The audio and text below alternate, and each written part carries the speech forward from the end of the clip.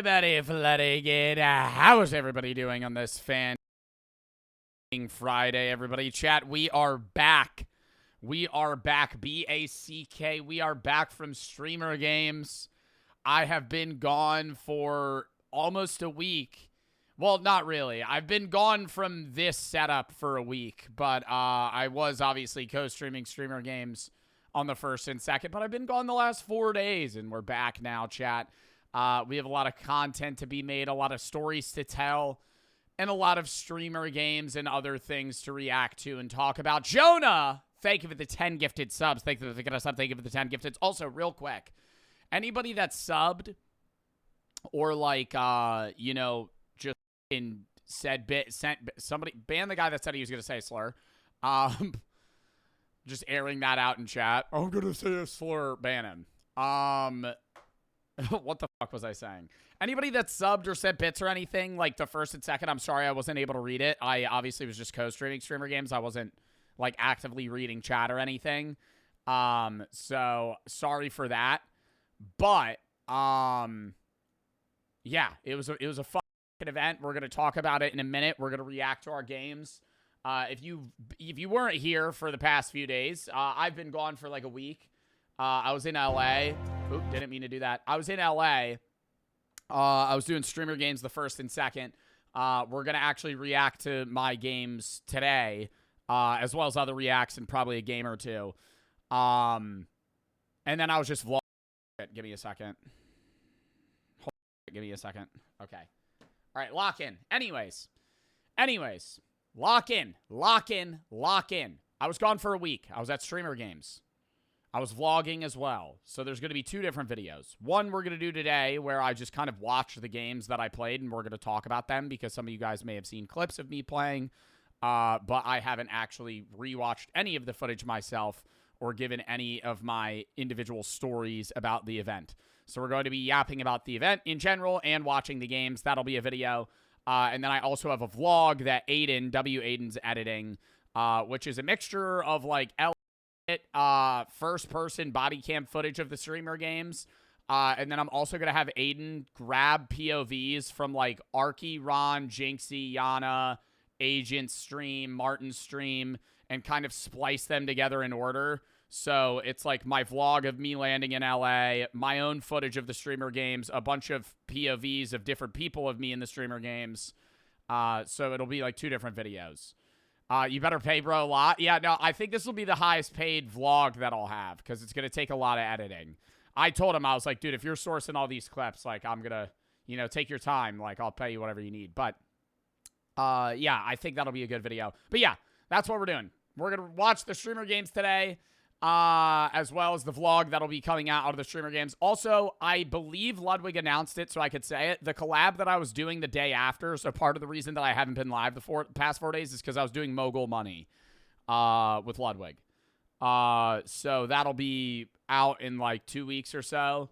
So that was like the day after. So it wasn't like I just did Streamer Games and then took off 4 days. Like I was doing other shit as well. But yeah. We're going to watch Streamer Games today. We're going to do a little story time. The vlog will be out at some point, probably like 2-ish weeks if I had to guess, just because it's going to take Aiden a little bit. We're also going to do regular reacts today. There's a video that people have been spamming that Golf Cart actually interviewed me for, which is the only streamer that cares. We're going to be watching that video today. Why Horror's the last real genre left. I took an Amazon tribe. I know, flashbang. I took an Amazon tribesman to the world's most futuristic city. And then we're probably going to play some random games today as well. So it'll be mainly reacts and story times, but we'll do gaming today, probably on the back end of stream. Tomorrow, I'm going to be doing Skin Stapler, which is a game we played the demo of like 6 months ago, maybe 8 months ago. It was actually a really good demo. The full game drops tomorrow. I think it's like 2.5, 3 hours long. So we're going to play that into the big walk with probably me, JoJo, and some other people. Sunday, I'm doing reacts as well as the cereal swap. Me and Small Fries sent each other, or Small Fries and I sent each other UK and US cereals. So we're going to hop on a Discord call on Sunday after I do reacts. And I'm going to rate the UK cereals he sent me, and he's going to rate the US cereals. Kind of similar to a snack swap we did like over a year ago. Monday, we're going to be doing random games. Probably a full random game day that day. We're going to be playing Bills Must Be Played. Probably Foghorns, Drowner, Mold Rise, a weird game about sausages. Like, there's a bunch of other games that you guys have been recommending that we have to play. So we're going to do a random game day Monday. Tuesday, we're doing a Tommy NFG collab. We're going to be rating. We're going to be doing 2 segments. One, we're going to be doing Chat's controversial opinions, and then a gaming one of Chat's controversial gaming opinions. So we'll do 2 segments there, and then I'm doing the Jinxie 2v2 tournament Tuesday. Wednesday, I'll be live early. We're going to be doing the gas station case into a King Wolves Fat Nap. Me, Max Taylor collab. We're going to be playing Machine Party, which is from the creators of Buckshot Roulette. Thursday, we're doing another random game day. Color Fear drops, Cave Diver drops, bunch of new games drop that day. Next Friday, I'm not live. So we're live every day for the next week. Then I'm off Friday, Saturday, Sunday next week. Then we're back Monday, Tuesday, Wednesday, 17th, 18th, 19th. 17th, I'm probably doing 2v2 every rank with Jinxie, maybe some other with Ron after. The 18th, I'm going to be doing the bunny costume, playing FNAF 2 until I beat it, as promised from losing the Jinx or the Yugi Bro v Bro. And then the 19th, we're doing American Cancer Society's charity stream and reacts, and then I'm gone for 4 days, and then we're back for the rest of the summer/fall. That's the schedule. I know it's a lot. I know you probably absorbed none of that, but I needed to get that out because I haven't said the schedule since I've been gone for basically over a week. So it's a lot of collabs. It's a lot of games. Somewhere in the mix, we're also probably going to be doing a Long John Silver's review. That'll actually probably be the 30th of August. I have it soft scheduled. So probably like second to last day of August, I'm going to rate the entire Long John Silver's menu review. What else? I don't know. A bunch of other shit. That's the schedule, though. If you have any videos you want to watch, games you want to play, videos, stop, game, stop. I'm going to spam through donos here, and then we're going to hop into the story time and all this other shit. Lock in. Don't send bits right now. I'm not going to be able to read them. I'm saying that right now. Subby, thank you for the 3. Green and Miguel for the sub. Ace for the subs. Text, thank you for the 3. Cat, thank you for the sub. Are you going to be doing streamer games next year? I would if you invited me. Kron, Ali, Lumi, Cheese for the sub. Noi Nav, Lumi, Jaden, Mr. Danny for the sub. Glizzy, thank you for the 3.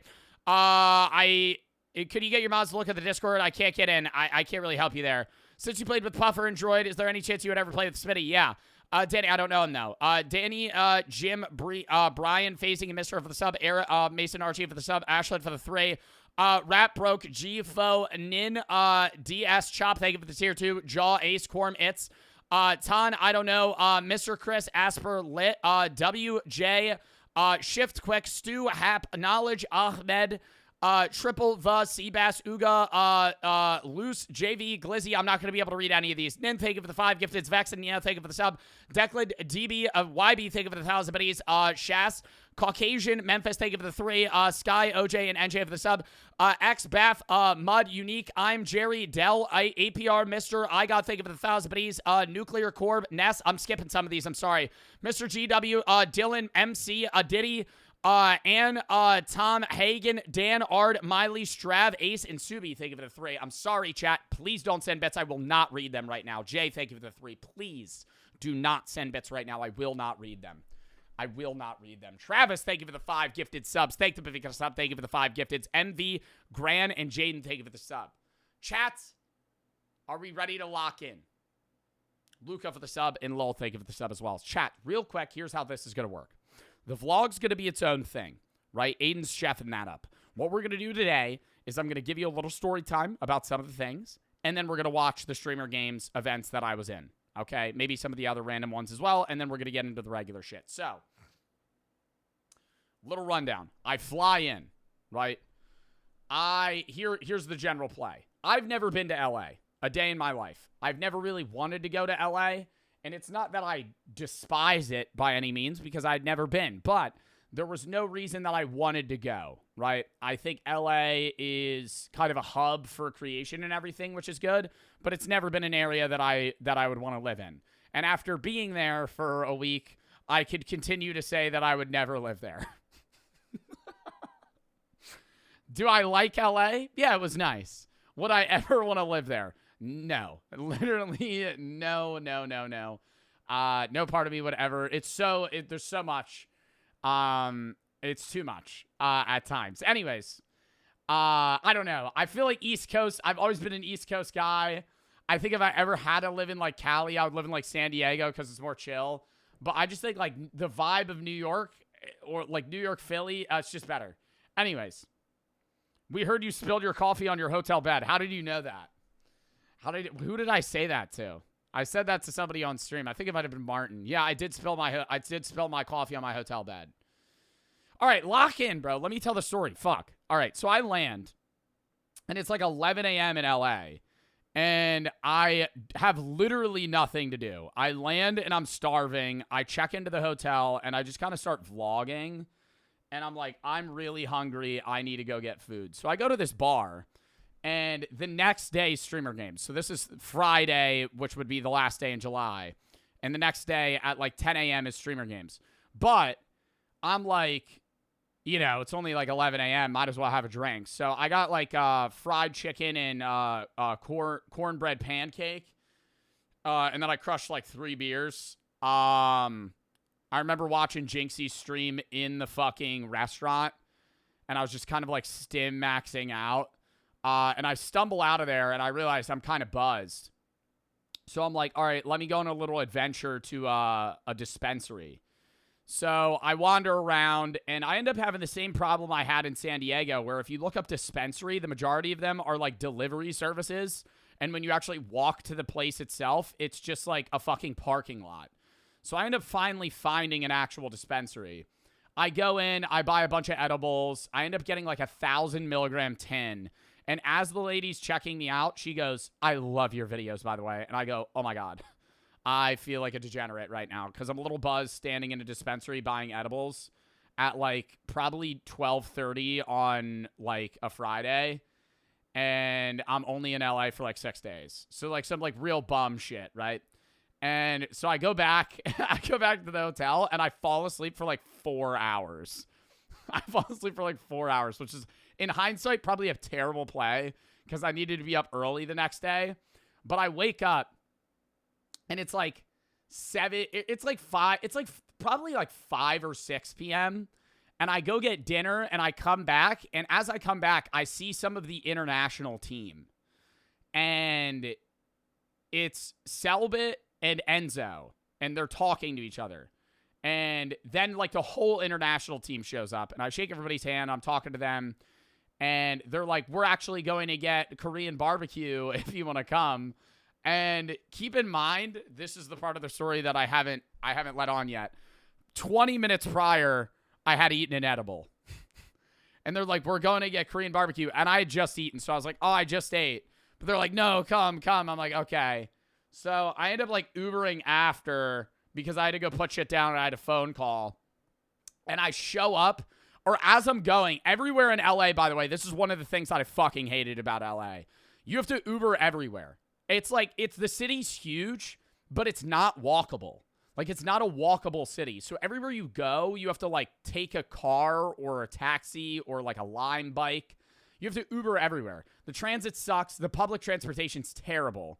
So you have to Uber everywhere. And Ubering everywhere, it's like $70 an Uber. And it's just fucking stupid. It's not like, yeah, I understand before anybody says, you're a millionaire, by the way. I know I have the money for it. It's just dumb, right? It's like the way the city is set up is stupid. Like one of the dumbest things was last day. I'll loop back in a second. The last day I Ubered from my hotel to Santa Monica because I really wanted to see the boardwalk because it's the shit that's in fucking GTA, right? And I'm like, I need to see the beach in LA if I'm going to LA. Like, so I got to go to Santa Monica. So it's a 21-minute Uber from my hotel to Santa Monica. $65. Okay, you know? A little overpriced, but that's fine. I get there. I walk around. There's a lot of fat squirrels in LA, by the way. A lot of really fat, chubby squirrels in LA. I think they're kind of like pigeons in New York. They just have the life. You know, everything's handed to them.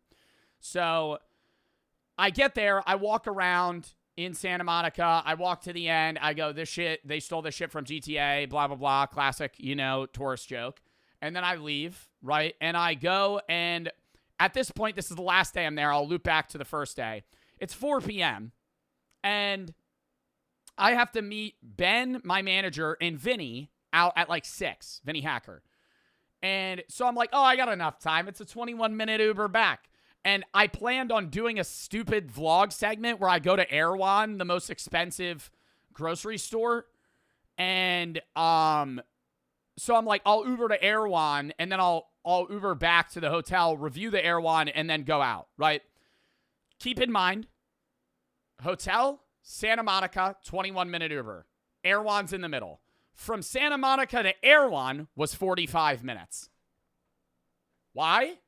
I don't know. I don't know if traffic kicked up. It's around 5 p.m. Don't know what happened.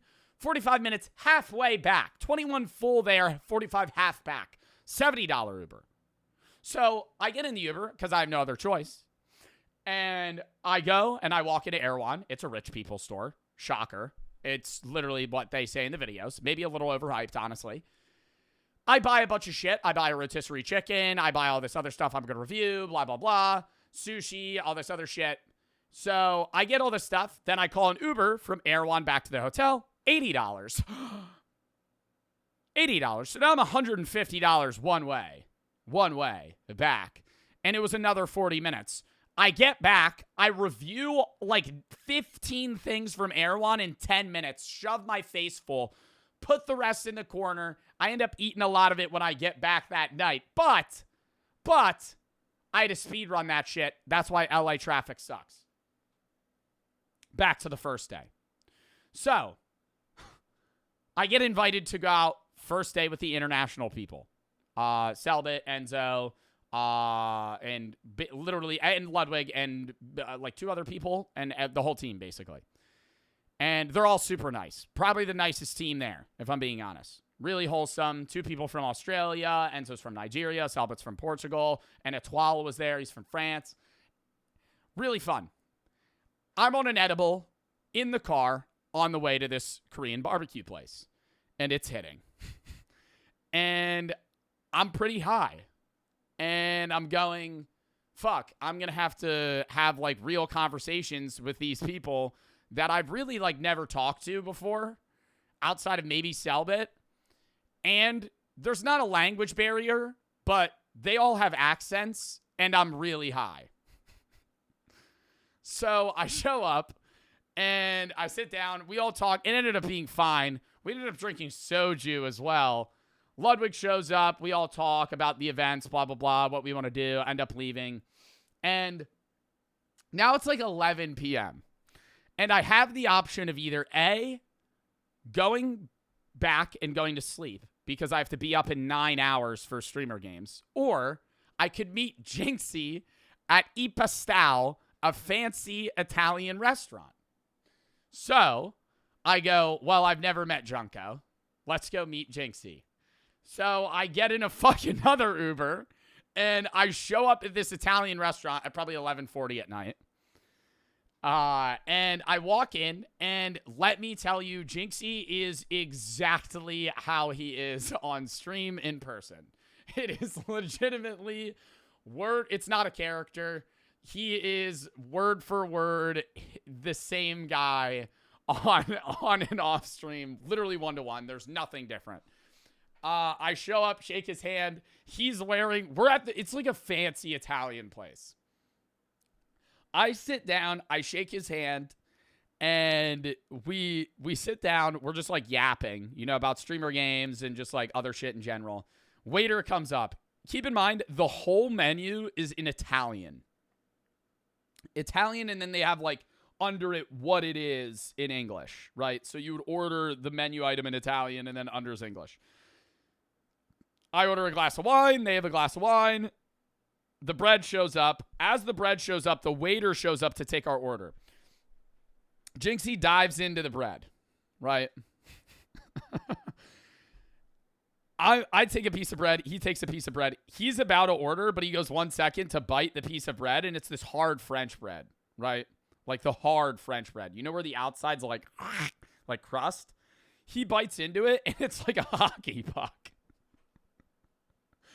And he goes, and he like tears it off, and he starts laughing, and he spits some of it out. And then he's like 1 minute. So Then I order instead first. Or he ends up needing a minute, and the waiter's just standing there, like, hovering over us. And his mouth's full of dry ass bread. And they go, what do you want? And Jinxie goes, I'll have the chicken pasta.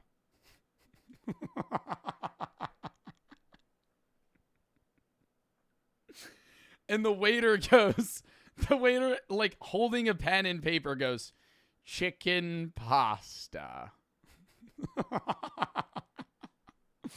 Chicken pasta. Okay. What, like, and he's like, what pasta? He goes, I don't know. He goes, do you want it spicy? And he's like, no. And then they go white or red, blah, blah, blah. I end up just going, I'll have the same thing, just spicy and white instead of red. Like, I didn't want, like, marinara sauce. And so he walks away.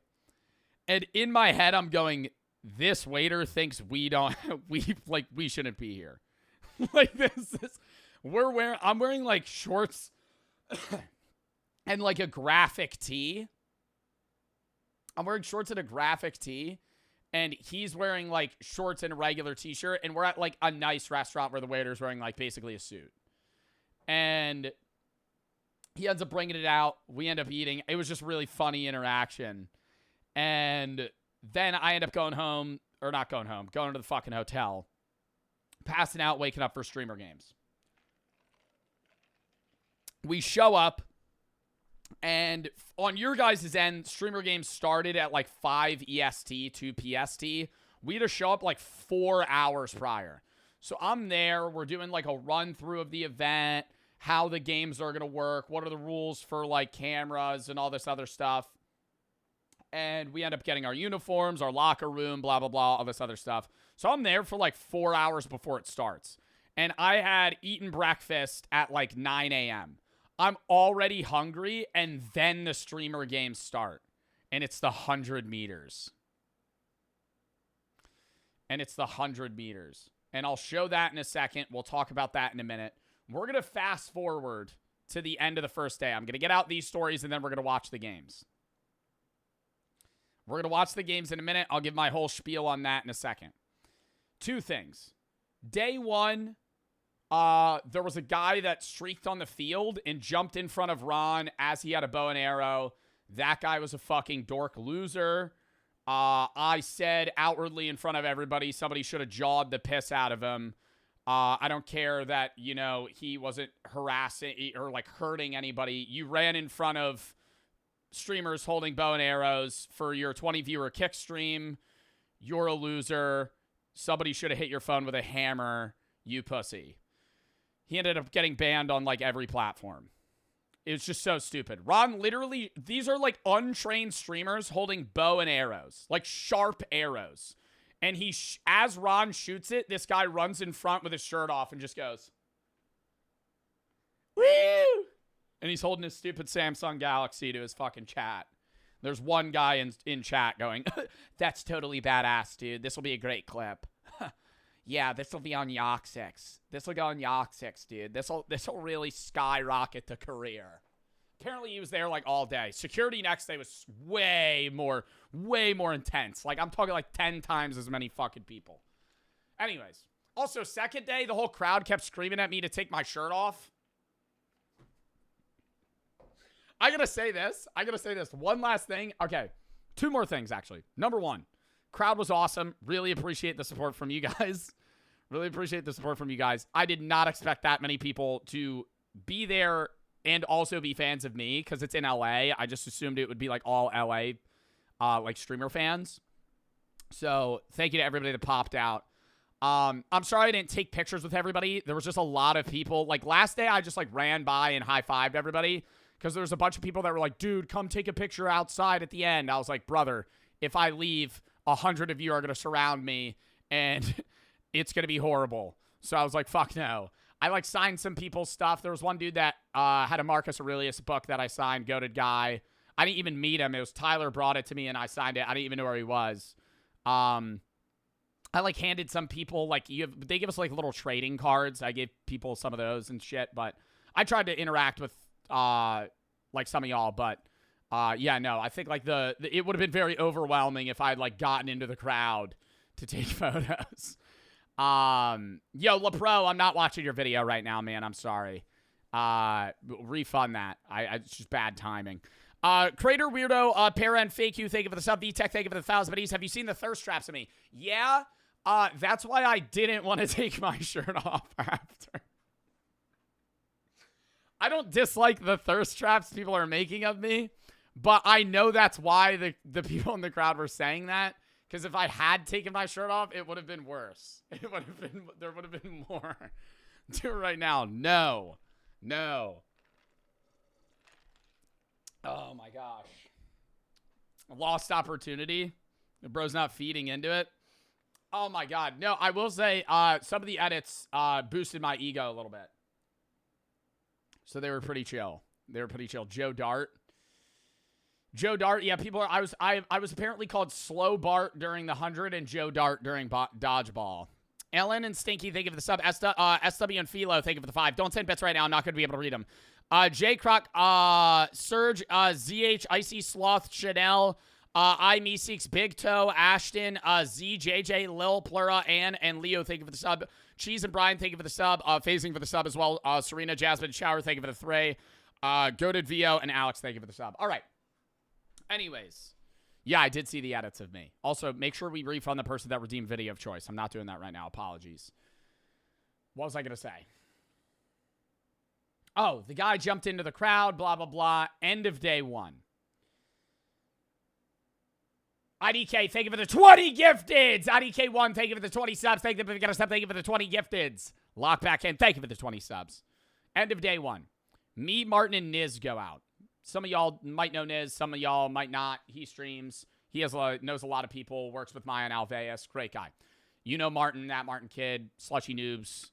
Hamza. That dynamic duo. Martin was there. So, me, Martin, and Niz end up going to get falafel after streamer games at a place called Z Falafel. It was like 9:30 or like 10 p.m. at night.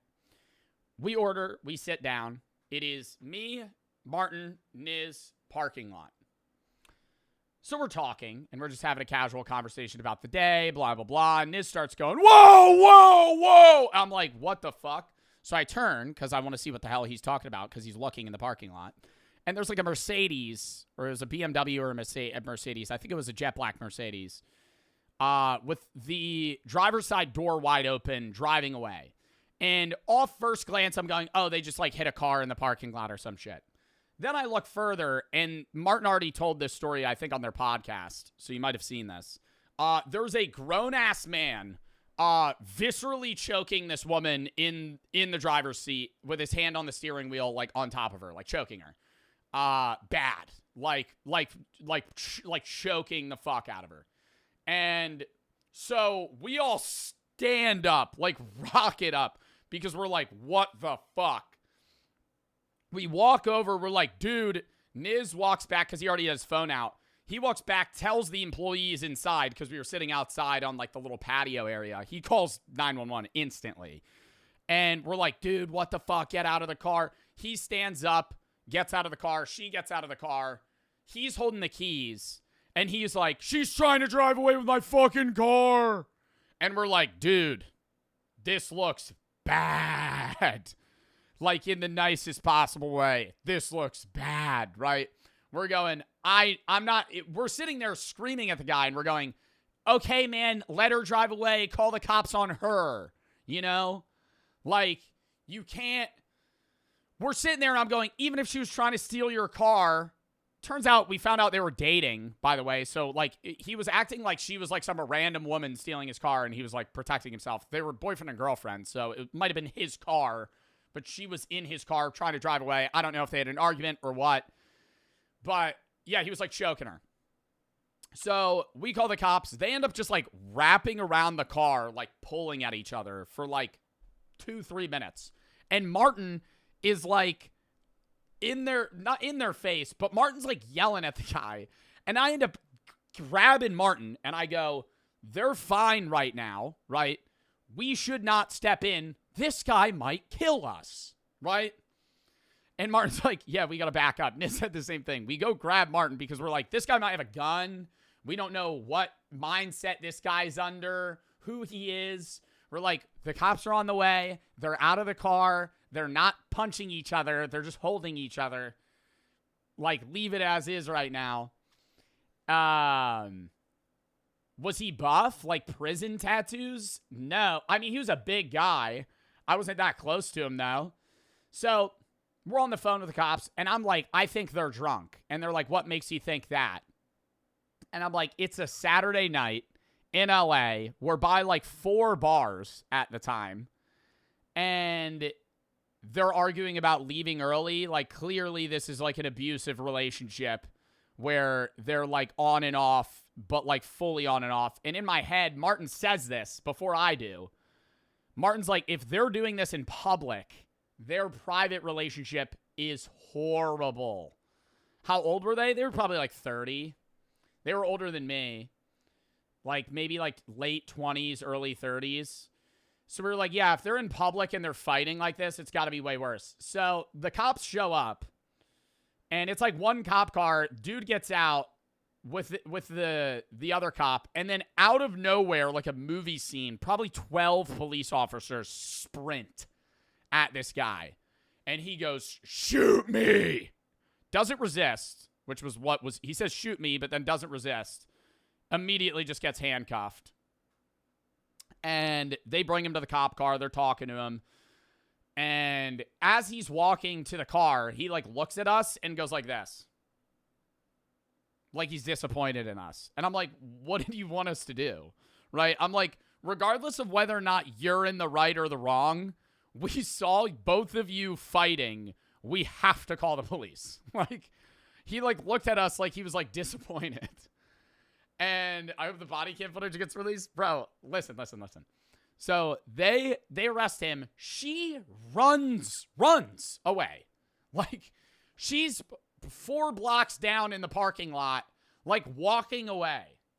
And I'm like, and before the cops even showed up, they tried to leave. Like, both of them tried to leave. And we were like, you guys can't leave. This will be way worse if you leave. Like, you have to stay here. And we're telling them that because we're like, dude, we already called the cops. They have your license plate. If you leave, this is terrible. Somebody said title ? Mods, please don't mess with me right now.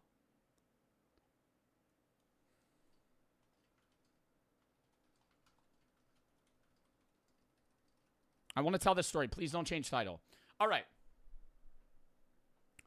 Lock in. Please don't change title. Genuinely. I'm actually asking my mods. Please do not change title. Anyways. They go get her, and she comes back like 3 minutes later. They're talking to us, and they're like interviewing. They're like, what the hell happened? Blah, blah, blah. And we're kind of telling them our story, and they're like, would you like stay here for a bit, bro? We're like, we gotta go. Like, we didn't plan on being at this fucking falafel shop for 9 hours, you know? I'm like, we've been here, and we're eating while this is happening, and my appetite's just ruined because like the food comes out as the cops show up. And I'm like, yeah, okay, maybe dinner and a show, but like, it's not a good one. They interview us. They end up, they need my ID, and he ends up reading my name. He goes, oh, I know you guys. And he's like, aren't you dead? I went, cold. LAPD officer hits me with the dead joke. Oof.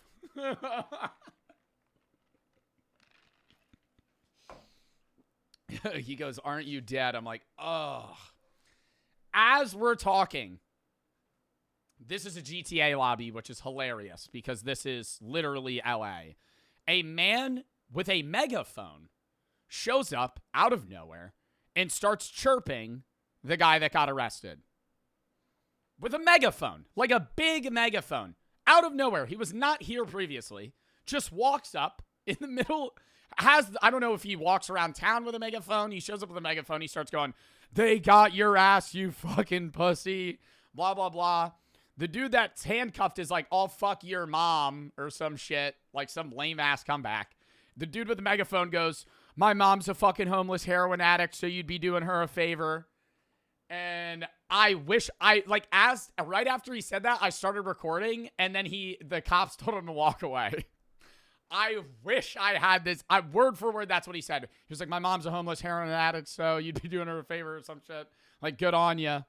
And then, bro, it's like, literally felt like it was like GTA RP. Like, the least real thing that could have happened in that moment was that guy showing up with a megaphone and doing that. So, we end up leaving, and streamer games next day, we end up finishing. I have no food in my stomach. We go out that night. I get really drunk, sloppy drunk potentially. We go sit outside of the bar. We're smoking a joint. Right when the joint gets finished, a dude in a Charger does a burnout in the middle of the intersection, drives away. As he drives away, an LAPD officer turns his lights on, and the dude floors it. And now I'm watching a police chase. And I'm going, this is back-to-back days. Is this normal in LA? And I turn and I look at Ludwig and I go, is this normal? And he goes, yeah. And I go, what the fuck? And I just walk back inside. I'm like, this is just, I'm seeing like a literal crime. Not like a crime like petty theft or something. Like, I'm watching like police chases and people get arrested every day. So I go in. We end up going to like... We're supposed to go to an after party after. And, well, it was the after party and then an after party. And I Uber there. And it's me, Selbit, and Wabe in the car. We show up. We're in a random neighborhood. It's pitch black. Turns out, in LA, there are multiple places with the same exact address, but different zip code. And I didn't know that. So it was like a... blank, blank, blank, this street, there's like 3 of them. And I Ubered to the wrong one, like 20, 30 minutes away. So I'm fucking hammered, and I go, I'm Ubering back. So I get back in an Uber. I'm like, I'm done. I'm not getting to this after party. About 20 minutes on the Uber ride back, wave of nausea hits me. And I go, I've said this, and I'll die on this fucking pedestal. I am never in my life throwing up in an Uber. Never. I will never be a person that throws up in a car, okay? Outside of maybe like car sickness, but I'm saying being too drunk. So I go, I eat this, right? So, you know, I hit him with one of these. Heavy breathing type shit. Lock in of the century. Yes, Brady. We pull up. I don't throw up. I didn't eat the vomit. No, I didn't throw up in my mouth. That would be disgusting. We show up, get out of the car. I walk in to the hotel, go into the lobby bathroom, and instantly empty just straight liquid into the toilet. I walk out. I go, I said I'd never throw up in an Uber. Wash my hands, drink of water. I go, thank you, Selbit, for taking care of me. And then I go upstairs, and I fall asleep. I think part of the problem was I was drinking pretty heavily already, and I had no food in my stomach. I had 4 chicken wings. 5 chicken wings and like 5 french fries. And earlier on into the night, I sang One Last Breath by Creed, which kind of just set the tone. I was doing karaoke, and about like 20 minutes in, I sang One Last Breath, and that's usually a closer. So if I'm opening with a closer, that's just going to be, you know, bad news. And then I woke up cripplingly hungover, recovered, did mogul money, and then I kind of bummed out, blah, blah, blah. That's the trip. Now let's watch streamer games. Angel, Subi, Dragon, Tobias, Prime, Young, Cole for the sub, Queso, O-Dog, thank you for the tier 2, Elith and Brick, thank you for the 3, Wiggles, 404J, and Oxy, thank you for the 3. What a story. Yeah, we're going to bounce around. Chat, actually lock in. We're going to watch the whole 7.5-hour VOD of both days. No. Instant go. Instant go. Where is it? Measured. This is day 2. Awkward. That close. Get that mic. Oh my god, I think right after here I talk. Yep. Taylor is the captain off of Oh, terrible hairdo. Oh my god. seniority and also just team leadership from being Yeah, we did elect Tyler. For those of you that don't know, my team was me, Mari, Yana, Jinxie, and Tyler won. a father. Joe, let me ask. He asks who I think's going to win. And chat, I had met Enzo the night previously, the Nigerian international player. This motherfucker says he runs for fun. He chases tires down the road when he was a kid, and he plays soccer all the time. And I go, I'm losing this race. So that was about how I knew that would go. So let's go to the actual fucking race, which was probably the most chopped 100 meters to start out. Oh, he already... Okay, here it is. On Joe Bar. Into it right. Back down to Shows. Oh, Look at God. his muscles. there. Come on. He's ready to go. So reputations are on the line on the 100-meter dash. The signature event of the Yo, Jason and Suku, yo, those two should have been instant dequalified from this race and watched, or disqualified. Summer Olympics. Who is going to reign supreme? What is his name too? Renenzo from Let's slow this down. Nigeria. Announcement I've ever heard, but we're gonna go down to the field with stands. Wait. Just listen. Just listen. Just listen and watch. Just listen and watch. I just want to, just to prove a point. And he's gonna call this one off. Let's go. Go!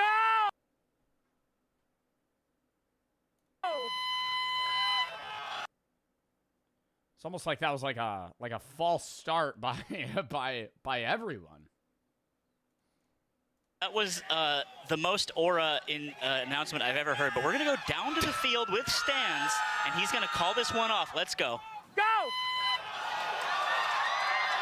Jason runs into my lane instantly. I had to move him out of the way. You'll see it in the top down. Also, I'm so slow, dude. I'm so slow. God, it's just like a fucking sack of mud through the fucking... Dude, I literally said I felt like I was dragging mud. Bad. I just start jogging at the end. Suku finishes in like lane 4 when he started in lane 9. Or lane 8. Jason Louise, Sable Ronaldo, Lydia Violet, and finally, Sakura. I need the replay. Show the replay. Talk to me. Oh my God, Zoil, I love you. What's up, bro? Here it is. Watch this. Jason instantly...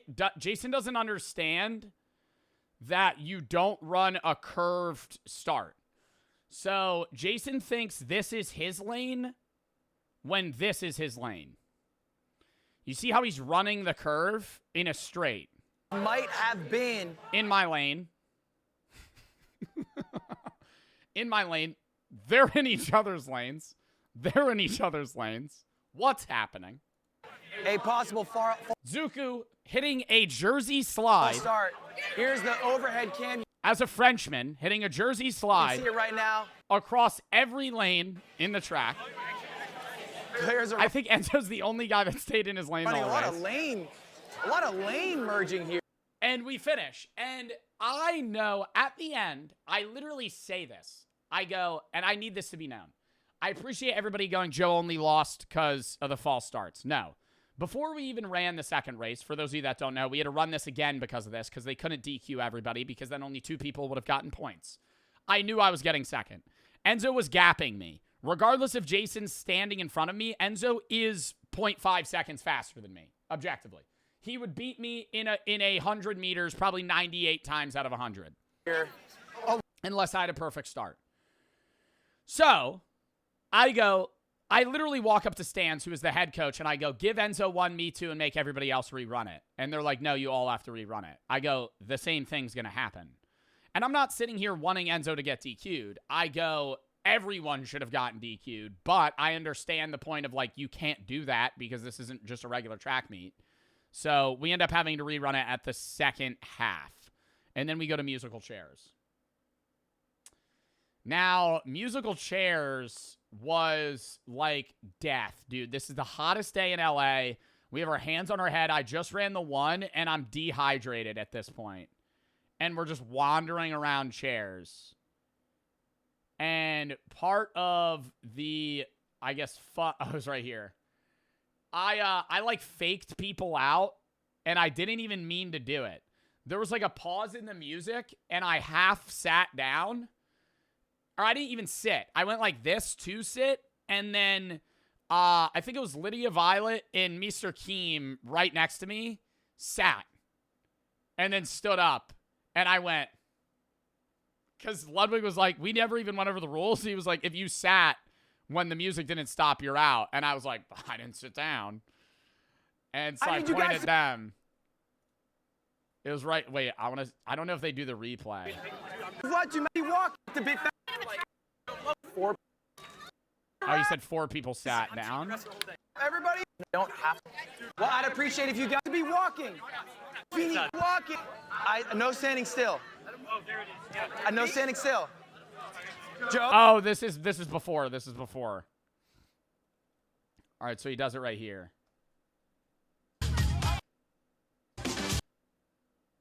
Where is it? Here. Oh, no, it's the next one, too. More people got out. This game mode was like torture, by the way. Musical chairs was actually my least favorite event. I want to see some walking. Bro, where am I out? No, I'm still in. When the fuck did I pump fake people? Was it that late into musical chairs? I feel like it was like round 3. It might have been so much later. Oh, it was right here. Look. Look right at the top here. Walking. I didn't know. Jason, we're walking. So I fake, and 3 of them instant sit down, and everyone goes to sit. So it was like actually like 6 people. I was the first one to lean for it. I didn't even know. Like, people were like, oh, Joe meant to do that. I did not mean to do that shit. I actually thought the music, because there's a pause in the music. We're walking. Look at that fast reaction time, though. Peep this.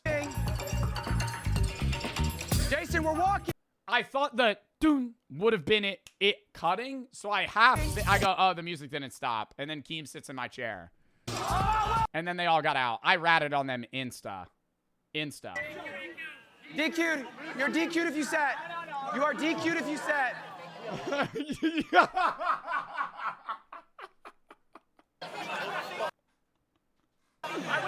You're DQ'd if you sat. If you sat on the chair before. Bro, Lydia looks at me and she's like, I'm snitching on you. I was like, you're not. I was like, you're getting out. I was like, the instant replay. I was like, y'all are cooked. Before the music ended, you are out. Now, hey, guys, I would love to do honor system, but if you're going to make my refs go through the VOD, we will. There was so many people that sat, though. And then I ended up immediately getting out. I'm standing next to like Nice Wig and somebody else. Who else was I standing next to? Oh, and Selbit. It was me, Selbit, and Nice Wig, and I'm like, one of us is getting out here, and it was me. So I end up shitting the bed on musical chairs. Then what happens? Oh, then it's paper airplane toss. I wasn't in this event. The funny thing though was I'm standing next to Jinxie. And I'm watching paper airplane toss, and Cutie's up like on the line, and she has like a flag to measure the wind. And Jinxie's like, I heard Cutie was folding paper for like 7 hours for this event. And I turn to him and I'm like, I hope she nosedives this airplane right now. And it instant crashes. And then Agent literally builds just basically a snowball, cheeses the system, throws it, and wins. Or like gets really far, which was funny. Then what? Oh, then it was halftime show back to the 100, which was just straight ass. Sorry! Okay, also, I'm not eating the head of lettuce, and here's why. The race was scuffed off rip, and also, watch, I start jogging at the end. I'm saying this right now. I said it to my chat. I literally typed in my chat during the streamer games, even though I was co-streaming, I said I'm not eating that fucking head of lettuce. I don't give a fuck. I ran a 12-2. I had no spikes, no starting blocks, and I started jogging at the end, and it was the second 100 of the day. I'm not a scammer. That's fair. Audience, are you ready? Any second, dude, he fucks it up here. Watch. Wait. Right. I'm just. Wait, I think he had to redo it. Just keep. Wait, look at the start.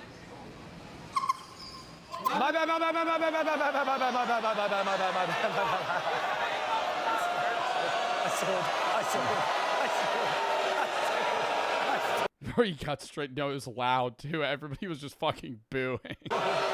pulled so hard. I saw it. Oh my God. Great practice, everyone. Hurry. Audience, all right. Competitors, ready.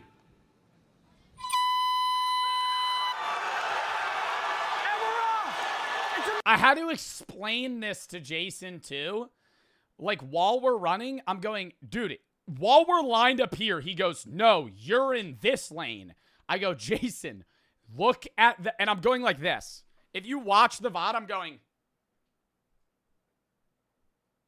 I'm like, look at your fucking number. I go, you're running straight. Why are you running the curve? And he's like, no, he literally, if I didn't tell him, he would have done it again. Sorry. Audience, are you ready? Repeat. I jog at the end. I jog at the end. Right here, I start slowing down. Red line cross. It's Enzo. It's Joe Bart.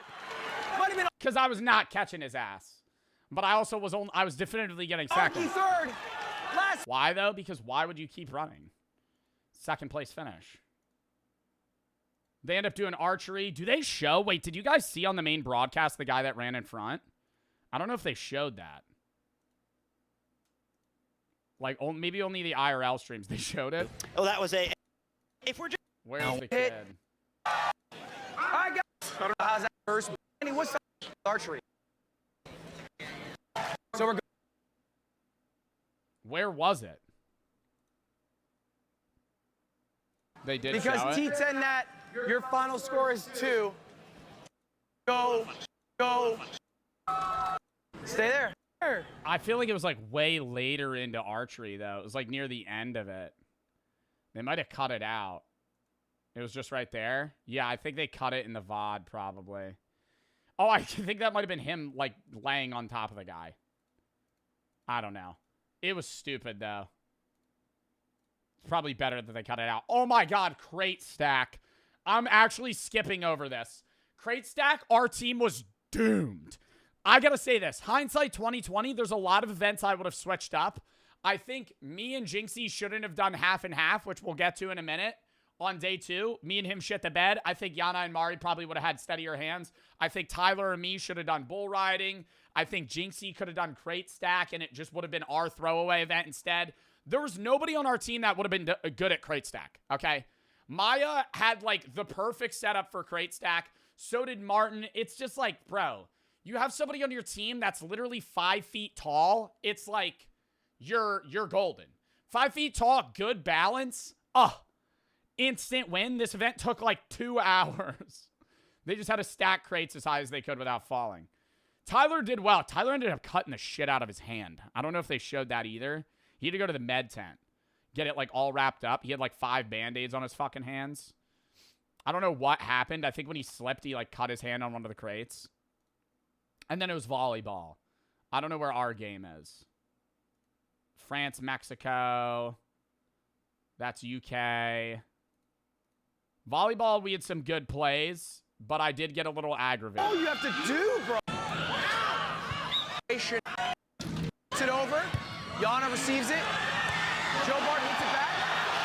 And they back. Yo, I gotta say this. The most basic flick back. Like, the most basic flick back, I think, ever. And people were like, why weren't you hyped up? I'm like, I can't hype myself up for that. I'm like, that is, like, I saw some people making edits. They were like, greatest volley. I'm like, bro. I was like, this is like regular gym volleyball. Like, I was like, when my team has the ball, I face my team, and then I'm going to hit it behind me. I was like, it's not. And I saw some people, okay, there was one thing during PKs when spoiler alert, I miss a shot. Mari holds up her hand for a high five, and there were people editing my peripheral view on whether or not I recognized Mari held up a hand for a high five, and I dubbed it. I would have high-fived Mari if I had saw that Mari held up a hand to high five. Just because it was in my vision doesn't mean I consciously recognized she was doing that. I had my sunglasses that I was putting down, and I was just pissed off looking in another direction. I wasn't focused on that. I didn't mean to. She held up her hand, and I walked past her, and I feel bad. But people were like, Joe's such a dickhead. fucking annoying. Or after volleyball, or not volleyball, after dodgeball, people are like, Joe's acting like he's exhausted. I was. I smoke and drink more than the average person, probably. I don't do cardio. It was 90 degrees outside. I'm dehydrated and I'm nervous. Yeah, I was exhausted. Yes, throwing 5 dodgeballs made me tired. Point USA! Anyways, I think we win this game. 3-1. I love volleyball, though.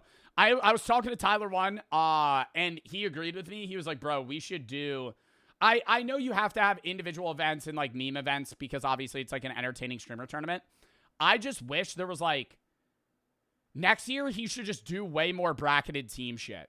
Do more dodgeball. Do more volleyball. Do more PKs, right? Like, I think that shit's so much more fun where you're, like, getting your whole team involved and you're kind of, like, working a rotation. It's just, like, you could play into your strengths better on any team. Like, you see how we're staggered. Like, they're, like, how every team sets up is based off how they play.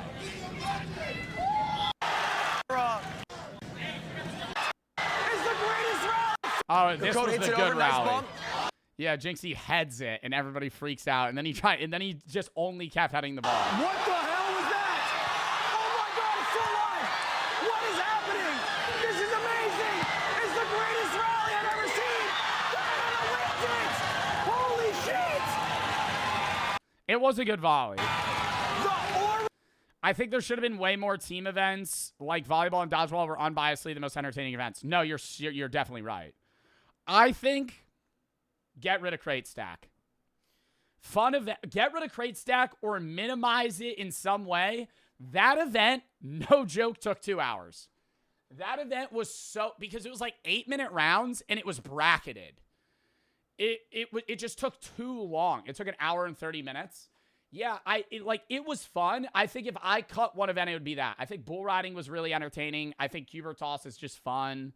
The 100, yeah, you just keep that because it's like, you know, the starting event. But I think you add more.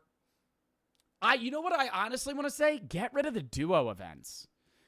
Make it solo and squad. Cut out half and half and cut out crate stack. Add instead 2 squad events. Denials from team. Maybe that's bias from me. Jinxie's in chat. Bro, I read his chat just now. I was going to say, maybe that's bias because me and Jinxie got fucking 7th in half and half. But I just feel like it would have been basketball. Oh, hell no. No, if we had to do like pickup basketball, I would suck so much ass at that. That would have been bad. Canada off of Jinxie's header. I'm out of breath. Tug of war, unfair. Can't do it.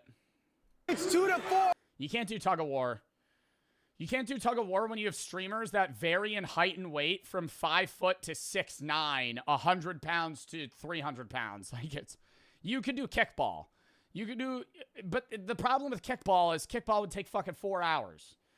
You couldn't do a bracket of kickball unless you did 1 inning on each side and just bracketed. Canada has a chance. Cornhole. Make cornhole 2s. Oh! Oh! If you added cornhole, I think I literally would have been like one of those like pro cornhole tourney edits. I genuinely would have sung 4 of them. Ping pong? Bro, I really want to do this, and I know it's unsponsorable. I want to do a far less professional, far less sponsorable version of streamer games. I literally do it with my friends every year. We call it Beer Olympics. Just do Beer Olympics. Have pong, have fucking cornhole, have relay races, but just have it all around drinking. Maybe get a fucking alcohol sponsor and just run the event. Problem is, you can't really stream that shit because it's like unsafe consumption of alcohol, you know? Sakura, respect that Ooh, flag football would be a good event. line. Respect that line. 2 to 4. Sakura to serve. It's just how do you balance that? Like dodgeball and volleyball, you could have as team games. If you did, bro, I'm being so serious, and I'm not like I know I was at Streamer Games saying Team Mexico was one of the worst teams. They got 3rd place, but like if we did flag football, I tower over Team Mexico. Like their whole team was like 5-5. Like it would be unfair. It would be unfair to do, like, flag football. You can't have that. She was the top female in Streamer Games 2025. All right. We end up winning that game. I think we lose. Yeah, we lose against All-Stars because Nicewig was just fucking nutty at it, bro. Literally gigantic. This guy's huge. 4th place Team World. We win against Worldwide. Nothing crazy. There was a crash out moment Joe Bart had where Jinxie, I think this was during the All-Stars game. It was Jinxie and Mari kept having balls land directly between them. Like somebody just kept placing them. I think it might have been KDB. And they wouldn't go for it. And I did get a little upset. But I wasn't mad at them. I was mad that we were losing. Tyler with the walk-up. Goes to Enzo. Enzo sets it over. Not Even though the athletic events are the most unfair, they were the most entertaining. enough again. I don't think volleyball and dodgeball are unfair. Bro, you want to hear my take? Bro, okay. That's how volleyball goes. Blah, blah, blah. Yap, yap, yap. That was day 1. You want to hear my shit about dodgeball? We'll actually move forward about dodgeball. The problem with dodgeball, and the reason it was quote-unquote unfair, is because people... Oh, wait. Hold up. We got to watch Martin Bull ride real quick.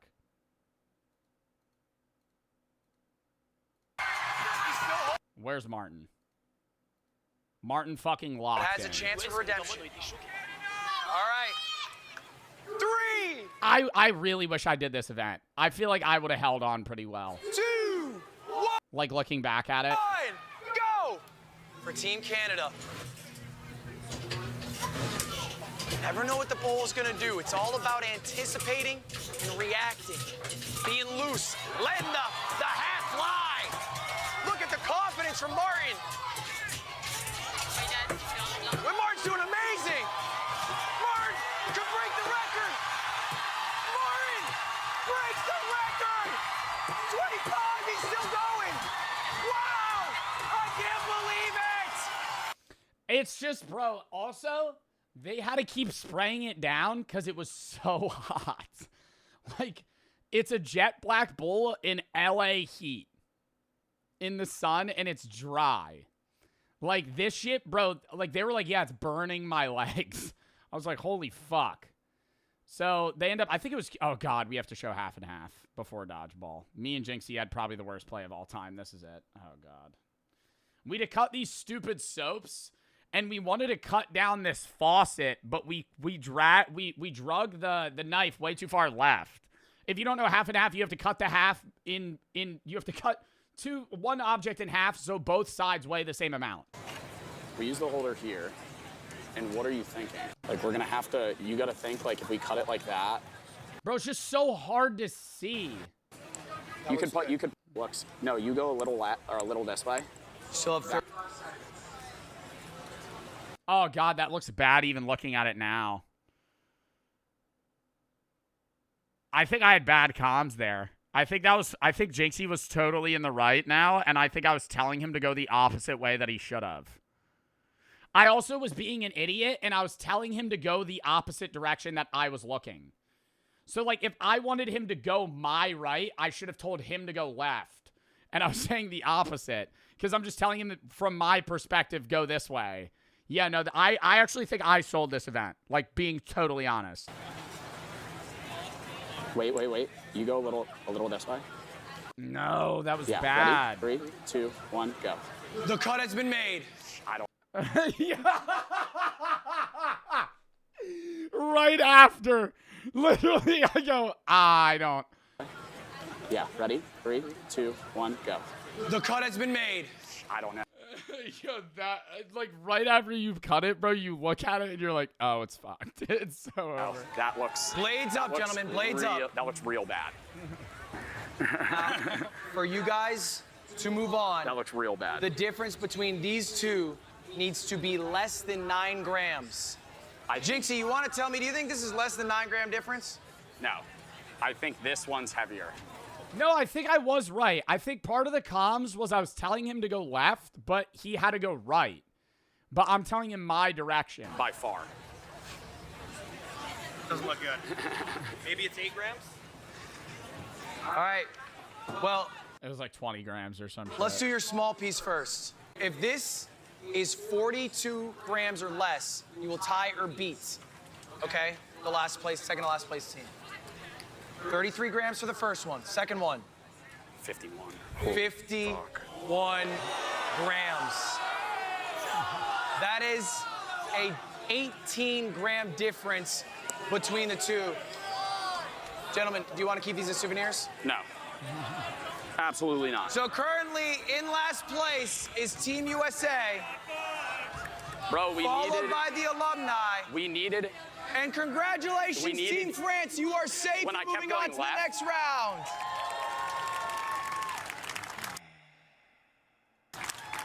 Bro, the disappointment I feel looking at that, dude, me and Jinxie just kind of like sat on the turf in silence for like 10 minutes. Bro, because I forgot that I was mic'd up. And I was just trying to talk to Jinxie about what we should have done. So it seems like friendship alone is not enough to guarantee synergy in this challenge.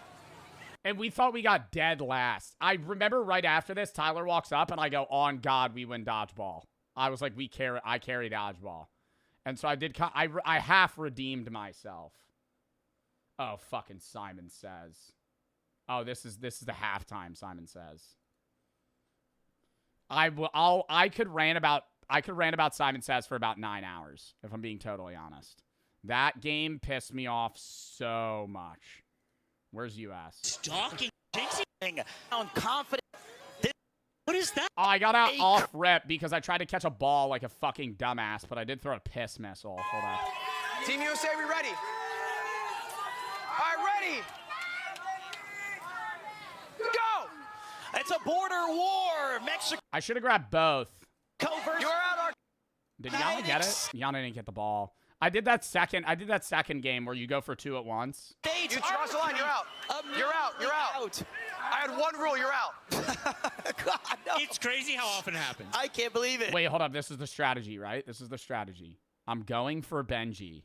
I'm side-eyeing Benji, but my eyes are locked on Danny, so Benji doesn't chat. This is literally gym dodgeball tech, okay? If you're ever in a dodgeball game, this is what you do.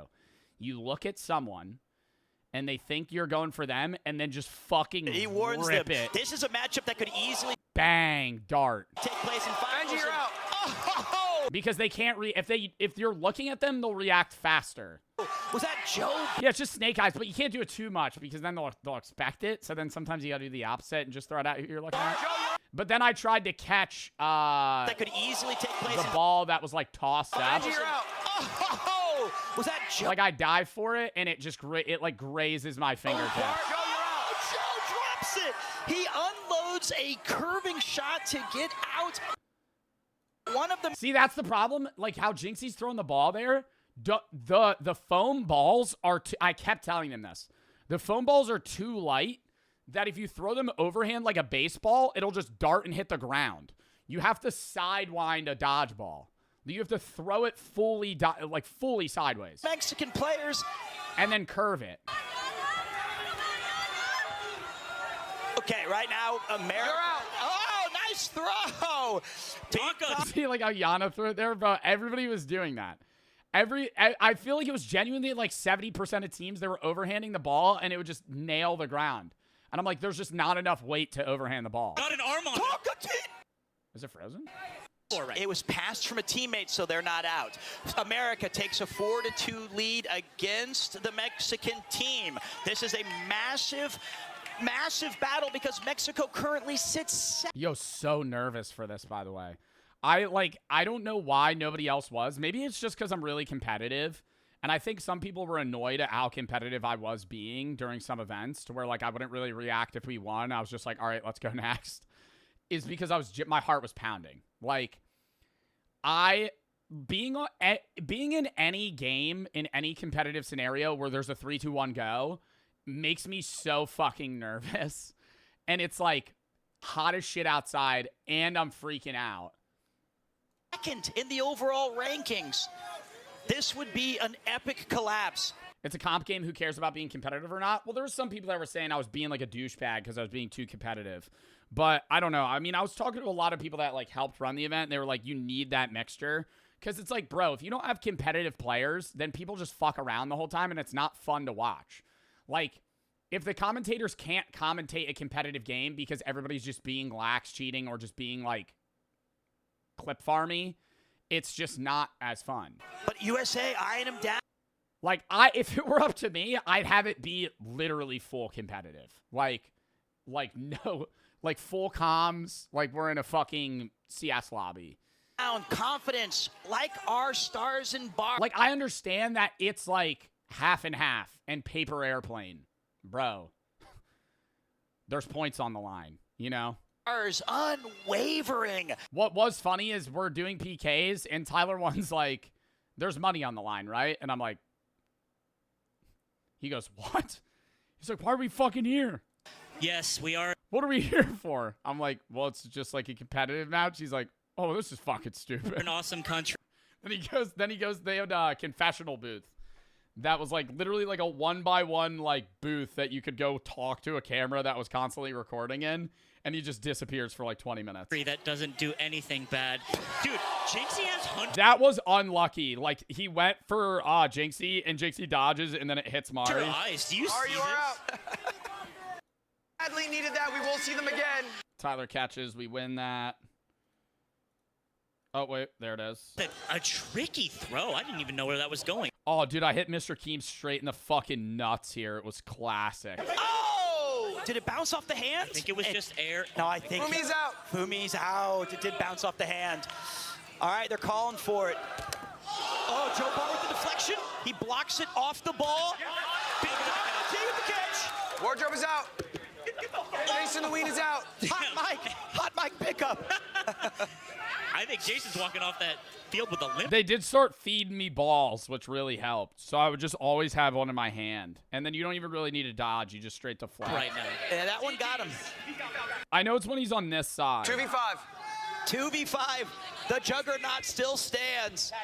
Oh my God, Kier getting the barrage. A ballerina spin, but she's still standing. Picking up a ball or two, ready to reload. The end with Mexico's team was so annoying. Oh, I was getting mad. Oh, you're talking about the first game where it was a 1v5 and we were in Ludwig's like, yo, at 5 minutes we had more balls. I'm like, bro, give her 20 seconds.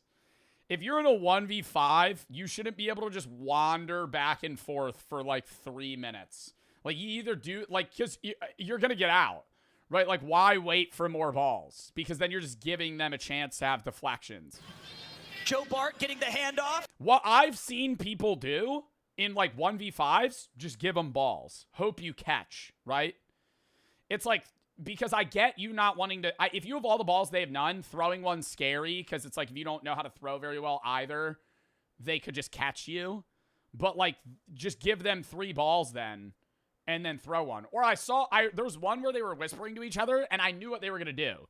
Where you just throw a ball in the air, and they go for a catch, and as they go for a catch, you just whip it at them. You know, I think that it's fine. Oh, wait. Oh. Tonka with a foot shot. Ref says no. Ref says play on. Okay, play on. No, ref says out. Oh, Tonka T out. Bro, I feel like that had to almost graze his shoulder.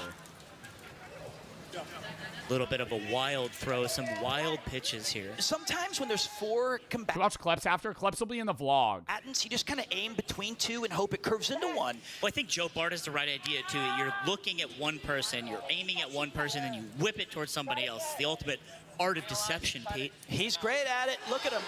Oh, wait. Did that hit the ball? Oh, right here. Oh, my God. Wait, this. Oh, dude, look at that. Look at this form, chat. Holy Shohei Ohtani. Oh, my God.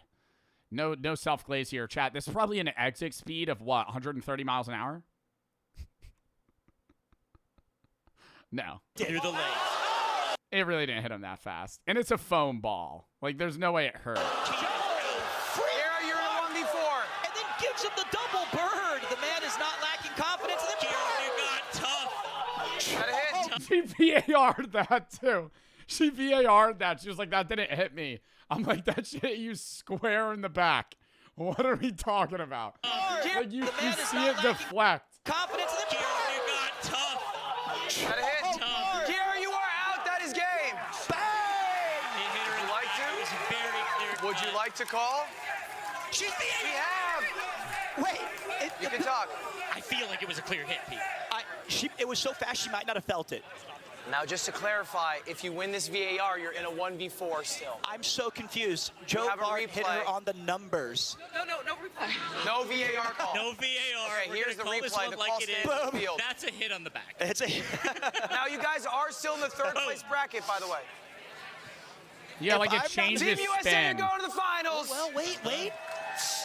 It's I don't know. Okay, but to be fair, Ludwig did a good point. Was Starting to make the ascent. So much firm for a total of. Wait, was that us winning? Don't forget. Some of No, them. we had to play Canada. This game was just Jeej. This game was like, I feel like this game was easier than the alumni. Oh, wait, hold up. This is the strategy, bro. Look. She's going, I remember them, they're staring me down, and oh my God, what is her name? Cote? What is her name? Blonde French streamer from Quebec. Cocotte. Cocotte? Am I saying that right? They're talking, and Agent's like, I'm going to go for this one. And she's like, well, I'm not going to go for that one. So she goes for this. And I'm like, I'm grabbing both of those motherfuckers. go? Cocotte. And it's on. Yo, watch. Ooh, double. War. Double Canada nothing. versus the United States. Cocotte crossed the line. Cocotte's out. Cocotte. Okay. She did cross the line going for the ball. It is Cocotte. what it is. Cocotte. Agent MVP versus Joe Dart. He's knocked out 8 competitors in 2 rounds. Is he going to add another I did not. I got 8 people out. notch to his belt? Three-way. Agent, you are out. Agent. That's a quick 3v5. One from technical and one from a barrage. And Tonk is caught. Tyler calling out Dantes live on the field. He said it's you, bro. You play Heckram like dog shit. You're always ruining my fucking lane. Right now, we're going with the strata throw every single ball at Joe as he runs out of bounds.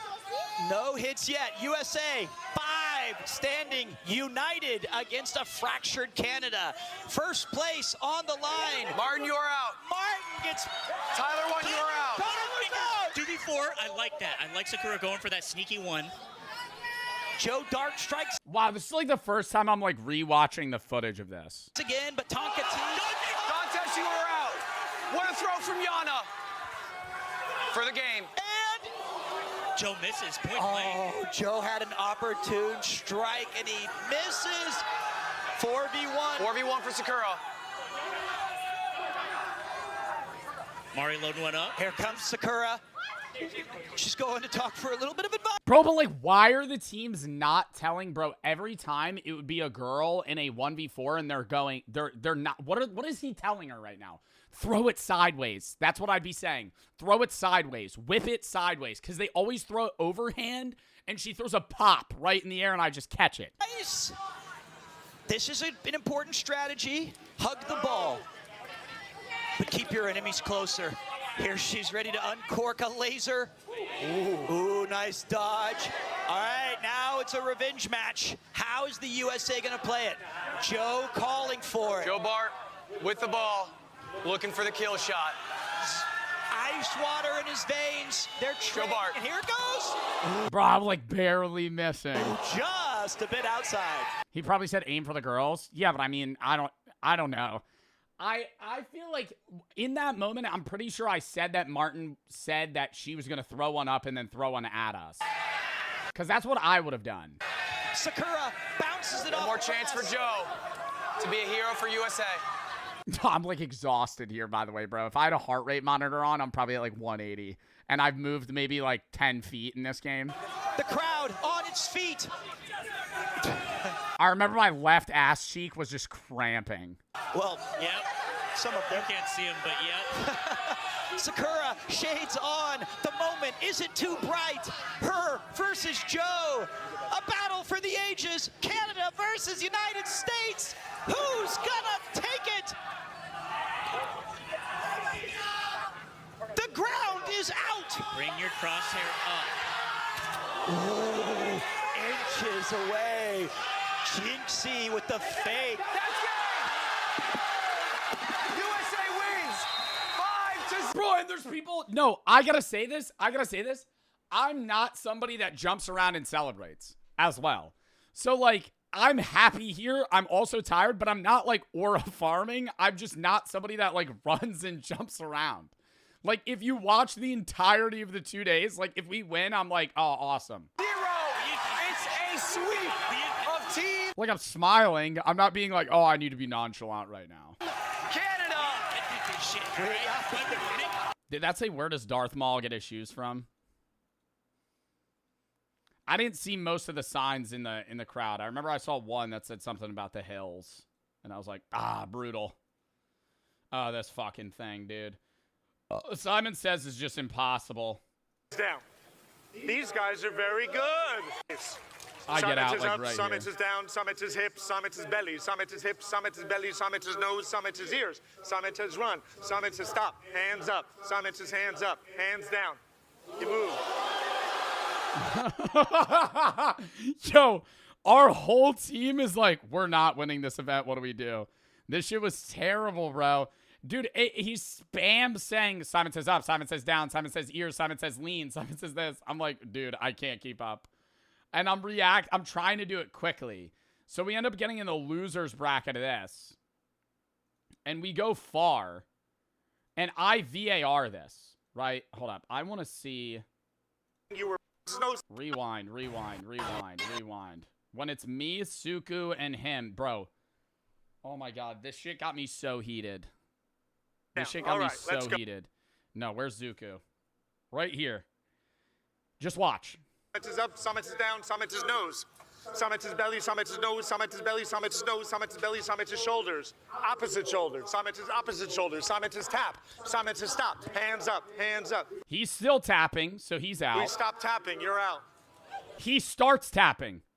Connor starts tapping. Yeah. I'm looking at Connor, and I'm going, you're tapping. You're out. And he's like, no, I'm not. And I go, VAR. I go, I'm calling that shit on you. If you don't get out here, he immediately gets out after. Yeah. No. I just called him. Yes.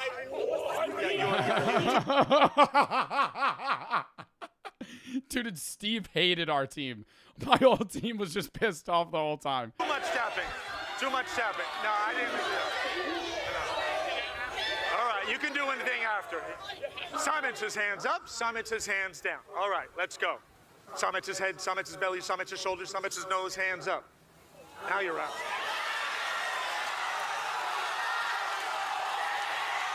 Simon says hands up, Simon says hands down, Simon says lean forward, stand up straight, Simon says stand up straight, hands up, Simon says hands up, hands down, Simon says hands down.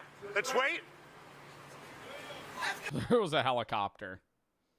Oh my god. Okay, I want to hear y'all's take on this. You can hear clearly. All right, here we go. Summit is up, Summit is down, Summit is run, Summit is run, Summit is stop, Summit is give me a big jump. Woo! I don't know. The only reason I called VAR on this, by the way, I called VAR that France should have been out here.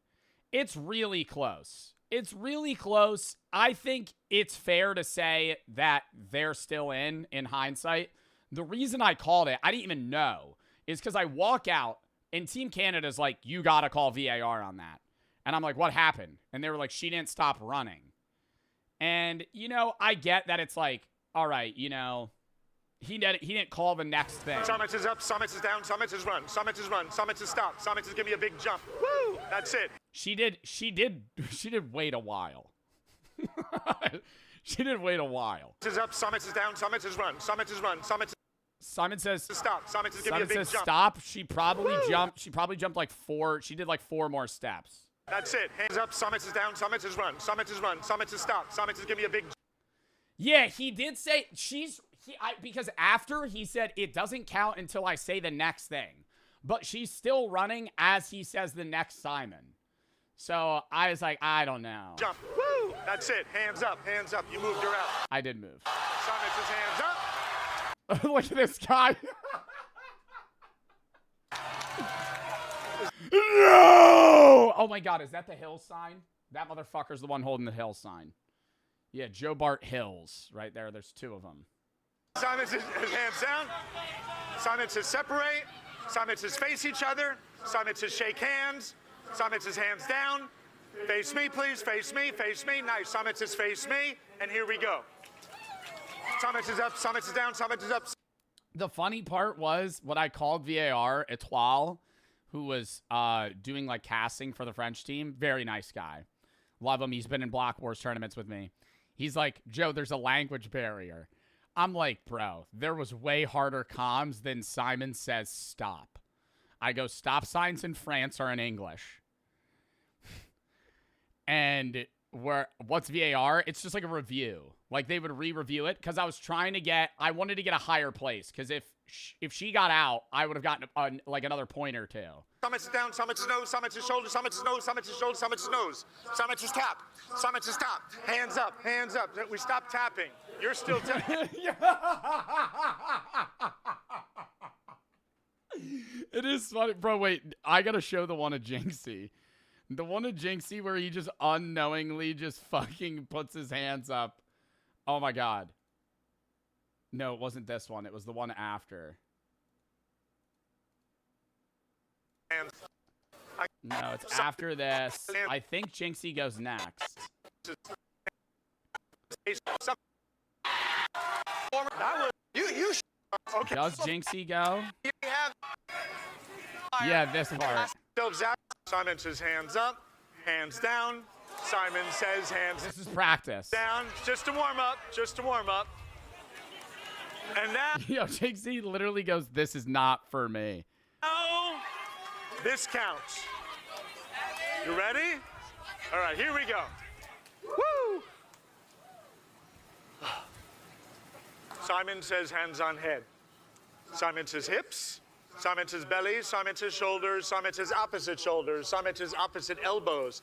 Simon says tap. Simon says stop. Hands up.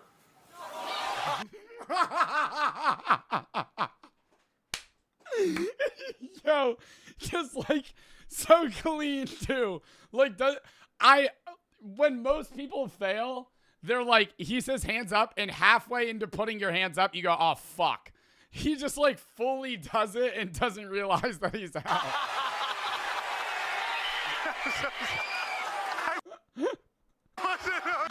Simon says tap.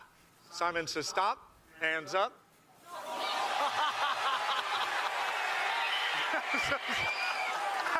That is so fucking funny. I don't get it. You said hands up. You have to say Simon says. You don't do what he says unless he says Simon says. Oh my God, I fucking full whiff my first shot here. This is like disgusting. Angie, number 2 for the top right corner. I think I went before Tyler, so it was still 1-1. Yeah, I kind of threw for my team here. Has Tyler won, but some Wait, no, and then I go? When do I go? What the fuck? Oh, I go here. I leaned back too much. Arky, you ready?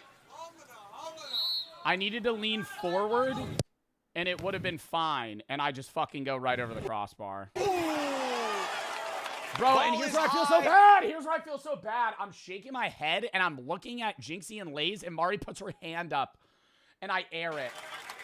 I air it. I don't see it, and then I put my glasses on. I feel so bad. Mari, I'm sorry if you see this. Mari, I'm sorry. It's now opportunity for I aired the high five. I didn't see the high five. Mexico to tie it. You're left-footed? Yeah, I end up scoring the second one, which was way later. I didn't even know this was a bracket, by the way. Like, I thought we were done.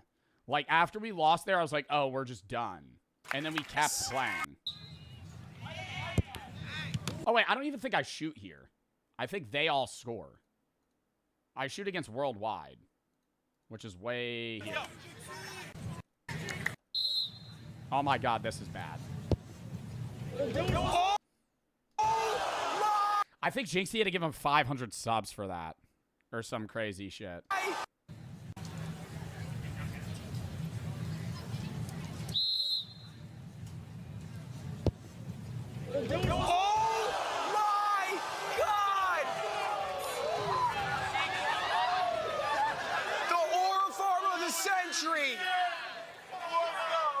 Fakes out. Right off the bar or the post. Jinxie watches it go in. And I know he's going to be watching that clip a lot later because I'm sure his chat's going to be sending it to him. International. I remember after every PK game, he's like, all right, let's open the rabbit hole. And he would pull out his phone to read chat. Ties it up 1-1. Joe Bart up to kick. Bro, this is what I need. I was like, I just got to lean forward.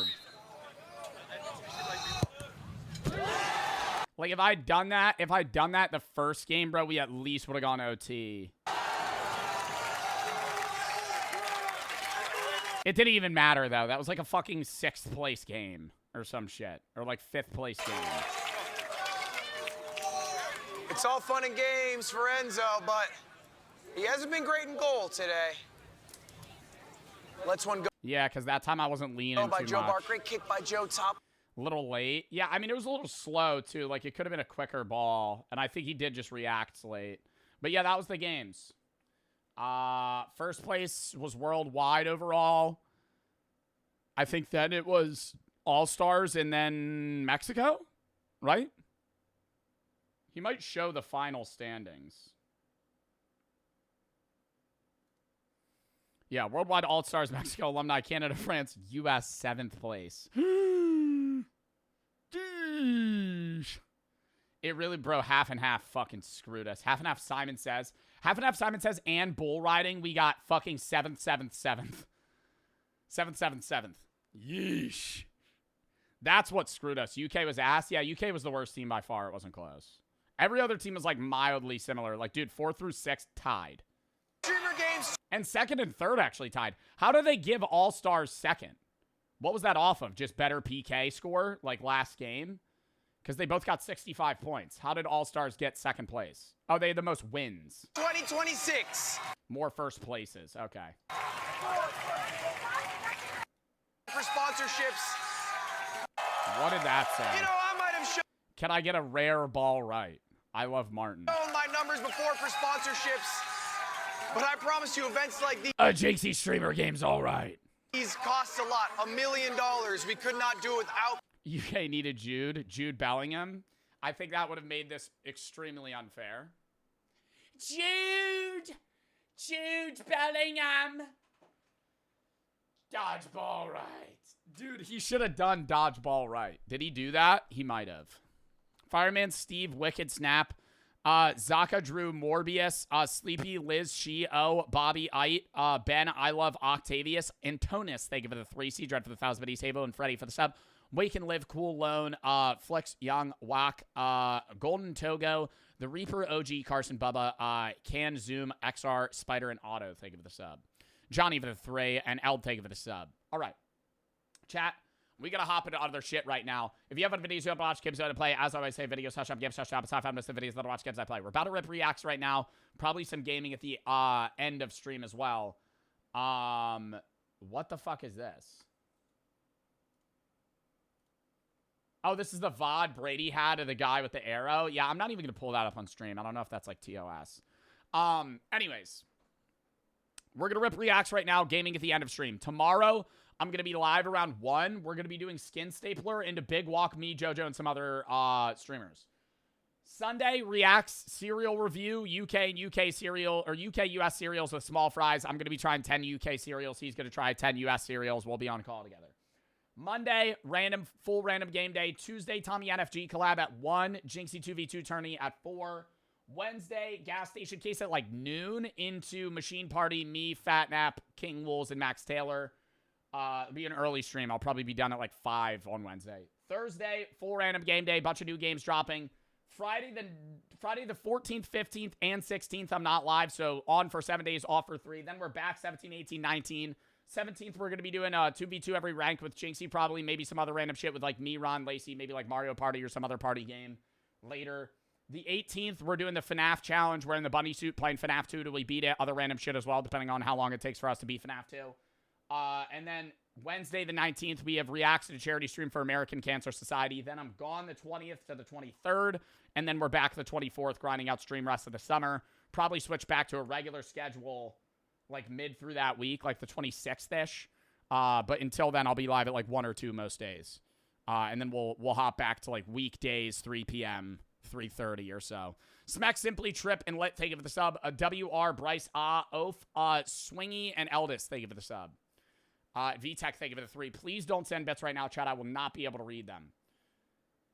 All right. Did you at least win the Mogul Money Show? I can't say. That'd be fucking spoilers. You gotta watch it when it's out. Dummy. The hell is this? Did you at least win that? Why the hell would I talk about that? I'm gonna watch it when it comes out. Are you ending stream? No. I was just saying that before you get into the reacts. Because that was like a longish segment. All right. Are we ready to hop in? I don't know how many reacts we're gonna do before gaming. I'm gonna fucking user this guy that just got timed out. You should post your full schedule. I feel like this guy shouldn't get timed out. Oh, no, he did spam it. That's not, like, bad. You should post your full schedule on, like, Twitter or something. Exclamation point schedule. You can see stream schedule. I'll actually untime you out for that. Don't spam. But, yeah, no. I get what you're saying, but I already have a little stream schedule thing. Exclamation point schedule. I think it shows it, unless that's not updated. It might not be updated. I probably should just make a whole fucking notes tab for it and just put it there and fill it out myself. Swissy, Mars, Adam, and Matt, thank you for the sub. Ian and Ams, thank you for the sub. It has a cooldown? Oh, it has a cooldown, sorry. All right, yo, lock in. This is a video about me. By Golf Cart. I did an interview for this video. If you don't know, Golf Cart does, like, I guess, like, documentaries on different streamers. Like Aiden Ross, Jinxie, Ludwig, Jason, XQC, Marlon. And they asked me to do an interview. And I said, yeah. So we're going to watch the video about me today. Kid that didn't really know how to control. Thank you for the 50 gifted subs. Thank you for the sub. Thank you for the 50 gifteds. SC Pidak, thank you for the sub. Thank you for the 50 fucking gifteds. Optimus K, Lilac, X Loafs, and Layla, thank you for the sub. AMZ, Sad, and Ion, thank you for the sub. SC Pidak, thank you for the 50 gifteds. Lock in, chat, the only streamer that cares. Lock in, lock in, lock in, lock in, lock in, lock in, lock in. Lock in. The only streamer that cares. Well, now I'm not locked in.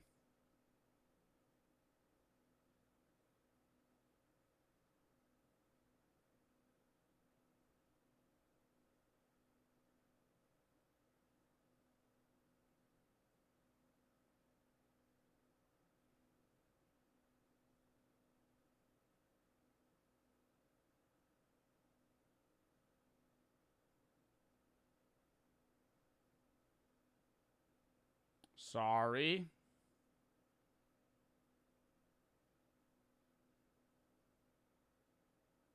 All right. Bro, oh my God, I'm going to freak out.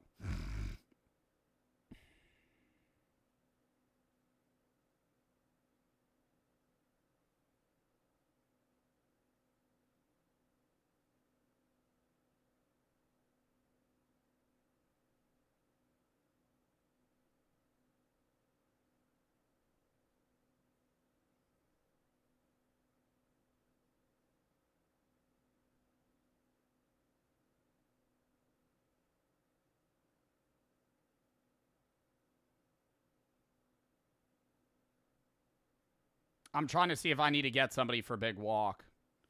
Do you need me to get someone?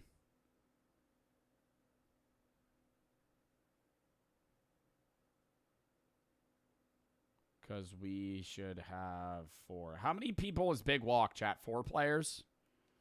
Me? Yeah, I'm not playing. Chat, I know a lot of you guys are joking, but like let's actually pan that one out. Me, JoJo, PG, and like Dante and you. How is that going? It can have up to 12 players. And you, how is that conversation happening? What are we going to talk about? It'd be a blast. Really. What is Big Walk? Oh, do you want to rip Big Walk tomorrow? I could see. We could get some people, bro. I don't know if we're going to be able to beat it. Big Walk is like kind of like a vibe game. How would you describe Big Walk? Let me pull up the trailer. Hello. Hello. We're House House. We made Untitled Goose Game. And we're here to tell you a bit more about our new game, Big Walk. It's a game about walking and talking. Hey, what up? You and your friends walk. It's like Friend Slot, but it's really just like a game where you kind of podcast and then do a bunch of random shit at like intermediate spots to get to the next area, right? Like you have like a start goal and an end goal and you have to reach it, but like on the way there's like puzzles and shit.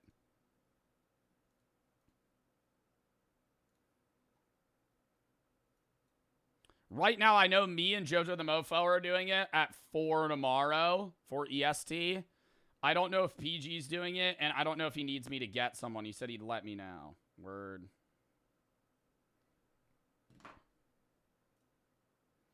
Yeah, it's like Peak with puzzles, but can you die? Like, I haven't really watched gameplay of it. Just do it together. Bro, Jinxie, also, I don't know if you're still here. After we do the 2v2 every rank on the 17th, or like whenever we're doing that, would you want to do like Machine Party, like me, you, Ron, maybe somebody else? Like kind of like a party game mode? I don't know if you've seen Machine Party, but Machine Party looks really fun. Machine Party or like fucking, what's the other one that's like really old? Like Punch Party.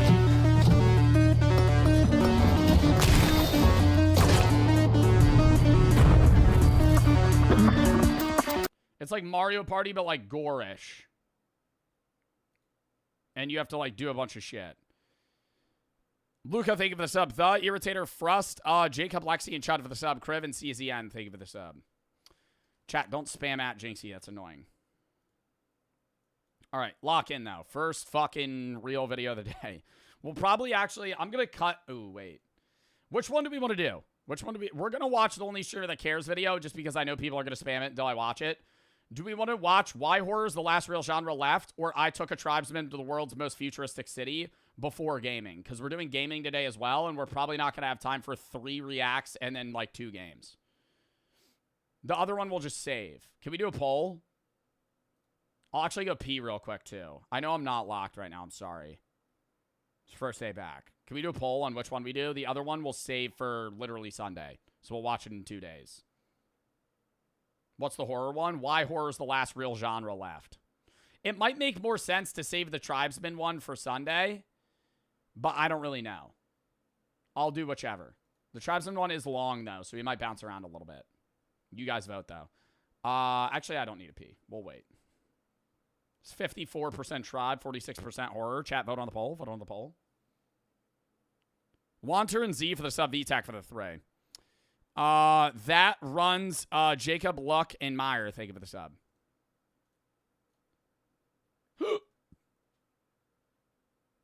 Go ahead and pee. Why do you say it like that? Why do you say go ahead period pee period? React, dude, come on. Yo, big dog, it's a stream, man. Shit ain't like the YouTube videos.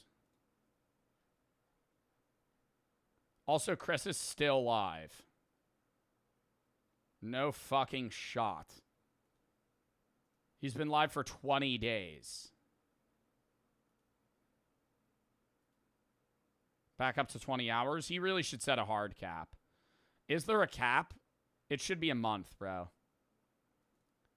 And now Cinna's doing one too. I'm pretty sure Cinna has like, yeah, Cinna has 133 hours left. Alright, where is this? Oh my god. Oh my god, One's live? It's right there. Hasn't One been gone for like a month? Sorry. My bad. Why you play GTA, bro? Why? He made a video? What? About why he was gone? Yeah, what won that poll, by the way? Which video won the poll? Because the other one we're saving, and then we'll get into it. The horror video won the poll? All right, we'll save the Tribesman one for Sunday. That'll actually be cinema. Xiao Ma, Indian head massage. The feeling's almost orgasmic. Bro, that's probably the funniest video on YouTube. If you ever want to die laughing at 4 in the morning, look up Xiao Ma Indian head massage. All right, lock in. The only streamer that cares. You know what the most important part of any live stream is? The chat. Every night, thousands of viewers pour into their favorite streamer's chat. Together, they decide what games get played, what videos get watched, and the streamers who keep them in. Literally just what happened right now. Literally just what happened. Pulled a video for my chat. Oh my god. Entertained get paid. It sounds pretty easy, right? Just give the chat what it wants. The problem is... Impossible. They're all... While it seems like a hive mind, they're all their own people. They're all their own people, and they all want their own individual niche thing that they'll complain for. Chat never wants just one thing. There's thousands of people all asking for something different, and no matter what you do, someone's unhappy. The biggest streamers learn to follow the majority and keep the party moving, because stopping everything for one unhappy viewer is the cardinal sin of streaming. You don't leave 10... The best streamers switch anytime somebody asks for something different. I would love to do a stream where I just do what my chat says on any win. Like, the problem would be that it would instill, like, a really bad mindset, but I would love to do a stream where I just listen to the worst chatters. Where they're like, dude, can you stop reacting to this and just hop on Subnautica 1 right now? Why aren't you doing a Red Dead 2 playthrough? Oh, let's start that up. An hour into Red Dead 2, somebody's like, dude, why are you not on Outlast? Oh, sorry, let me start that up. Close out Red Dead. What about Dead by Daylight? 1,000 people hanging over a single name in the chat. But what happens when the needs of the one are a matter of life and death? My girlfriend of 3 years took her own life in November of 2025. Losing my best friend and the person I love most in the world. I'm feeling like my life is no longer worth living, and I've been falling into a bad habit of drug addiction, leading me to on MDMA in December. I don't want to be here anymore. This is Joe Bartolozzi, and he's one of the only streamers that stops everything when someone needs help. If a chatter of mine is coming into my chat saying they're suicidal, I am first and foremost going to read their message. But when you do this, when you make yourself the person... There are people that'll spam messages in my chat about being suicidal that I don't see or don't read at times now, but I do try to, like, I guess, voice for those people to get help as best as I can. I think a lot of streamers will just ignore them. Like, I've seen a lot of streamers, like, get those messages and just, like, air it. And I'm not even dissing those streamers for doing that because I get it's a really complicated subject to, like, talk to somebody that's, like, maybe even potentially faking it. But even if they're not, like, just somebody that's, like, actively suicidal in your chat. And it's like, yeah, in all honesty, they shouldn't be going to you, but they are. So in my mind, like, I'll probably get into this because they interviewed me for this video. But... it's like, it's not, oh, they shouldn't be here. They are here, you know? So you kind of, like, I'm not saying there's, like a requirement, but it's like, you know, I'll just try to redirect as best as I can. And I used to try and be the guy to fix their problems. And then I realized very quickly that makes everything far worse and people far more parasocial. And I hate using that term now because I think parasocial is, like, insanely overused. But, like, when you try to solve... It's different when, like, somebody comes to me and they're suicidal and I tell them, like, hey, go get help. Versus somebody coming to me and then me actually, like, trying to, like, talk to them about why they feel that way and fixing it. Because then they're going to, like, treat me as their therapist. And then that makes my mental far worse. And it's also not fixing their problems. People turn to at their lowest. You're also now the one who has to carry the weight of it. Would you say these messages have grown in saturation since 2024? Yeah, for sure. But I think they've grown, but it's also just like a higher percentage of people doing it, so I read their chat. Less now because we're in sub-only, but like if I was in follower-only mode right now, because we're doing a video about this, there would be people that would straight up lie about being depressed because they would just want me to read their chat, and they'd get like a high out of it. Like there are people... And in the same sense, when people do that, I ban them because it's like, you're a dickhead. But at the same time, like, those people also need help because there are people that are so desperate for attention that they will do anything for it. Like, they'll manipulate their partners by saying they'll kill themselves if they leave them. They'll try and ruin people's lives. They will fake being suicidal just for a brief moment of interaction. Like, there are people that have legitimately nothing where they're not depressed, but they're actually just, like, insane. And so, yeah, it's like, but it's not even, like, sick and twisted. Because sick and twisted is, like, the people that are using it in a manipulative way. But there's people that will just do it because they just need attention.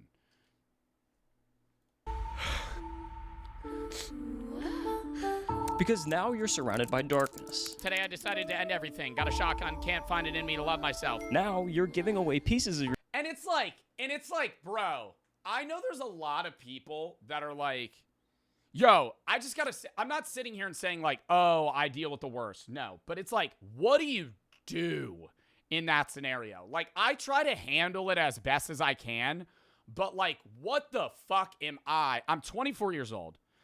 I'm a Twitch streamer, and I have somebody in my chat saying they're gonna blow their head off with a fucking shotgun. What the fuck is what is the response to that? You know, I'm not even that it's like heavy. What do you say to somebody like that? Yourself to everyone around you. People are genuinely asking me to fix their problems. I can't. Now it feels like the whole world is on your shoulders. Now I'm going, oh, if I stop posting, people are gonna start themselves. That's a... Yeah, dude, they say that all the time. Oh my God. You're the only reason I'm still here.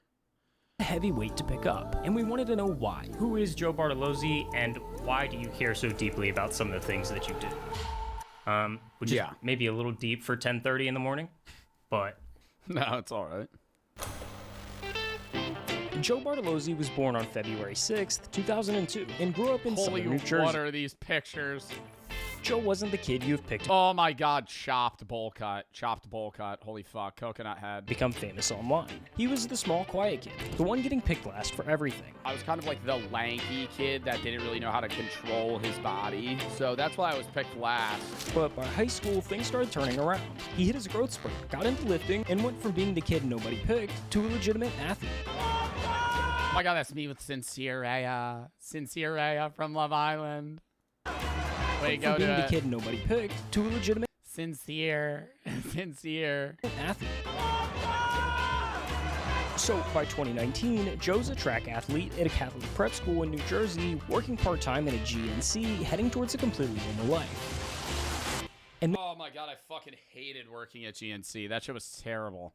Have you talked to him? No, I haven't talked to him since Love Island. then a Chinese tech company bought... I haven't talked to him in years. A dying lip-syncing app. TikTok is the latest app to capture the attention of teens and young.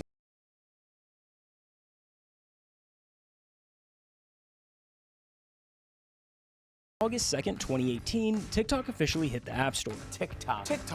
Now, early on, TikTok was mostly yeah, TikTok was just Musical.ly until like 2020. I think when COVID hit is when it full pivoted, but it already started to pivot. I remember summer of 2019. I didn't post it on TikTok, but I used it. Like, I would scroll on it, and it was probably half and half, like, music shit and dances, and then some, like, memes. It was kind of like Vine, honestly. Just the same creators who came over from Musical.ly. So all of those cringe... Or, no, honestly, it was a mixture of, like, the dances and then dead-ass people bullying the people that did the dances. Like, it was still Musical.ly in 2019, but then there would be duets. Bro, like, y'all remember the I Wanna Be Tracer... And it's like some dude with like fucking controllers taped to his ears, and he's holding editor, throw that up. He's holding a headset, and he's like, I want to be Tracer, and he's like making fun of the girl doing it. Lip sync videos and the reputation that came with them carried straight over. Going through your parents' divorce is more fun than going through TikTok. For a while there, TikTok as a whole was pretty cringe. Bro, the hype house, holy fuck. Yeah, I used to get made fun of. But even with that reputation, Joe figured he'd try it anyway. He posted his first TikTok in December of 2019. And not the first TikTok, actually. Not the first TikTok, the one that's up. Not the first TikTok I ever posted. I posted one like 3 days before, and I think it got taken down. because of like copyrighted music or something. Because like it used to be a lot easier to just post whatever, and then there was just like companies just DMCAing the fuck out of shit. Meow, thank you for the 10 gifteds. Thank you if you got a sub, thank you for the 10 gifteds. It got a few hundred likes, which is nothing crazy, but it was enough to make him post another one, and another one, and he just kept going. Wow. Oh my god, how normal people stub their toe TikToks. Lame. A few months, he went from pointing at text on a... Lame. Yeah, bro, I remember making this video. 6969.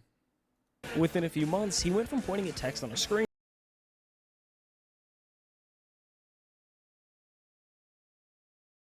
It wasn't even that, bro. It's like, I didn't actually care about any of the shit I was ranting about. I would just sit in fucking bio class in high school and just think about, like, stupid rants I could make.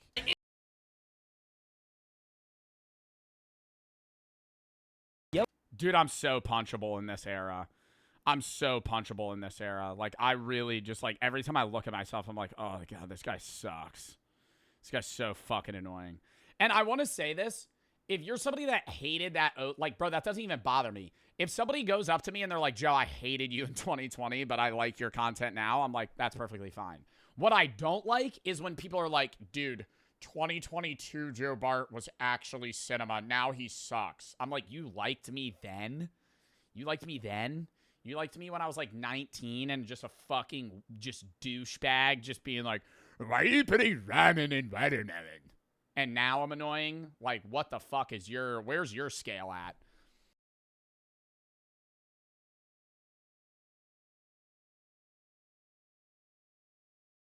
Oh my god, bro. I hated making... I'm so happy I'm done TikTok. I am so happy I'm done TikTok. Like, is there ever a world where I'm going to post another video? Yeah, probably. Like, you know, suicide prevention, literally in coordinates with this. I think it's September 10th is Suicide Prevention Awareness Day. I usually post something on all my platforms for that. That'll probably be the next TikTok I post. But, like, I'm not, like, done, but I'm done posting, like, consistently on that app forever. I used to post 4 to 5 videos a day. A day. I remember if I took a week off, I would have to pre-record 30 videos.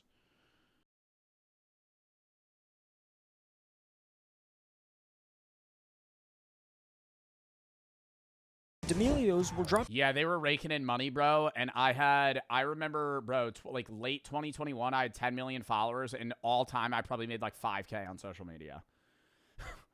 Like, not even. I remember the D'Amelio, dude, it was literally like exponential.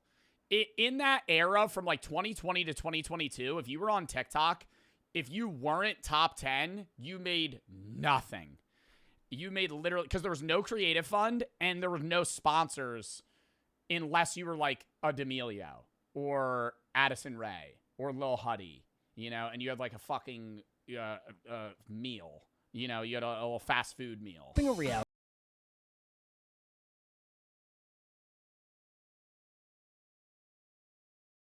It's 2 cents per 1,000 views. Well, that was when the creator fund came out. Before, you didn't get paid at all, Cam, if you remember that. It used to be nothing. For years, it was nothing.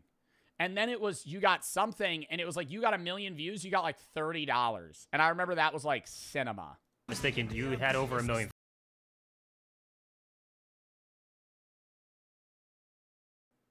Bro, you could post anything. I didn't have any equipment. I remember in this video, the lighting that I used was my great aunt that died. I got her lamp. From like 1980 or some shit, and I posted that as my lighting. I didn't buy a ring light till I had like 8 mil. TikTok, you could literally post anything, and if it got any amount of views, half the people that saw it would follow you. So now you've got a teenage guy, fresh out of high school, with millions of people watching his every move.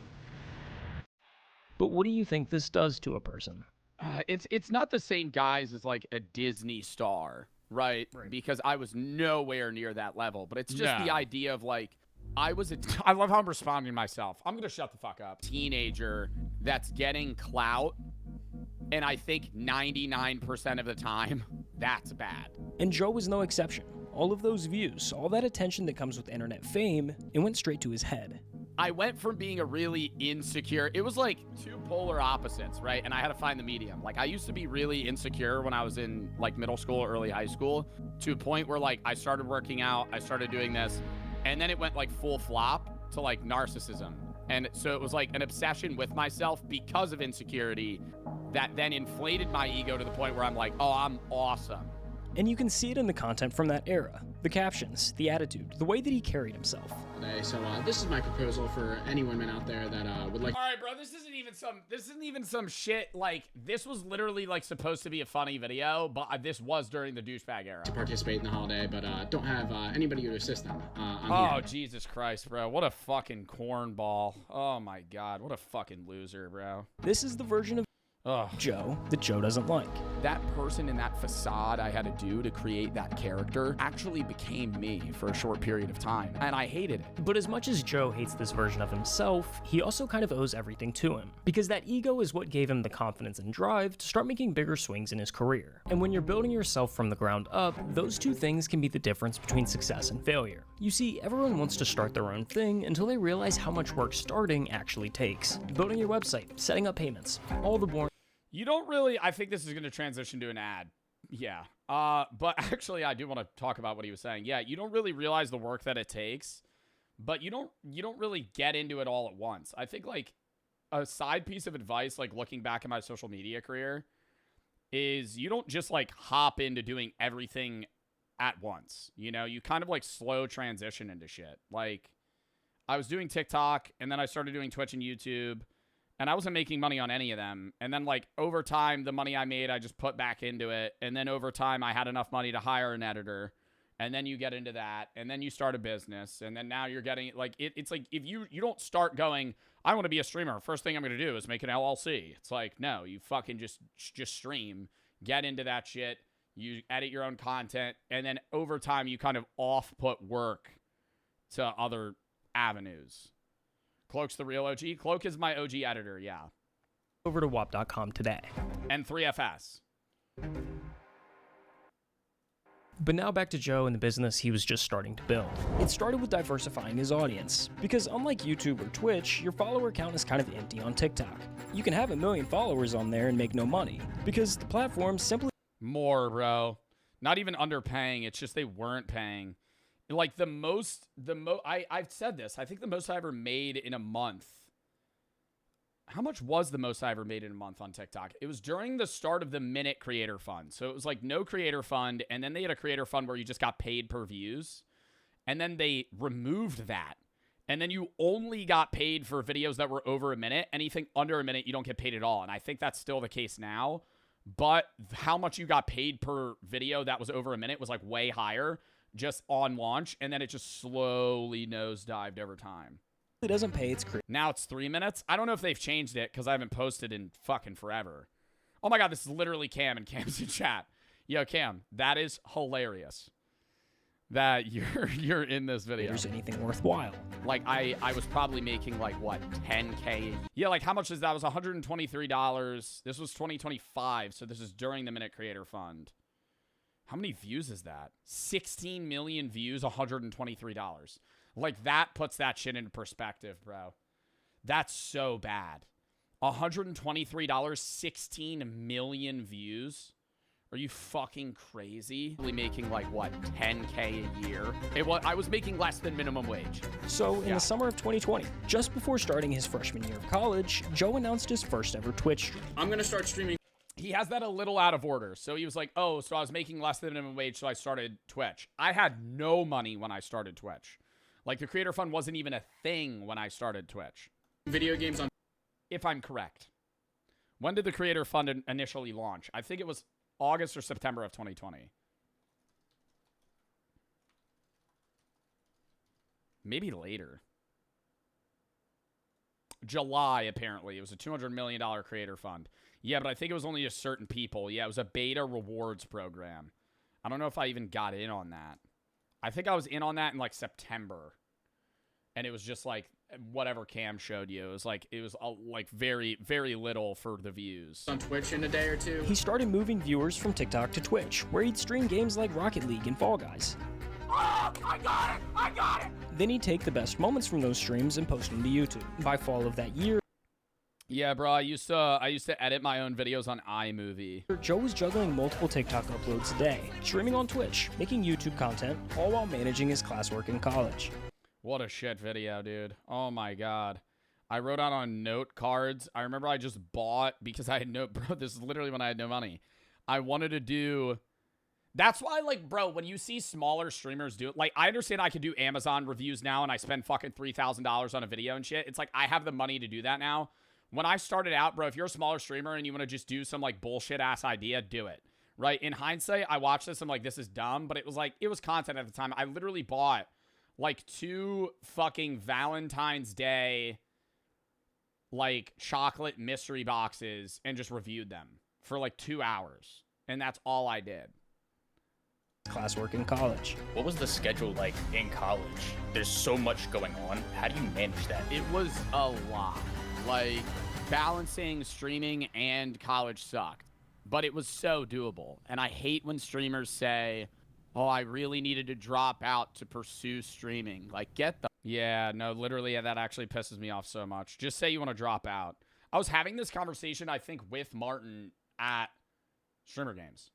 I was like, if you want to drop... I don't have a problem with streamers not getting degrees. I think it's not needed, right, to be a streamer, but... I don't like when people use streaming as an excuse to not get a degree. Where they're like, I don't have time. Don't say that. You have time. You just don't want to. Out of here. I was growing. You mean Marlon? Marlon wasn't at Streamer Games. He flaked. And in college, the entire time. Thank you for 3 million followers. 4 million followers! By December, Joe had cleared 5 million followers on TikTok. And just a few months after his first stream, Joe was pulling... What do you mean flaked? He was supposed to be on a team and then he dropped. Not a flake. Flake would be just not showing up and not saying you're not going to show up, but he was on a team and then he did something else. In nearly 1,000 average viewers on Twitch. Like, I was so... That's an OG clip. That's an OG clip. That's what I'm saying, bro. That's what I'm saying. You can make content out of no money. Like, I had no money during this. The Danny DeVito cardboard cutout was an investment. I remember I wrote this off for a video because it was like a $50 cardboard cutout, and it was like, I don't have the money to spend on this. So I was just using, like, BitDonos to buy, like, better mics. So I remember this was, like, an upgrade. I used to have a blue snowball, and then I bought this Yeti, and this was expensive at the time. This was, like, a big mic. And then I still had a webcam. I had, like, a Chinese 1080p webcam, and then I upgraded that to, like, a Sony a6000, which was the camera I had before this one. So obsessed with performance. Joe was constantly studying social media, trying to understand what made... Oh my god, holy no background. Holy no background. Magic the Gathering cards in there. Trying to understand what made videos... Those are my school books in the back. Boof. Social media, trying to understand what made videos pop, what people responded to, and why certain videos failed. That confidence had turned into a full-blown obsession. But because of it, Joe was starting to not like the person he saw in the mirror. I'm trying to map out where the ego kind of starts to disappear versus... Nah, people are gonna flame me for this, but literally listen and I'll explain. Like, was there a low point, a moment where you're like, holy shit, I gotta change? Yeah, I don't really... I don't think there was, like, an aha. Right? It wasn't like a light switch flip. It was more over the span of like I met you at the end of this douche era. Yeah, no, literally like as I was coming out of it. 6-month period where I was like, I'm kind of being a dickhead. Yeah. I always say it was a mixture of things, bro. Like there was a majority, it wasn't like one thing that was like, oh, this is going to make me a better person. I do credit like a shroom trip to a degree, but that was just me talking about like if there was a catalyst, but that wasn't really it. It was starting philosophy classes. I had the shroom trip and I had an ego death and it was like, I'm going to die one day. I need to be a better person. I need to treat people better around me. At the time I had started dating Brooke. I think she did make me a better person at the time. Right. And I know we're not together now anymore, but I think she and I grew a lot as a partner to her. Right. Or with her rather. I started taking philosophy classes. I obviously had my frontal fucking lobe growing because I was getting older. So it's like, it was like 5 things at once, right? And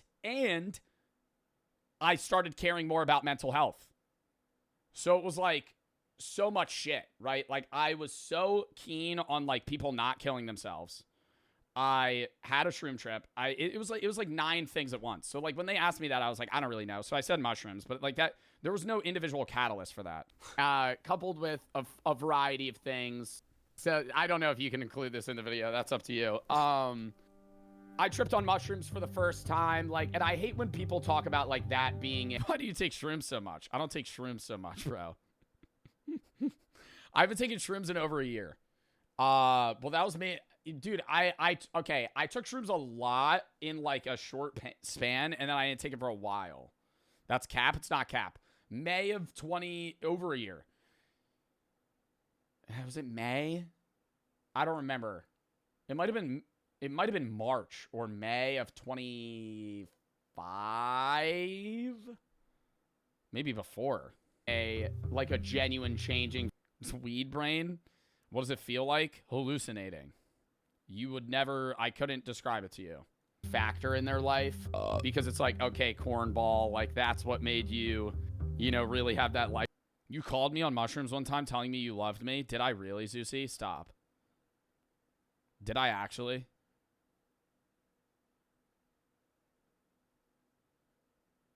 Don't fuck with me. Did I actually? When? I called you on mushrooms and told you I loved you? Oh my God. It switched, but I think it was like, it was a part of it, you know, like a few years ago. It removed the grooves of life that I have gotten into, and it made me reset to a point where I had to kind of look in my... Bro, there was one time I hugged Earth for like an hour. Like I just laid on the ground, like starfished face down, and I was like, I'm hugging Earth. Myself, a lot of the people that I knew in philosophy classes as well were sharing ideas that, you know, I may have heard but not resonated or understood fully. How did you become an addict? Like, why? I don't take much, bro. I'm not an addict. Okay, I'm addicted to weed, admittedly. Admittedly, I'm addicted to weed. I have not taken mushrooms in over a year. I'm not an addict. Don't do drugs. Don't do drugs. This is not an advocate. I'm not advocating for this. It was so much like, wow, I'm gonna die one day. I should kind of treat people in a way that's like, this is our only life. And I accredit my viewers a lot because in that time, parasocial relationships built a little bit, which is bad. But at the same time, there were people coming to me for the first time going, I want to kill myself. Yeah, it was around that. Dude, that's what I'm saying. It was so many things. You were chatting to your last streamer because you're ending it all. Whoa, whoa, whoa, whoa, whoa, whoa, whoa, whoa, whoa, whoa, whoa, whoa, whoa, whoa, whoa, whoa. If there was I remember that was the first time I had somebody come into my stream and say that. The problem, though, I remember it wasn't that person. It was a person after that. I helped that person. And then after that, there would be more people that would come in, and I would give them more personal advice. And then they literally treated me like a therapist, and they would come back like every day, being like, this is what I'm going through. You need to help me with this. And then they would get upset if I didn't. And I was like, this is bad. And that's when I made like a first video about parasociality. And I was like, y'all have to realize like there is a separation between like being your friend and me being able to help you through this. And so I had to approach it in a different way. Of like lock in, it was that. What happened? One of my subs just said he's gonna himself. Dude, do you need help? Because I was going, yeah, even though I'm 19, you know, there are people, I might have been 18 in that clip, that actually look up to me in a way that's like, I need to be better. Life is the best thing that will ever happen. No matter how bad it can get, life is amazing. Now put yourself in that chair for a second. You're 19 years old. You started streaming to play video games, to have fun and make people laugh, and somebody you've never met just told you they're planning their own death. And out of everyone in their life, they picked you to tell. I feel like no one cares and I want to end it all. I have a date planned. Yeah, September of 2022. And so you'll probably never see me again. I want to say you make me laugh. Yeah, I would have been 9. No, I would have been 20 here, but this is later on. I don't have that fucking carrot cut. I'm gonna kill myself October 2nd. No one will remember me. And this kept happening. Joe would go live, and sooner or later, somebody would show up in a genuine crisis, typing their darkest thoughts into a Twitch chat. Don't want to be a mood killer. I just want to say my family basically bullies me every day, and I can't get them to stop. I've been thinking about suicide a lot. When Joe first started getting these messages from chatters, his initial response was the same as anyone with the hearts would be. He wanted to help. Both on stream and off of it, Joe took the time to talk with those viewers, getting to know them on a personal level and giving them real advice just like you would with a friend. You guys mean the world to me. If you need help with something like that, I can try my best. So that's why I'm kind of chill. And it sucks, bro. I'm starting to, like, dissociate right now. Fucking, no, literally, I'm, like, staring into the abyss thinking about this. Holy shit, this is, like, a flashback, bro. Like, I haven't seen these clips in so long. I used to be able to be more personable, too, because I had a smaller audience. Now it's, like, I just wouldn't be able to do that. Or pausing the stream for the last, like, 15 minutes to talk about this, because that's important. But there's a harsh reality that all streamers have to learn eventually. Your viewers aren't your friends. They can't be. I have had probably 20 people come to me about themselves, like, on live. The first 2 times it's happened, I have tried to... Yeah, bro, then they act like you're their friend. That shit gets bad, bro. They act like you're their friend, and then they guilt trip you. Like, that's where, like, I think parasociality is overused, and I think the majority of times that people say the word parasocial, you're not actually being parasocial, or it's at such a low level that it's not bad. But, like, I've genuinely dealt with viewers where, like, I've helped them through a depressive episode, and then they legitimately think they're my friend. And then they get upset when I'm like, yo, I'm not. And I've had moments on stream where they'll, like, email me, and they're like, oh, I'm just going to kill myself again then. And then it's like, now you're holding that over my head, and it, like, looms. And it's like, that's fucking weird. And then you ban them, right? Then you just ban and block them at that point, and that's where it's like you got to take a crazy pivot, because it's like those people, like, I've learned, bro, I want to help people as much as I can, and this is gonna sound mean, but there are genuine leeches. Like, there are leeches in life that will just suck every ounce of energy out of you and not care. And they're like that. That's just not even in the streaming verse. Like, that's just like there are people that will do that in such a toxic way, not return anything, and just like fuck off. Like, and then when you don't help them, they'll, like, guilt trip you. I dealt with it in a parasocial way. You've probably dealt with it in just, like, a personable, like, person to person way. And it's like, dude, it's exhausting. And it's like, I had to change that shit quick. And it was hard. I don't know what they're typing. It's like a Fortnite code. But, yeah. Like, help them. And then it just ended badly in terms of... Oh, no, that's not a Fortnite code. That's probably a fucking suicide hotline. Them getting parasocial towards me and then nonstop coming to me. You see, the relationship between a streamer and a viewer is way more complicated than a normal friendship. When you spend hours watching someone through a screen, day after day, your brain starts doing something weird. You pick up their sense of humor. You learn their opinions, their moods, what makes them laugh, and what sets them off. You come to know them the way you'd know a friend, except they have no idea you even exist. Yeah, and then they feel like, I mean, dude, there is that level now where, like, I mean, I don't know. I think you deal with more deep-rooted parasociality when you're smaller, because they think they're more friends with you. Like, if you go into a smaller streamer's Twitch chat, over half the chatters are parasocial as fuck. And that's just me being fully transparent here. If you go to a streamer's chat with, like, sub 50 viewers, half of those people are so parasocial because they genuinely think they're friends with the streamer, and that's, like, why they watch them. And it's like battling that as a small streamer's uber sucks, because when you're that small, you kind of have to cater to those viewers, because if you don't, they'll leave.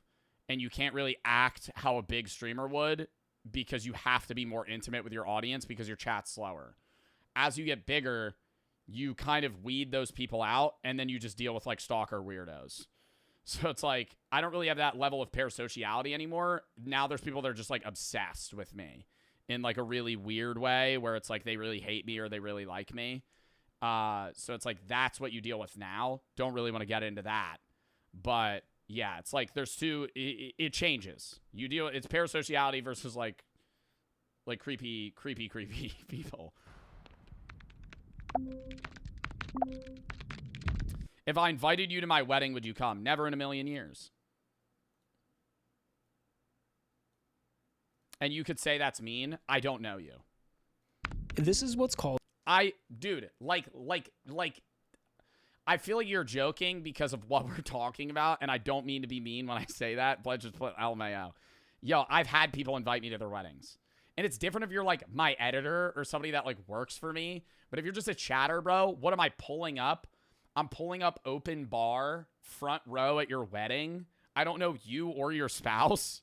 And I'm sitting there. I hope he's joking. Bro, there's people that have actually invited me to their weddings, though. And I'm just like, I'm not going. Like, I need, like, I get it. It's like the courtesy. When people invite me to their wedding, I take it as, hey, Joe, I really fuck with you. I'm just using this as a token of appreciation. And I go, thank you. No, I won't go. But it's like, let's play that out. If you've actually invited me to your wedding, if I pulled up, I'm ruining your wedding. I'm ruining your wedding. Your wedding is supposed to be about you and your spouse. If I pull up, I'm fucking up your wedding. Like, what? It would be so awkward. It wouldn't make any sense. I don't know the connections that you two have with one another or me. It'd just be weird. Like, there's no world where it wouldn't be weird. A parasocial relationship, and it can be a dangerous thing. Now a scary home invasion as 3... Like, if Brady invited me to his wedding, yeah, I'd go.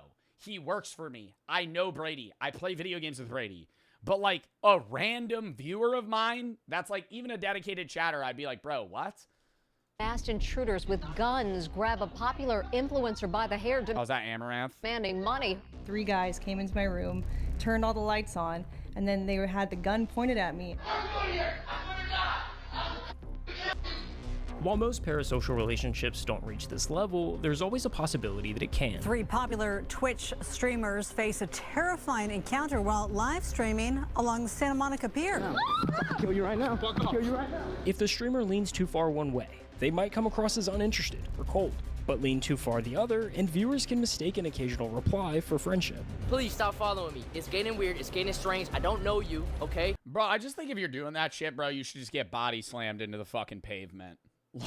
Like, yo, I am so, and I know that's like fucked up to say, bro. If you're following like streamers around and shit, like your ass should get pile drived into the concrete. And it's like, bro, I was talking to Ron about that shit when they were on stream, and that kid like fucking got in a DoorDash car or some shit to like pull up to their house, and they broke his phone, and then they almost got sued. I'm like, bro, you should have fucking broke his jaw. I'm like, that fucking guy's a weirdo, man. Holy shit. So please, leave me alone. That's where things can take a turn for the worst, because now that attention can turn into expectation.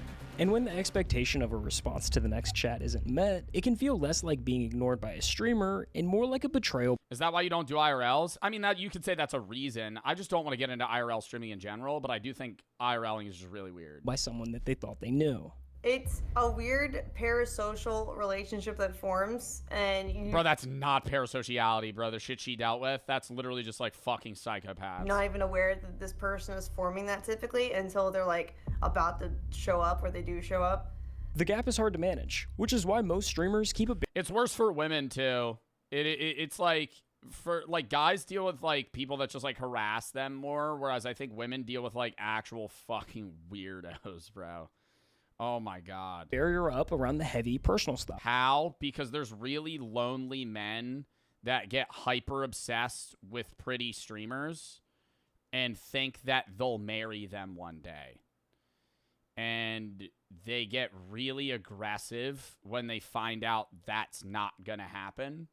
And then it becomes if I can't have her, no one can. Like out of like a delusional movie scene. My sis is dead. Right, let's try and keep it positive. Please don't talk about side of my chat, please. That's just something I just don't like to hear or talk about, you know? And you can't really blame them. At the end of the day, streamers are supposed to entertain. At some point, there has to be a boundary between caring about the... Nah, I get it. I think there's like certain moments too where it's like, sometimes it's not like I wouldn't ignore the message. Like, I'll deafen up and say something. But, like, it's easier for me to talk about mental health if I'm doing a solo stream versus, like, I've had times where I'm, like, drinking and doing a Mario Party segment, and then somebody's like, hey, Joe, I'm going to kill myself right now. And I'm like, I'm on call with 3 people, and I'm drunk, and now you want me to talk you down.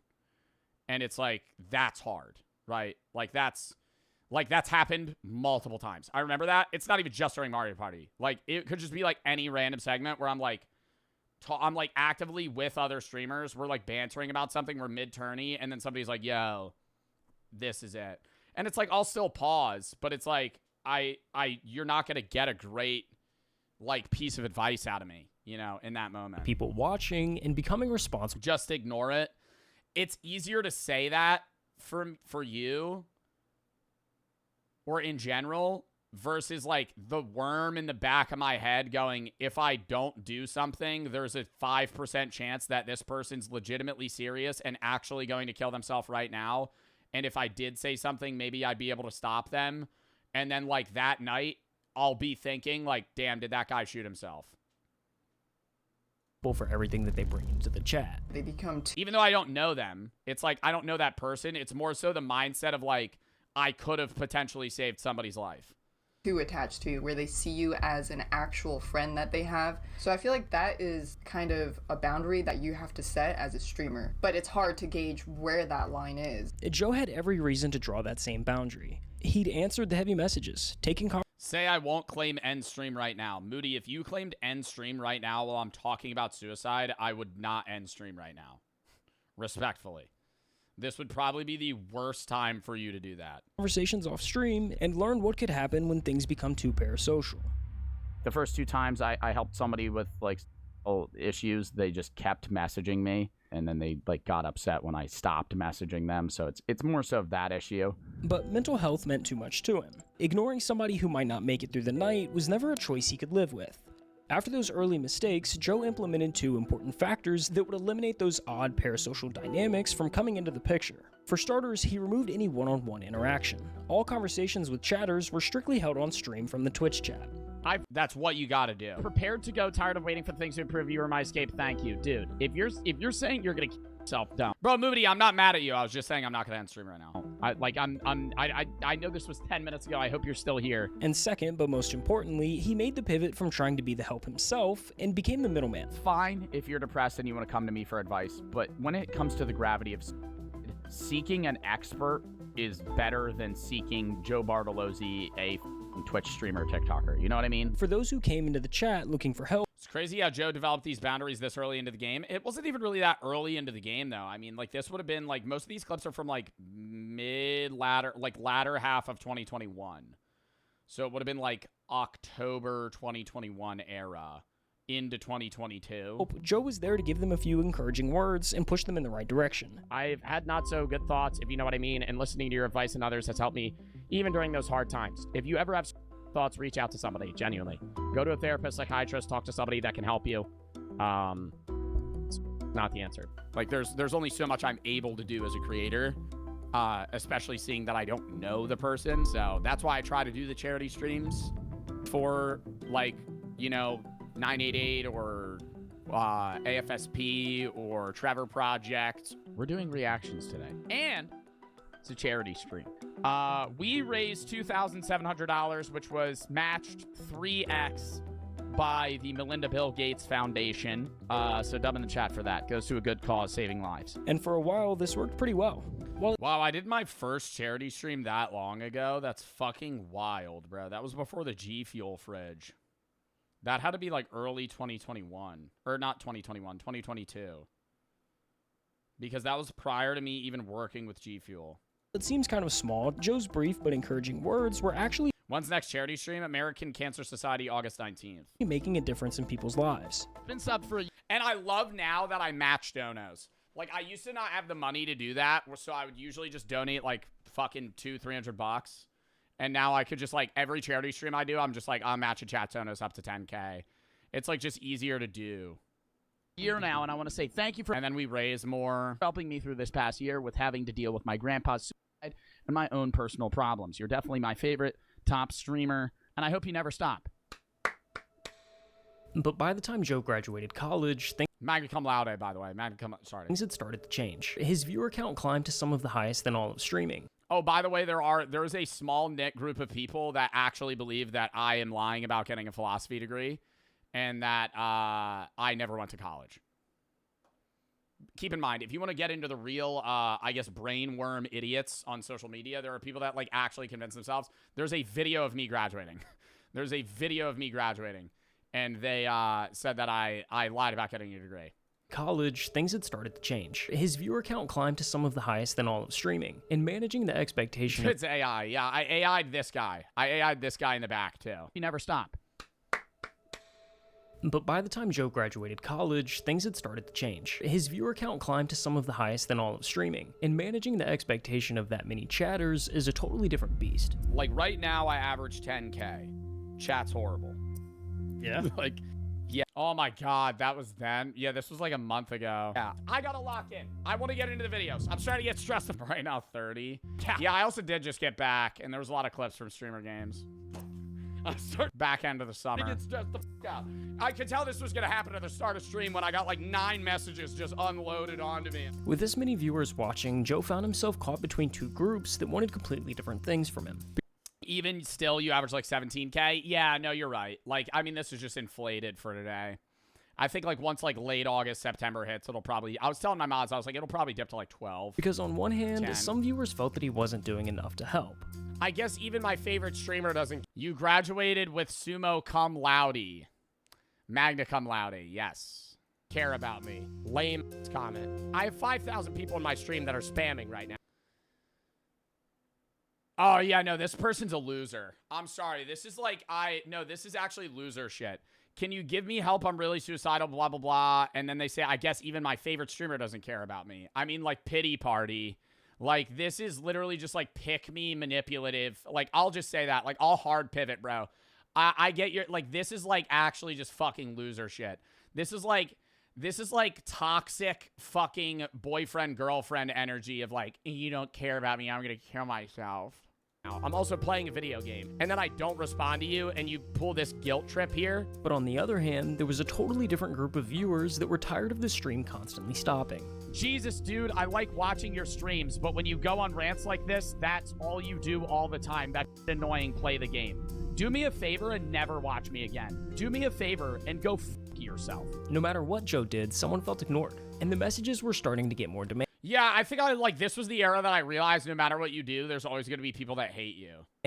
Early on, people would briefly mention that they were struggling, and Joe would offer a few words of encouragement. Now, they wanted more. Like, every stream, it's been getting more and more and more and more, like, involved, where people are genuinely asking me to fix their— Yo, ProFox, thank you for the 5 gifteds, and yeah, Moody, you're, like, mad delayed.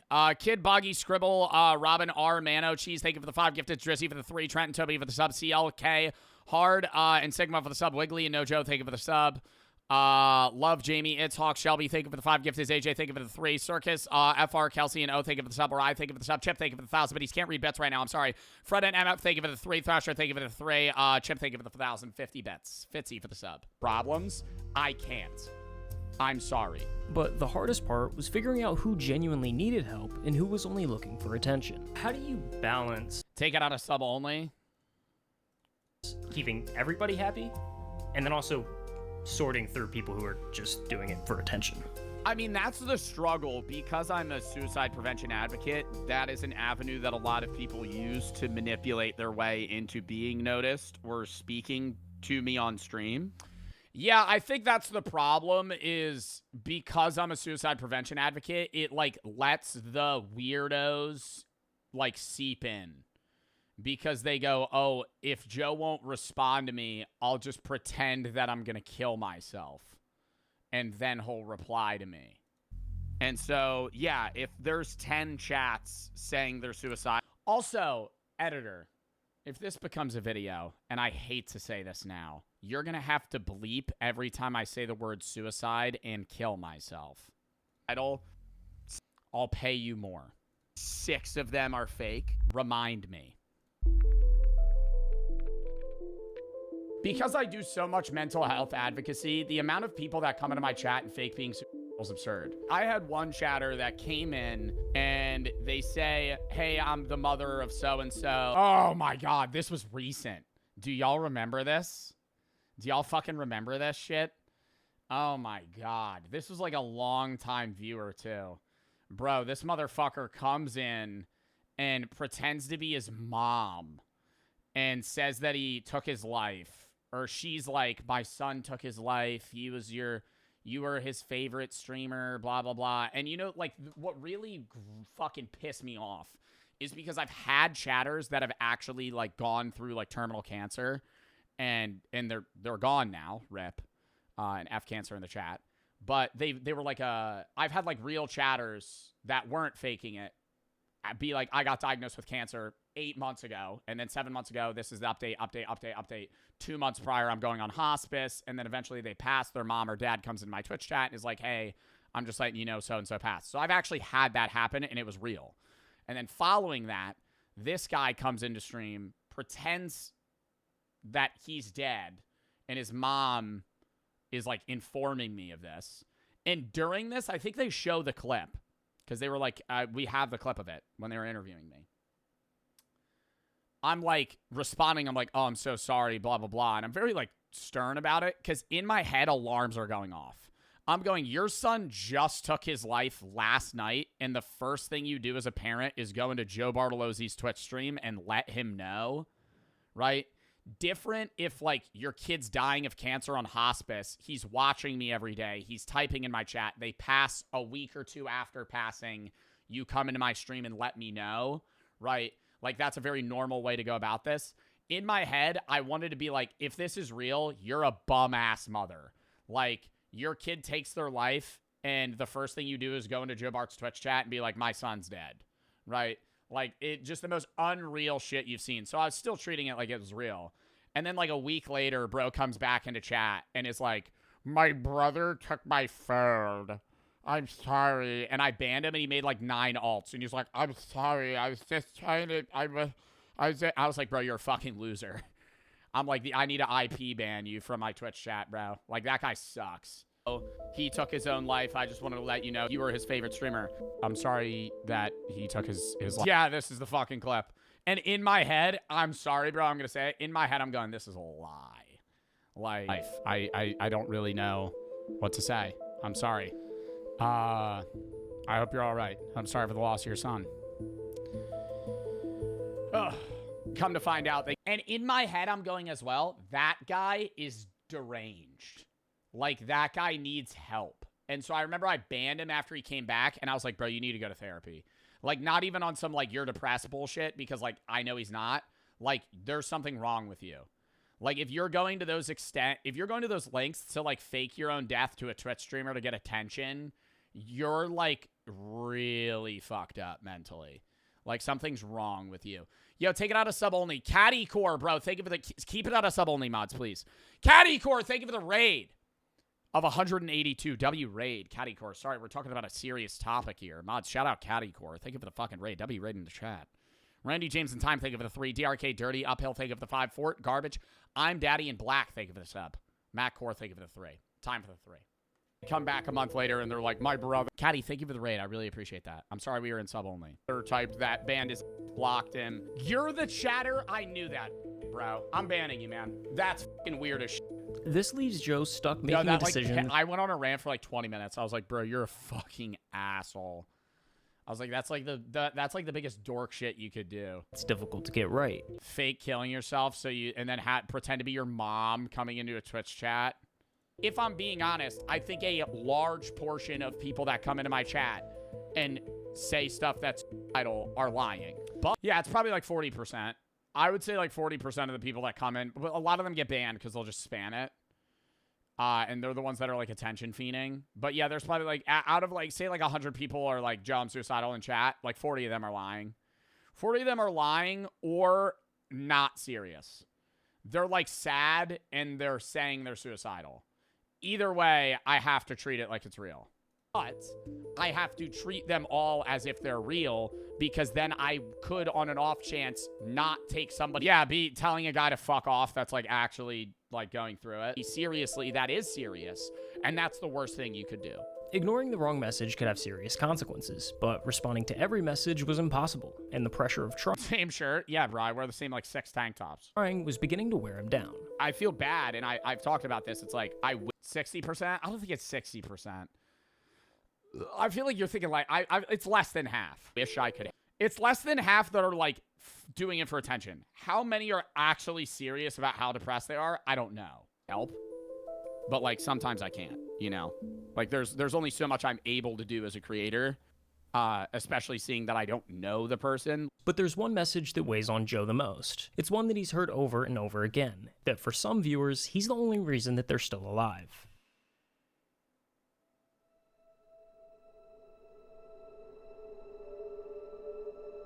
Yeah, like, I don't know if this is a real tweet, bro, but this shit's crazy, man. You were there when my dad passed. You saved me from ending my own life more than anyone should. I've realized so much because of you. I can't thank you enough. You unknowingly have helped me with a lot. My life has gotten a lot better since watching you from your philosophy stuff. Never had a favorite streamer until I watched your streams, and it kind of saved my life, no pressure. I wanted to myself, you saved my life. I did not save your life. You saved your own life. Please get the help you need, though. If I'm the only reason that you stopped, you know, wanting to kill yourself in that moment, you need a lot of help outside of just watching my content. When you hear some of those stories, how big of a toll does that take on you? Because, like, I don't know, I'm watching through some of their clips, talking to people like this, a lot of the chat is asking, who is checking on Joe? I mean, I'm starting therapy soon.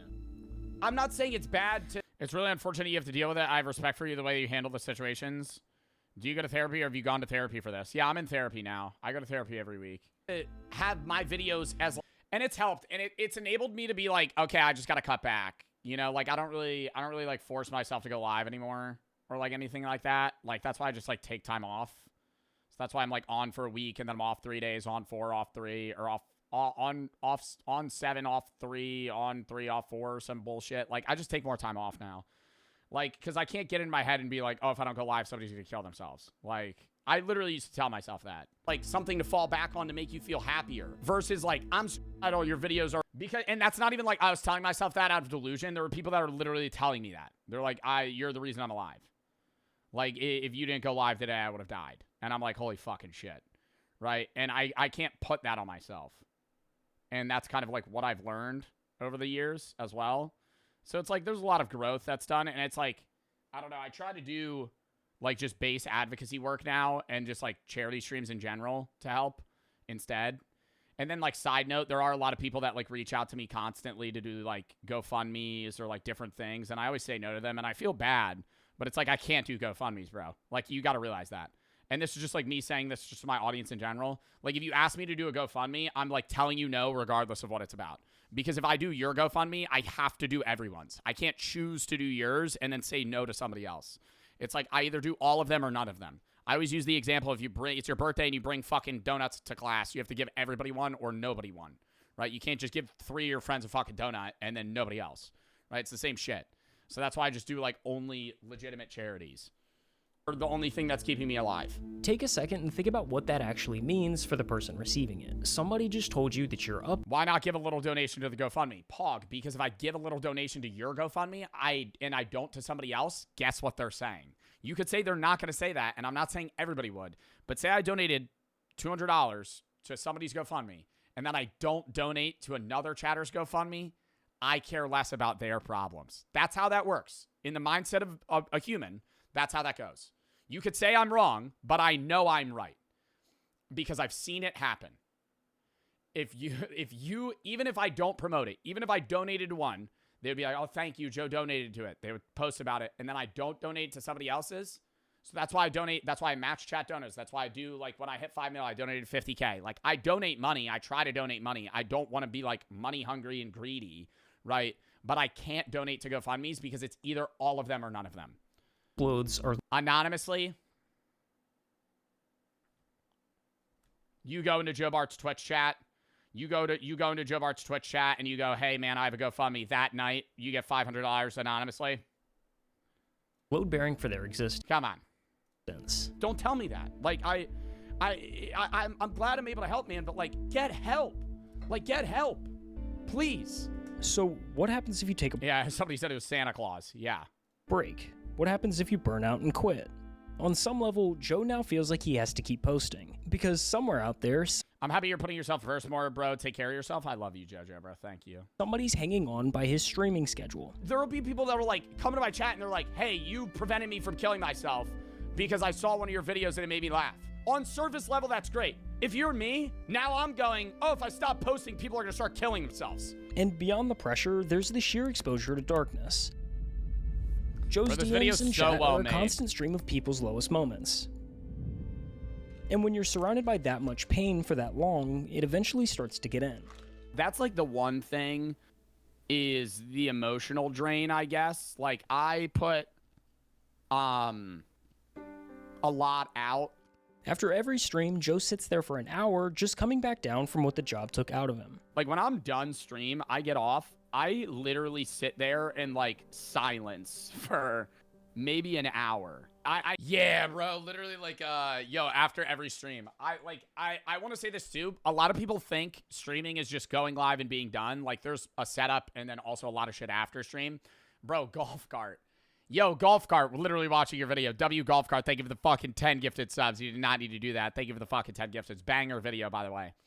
Almost done it. But yeah, it's not just like going live and ending stream. You know, it's like you end stream and then there's shit after. It's also, bro, just like heavy decompression time. Like, usually after streams where like I'm talking about deep shit like that, but I need like time to decompress just because that is, I'll let him speak, is a lot at times. It takes a toll and I've gotten used to it, but it kind of builds. Like I'll be good for a month and then there'll be a week where I'm just like not there emotionally, I guess. And that's like a problem. So the obvious question is, why keep doing it? Every other streamer proved you can just let the messages scroll and the career survives. Joe could put up the full wall tomorrow and nobody could really blame him. I'm not sitting here acting like I'm some role model, but if people are going through stuff and I recognize that they're watching my content to help them, that I want them to have some sort of guidance of redirection to be better themselves and also better their own mental health in a way that's good for them. Joe did the math and decided helping people is worth what it costs him. I enjoy making people happy more than the other aspects of the job. And that's what enables me to deal with this too. Like a lot of people are like, oh, push through the negative because you make money. I think I push through the negative because I can affect people more positively here than any other job that I could possibly. Yeah, because it's like, bro, the money's still involved. And I think it's like my job at the end of the day. But like, I don't need to stream as much as I do. Like, I could post on YouTube once a week and be okay. Like, But once he saw what his platform could do for people at their lowest, but I know there's people that get done work and they want to watch a Joe Bart video. And I'm like hype that they want to do that, right? Like, I have my own YouTubers when I was a kid, when I was in high school, when I was in college, even now, that like I watch every day. Walking away from that stopped being an option he could live with. Thank you. My mom was diagnosed with cancer about 9 months ago. Sorry to hear that. We would watch your this is videos and sad. streams. We loved your philosophy streams. She also majored in philosophy. Really? A week ago, I found out she has two more days to live. One of the final things we did was watch one of your YouTube videos. Your videos remind me of good memories. She passed away yesterday and you helped me cope. Just wanted to say thank you so much. You helped more than you'll ever know. Oh my God. Yo, that's just gonna make me cry. It's a fucking weird job, dude. It's a weird job doing social media. There's a lot of shit, but it's one of the most like rewarding experiences. Just to be able to be someone to help other people is something that I want to do. Yeah, the money's good. Yeah, it's fun to play video games and shit. But like on a deeper level, dude, being able to make people's days is like genuinely what I want to do. And I'm glad that I can. Oh, that was a good video. That's fucking sad, bro. Like, I'm not really going to cry about it right now just because it's like, you know, I've seen it because I've obviously been the guy in those clips, but I don't know, man. It's really sad hearing the shit. Like, I remember there were, even when we played Before Your Eyes, the video game, which is a very sad game. It's just like, I don't know. There's moments where it hits me and there's moments where it doesn't. Where it's like I'm numb and then sometimes it like breaks through and there's like, you know, a fucking glint, I guess. It's just like, I don't know, bro. Some of the shit y'all deal with is fucking tough, man. I'm not gonna sit here and say, like, oh, I'm gonna try and compare chatters' lives, but, like, some of y'all fucking go through it, man. And it's just, like, that's why I want to fucking be able to do that shit. And it's, like, the same reason, like, bro, like, when I was a kid, man, I was a lonely-ass kid, bro. I had no fucking friends growing up. Like, I used to watch YouTubers all the time. I used to watch Minecraft YouTubers. Those were, like, that's why I always say I could go band for that shit, bro, because literally that's all I did all day. Like, I didn't really hang out with people or go play outside, bro. When I was, like, 10 years old, all I would do is fucking watch YouTubers. Even till, like, through, like, early high school. Not Minecraft YouTubers once I was in high school, but, like, other shit, you know? Danny Duncan or people like that. Like,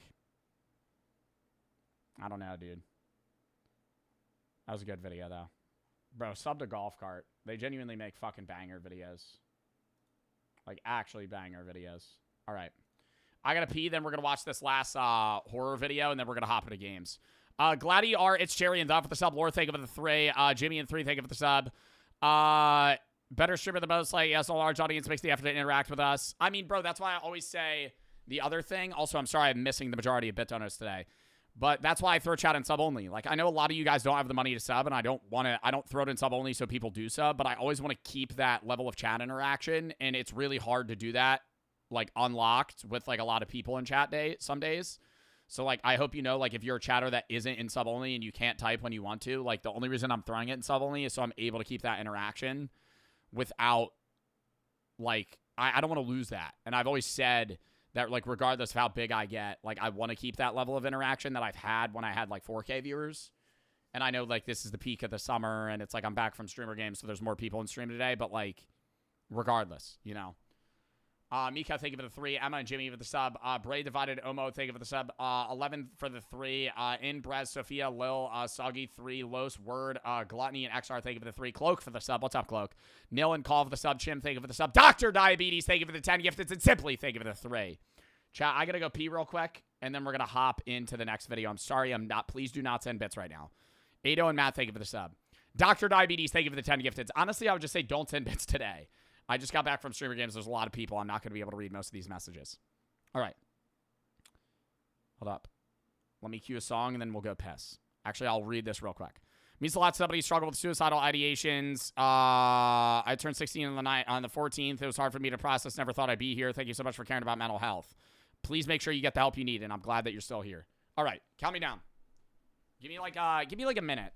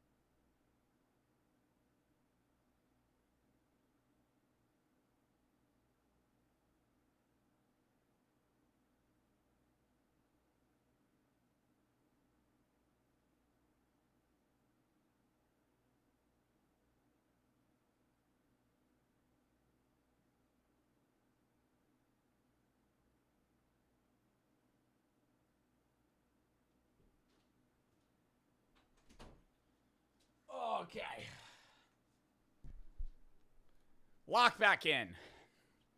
Bryce is thank you for the sub. Zord, thank you for the raid. Quantum Pineapple, Cola Black, Nick, Chicks, Key, Matt, and Ado, thank you for the sub. Hold up. Chimp, thank you for the 4. I am not reading bets right now, brother. I'm sorry. It's pinned in chat. Please do not send bets right now. I keep saying it. Miss, thank you for the sub. Alex, thank you for the 5 gifted. Thank you for the sub. Thank you for the 5 gifted. Is there a way that I can just turn off bits for a day? Am I able to do that live? I keep asking that. I think it's just... Yes? I'm going to look. Bits and cheering. Enabled pin bits. It just says I could save bit amount. I either turn off everything or I just have it be minimum bits.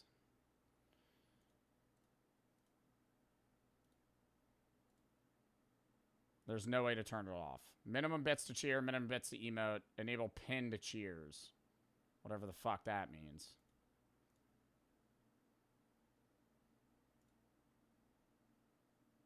Put the minimum really high, they'll still just send bits. And then they're paying more money for me to not read their message. Make it really high. I could just make it really high. But I don't know. Vin for the sub. Harry and Moose, thank you for the sub. Brian and Alex, thank you for the sub. I'll look at it right now. I feel bad that I'm not reading his bets. Please do not send bets, though. I keep saying it. I feel like people aren't... I don't know if they don't read chat, because they're typing it in chat. I watched this video 2 days ago. I want to say I truly care about you, and so do a lot of other people. I hope you're okay. You inspired me, and most of the time, I'm the only YouTuber I try to catch streams most of the time. A lot of the times, I feel lost, and I'm not going to succeed, and your content really helped me escape that. Well, I wish you the best, bro, and I'm sorry that you've been feeling that way. I don't really know what else I could say, though. Biko, thank you for the sub. And thank you for the nice message. All right. Lock it in. CJ, thank you for the sub. Somebody asked for the name of the songs he played. I don't know. You got to Shazam them. I don't know what auto played because I was gone for like 4 or 5 minutes. All right, lock in. Last video of the day, and then we're getting into like 2 random games. Exclamation point schedule if you know the stream schedule. Lock in. You can't Shazam them? Oh my God. The lamp is low was this one. The one before it was Steely Dan's Only a Fool Would Say That. And then the one before that was Final Kiss. I was gone for like 6 minutes. My bad. All right, lock in. Why horror is the last real genre left? Horror has been having a moment. While original films in every other genre have almost completely disappeared from the top box office slots. Bro, you know it's gone? Comedies. Gone. Disappeared. Poof. Thin air. No more fucking comedies are made, bro. Come on. Let's bring that shit back. Let's get rid of... And you know, I'm going to say this too. Who's the director of Obsession? What's his fucking name? What's his fucking name? He's blonde. I'm forgetting his name. Curry Barker. Make a fucking comedy film. Please. Please. I see your skits. Make a comedy film.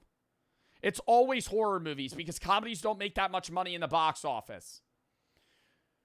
I feel like since like the late 2010s, even maybe mid 2010s, like after that Seth Rogen era of film, all comedies are like gone. They don't make them anymore because they don't cost a lot of money to make. And like Hollywood only greenlights movies that are going to fucking gross $8 billion now. And they have fucking $200 million budgets. They don't really pump out like indie films anymore. The only genre that still does is horror. Because horror can have a high return on investment rate. And I love that. I think horror's in like a fucking golden age right now where they're making like banger movies.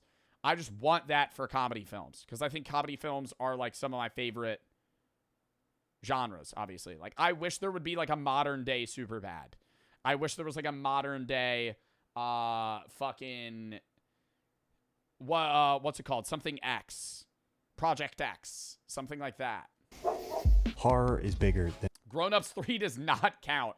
And Grown Ups 3 wasn't that funny. If I say modern comedy's dead and your rebuttal is Grown Ups 3, bro. Oh, wait, not Grown Ups 3. What am I thinking of? Happy Gilmore 2. Other Adam Sandler movie. Grown Ups 3 will probably be good. It's not out yet. I did hear they're making one.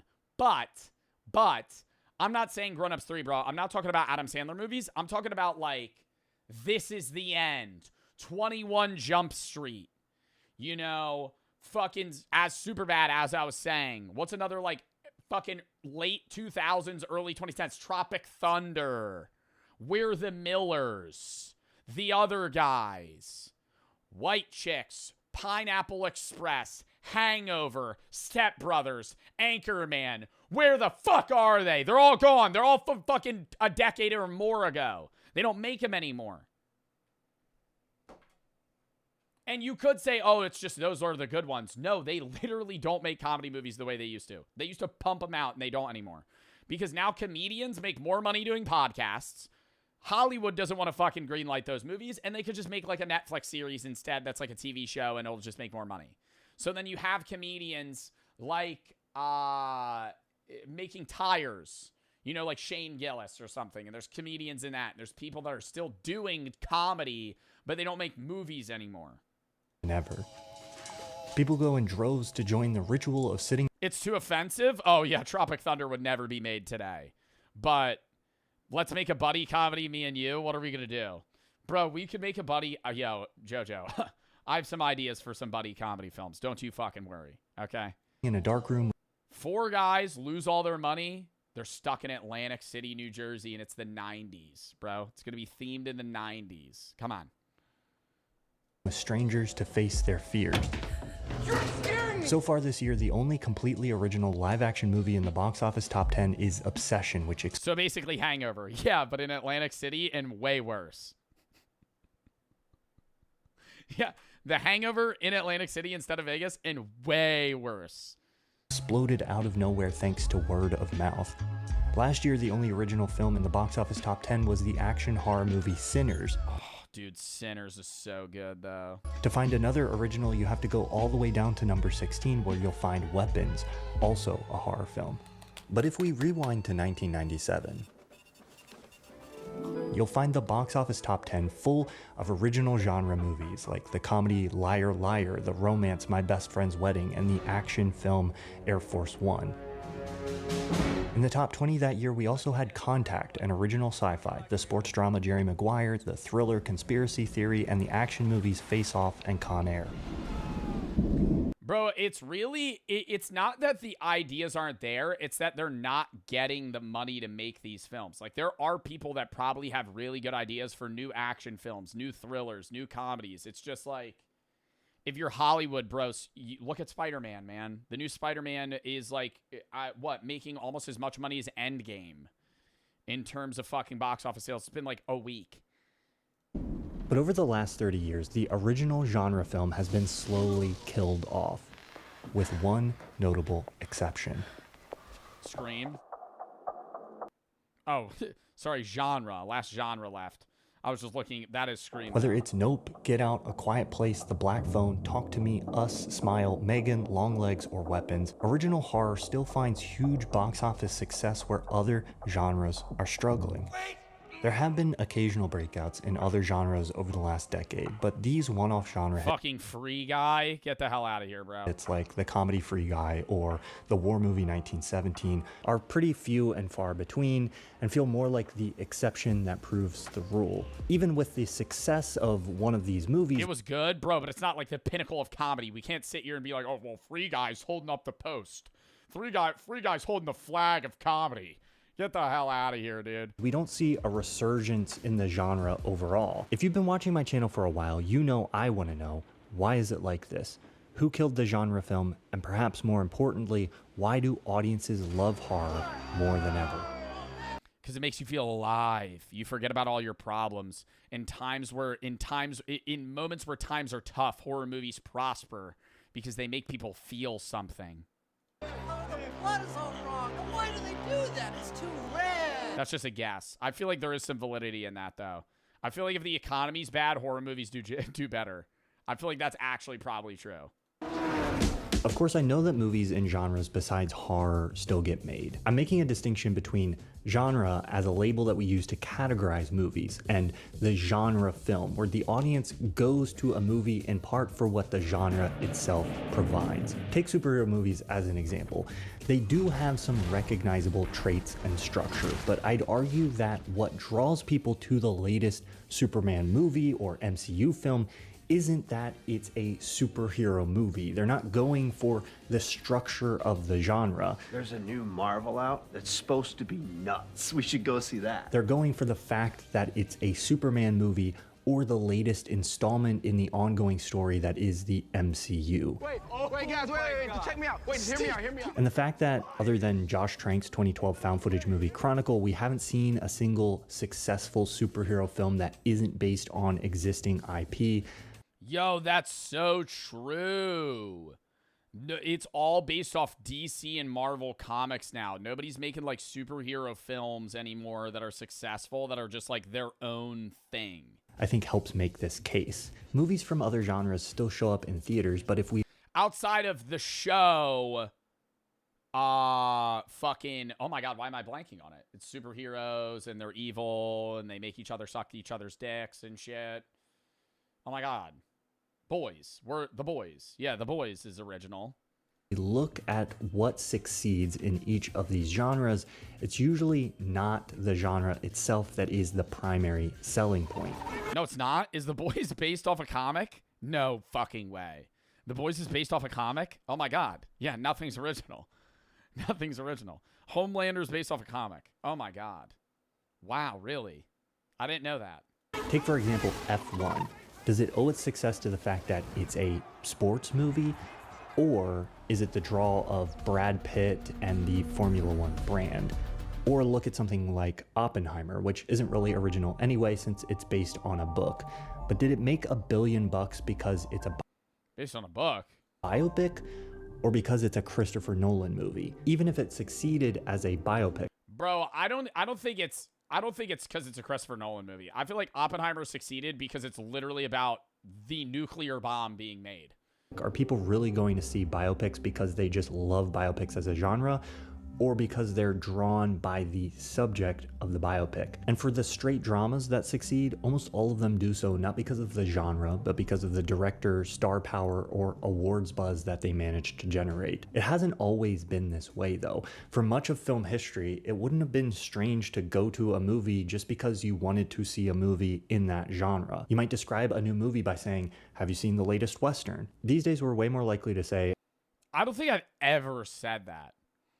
And maybe that's just because I'm too new gen. Like, I'm too, like, I feel like that would be like people that grew up in the 90s would maybe be saying that. I don't think I've ever gone, oh, I want to go see the new horror. I want to go see a comedy film. It's just like, I'll do that at home. At home, if I want to watch a movie, I'll go, I want to see a horror movie today. And then I'll scroll the horror genre. But going to a theater, it's like, I know the movie I want to see. Have you seen the new Nolan? Have you seen the new Star Wars movie? Or even, have you seen the new A24? But there's one major holdout. Horror movies can still come out of nowhere with a new director, relatively unknown cast, original idea, and draw a huge crowd to the theater for no other reason than being a good horror movie. But before we can understand why and how horror survived, we have to look at who or what killed everything else. Classic Hollywood was built on the genre film: musicals, melodramas, screwball comedies, noirs, and gangster pictures. And you're gonna take it. In the 1950s, I can't get over this shit, bro. People were actually like, see? You're gonna give me all your money now, and you're not gonna say anything to her when she shows up, eh? And people are like, wow, this is cinema. This is awesome. Are we gonna have to fight fisticuffs right now? Is that how gangsters actually were then? Like, is that an accurate depiction? You know what I mean?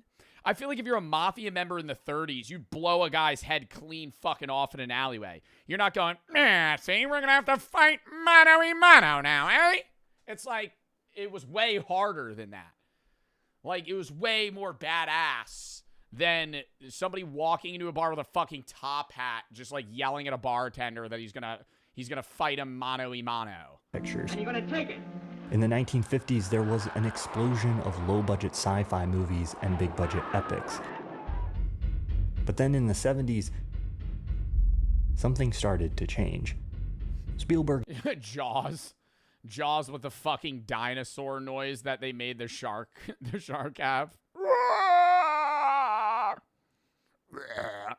Do dinosaurs, or not dinosaurs, do sharks even make noise? Jaws became the first movie to make over $100 million at the domestic box office, permanently altering Hollywood's brain chemistry. No, because I don't even think they could expel air. They have gills.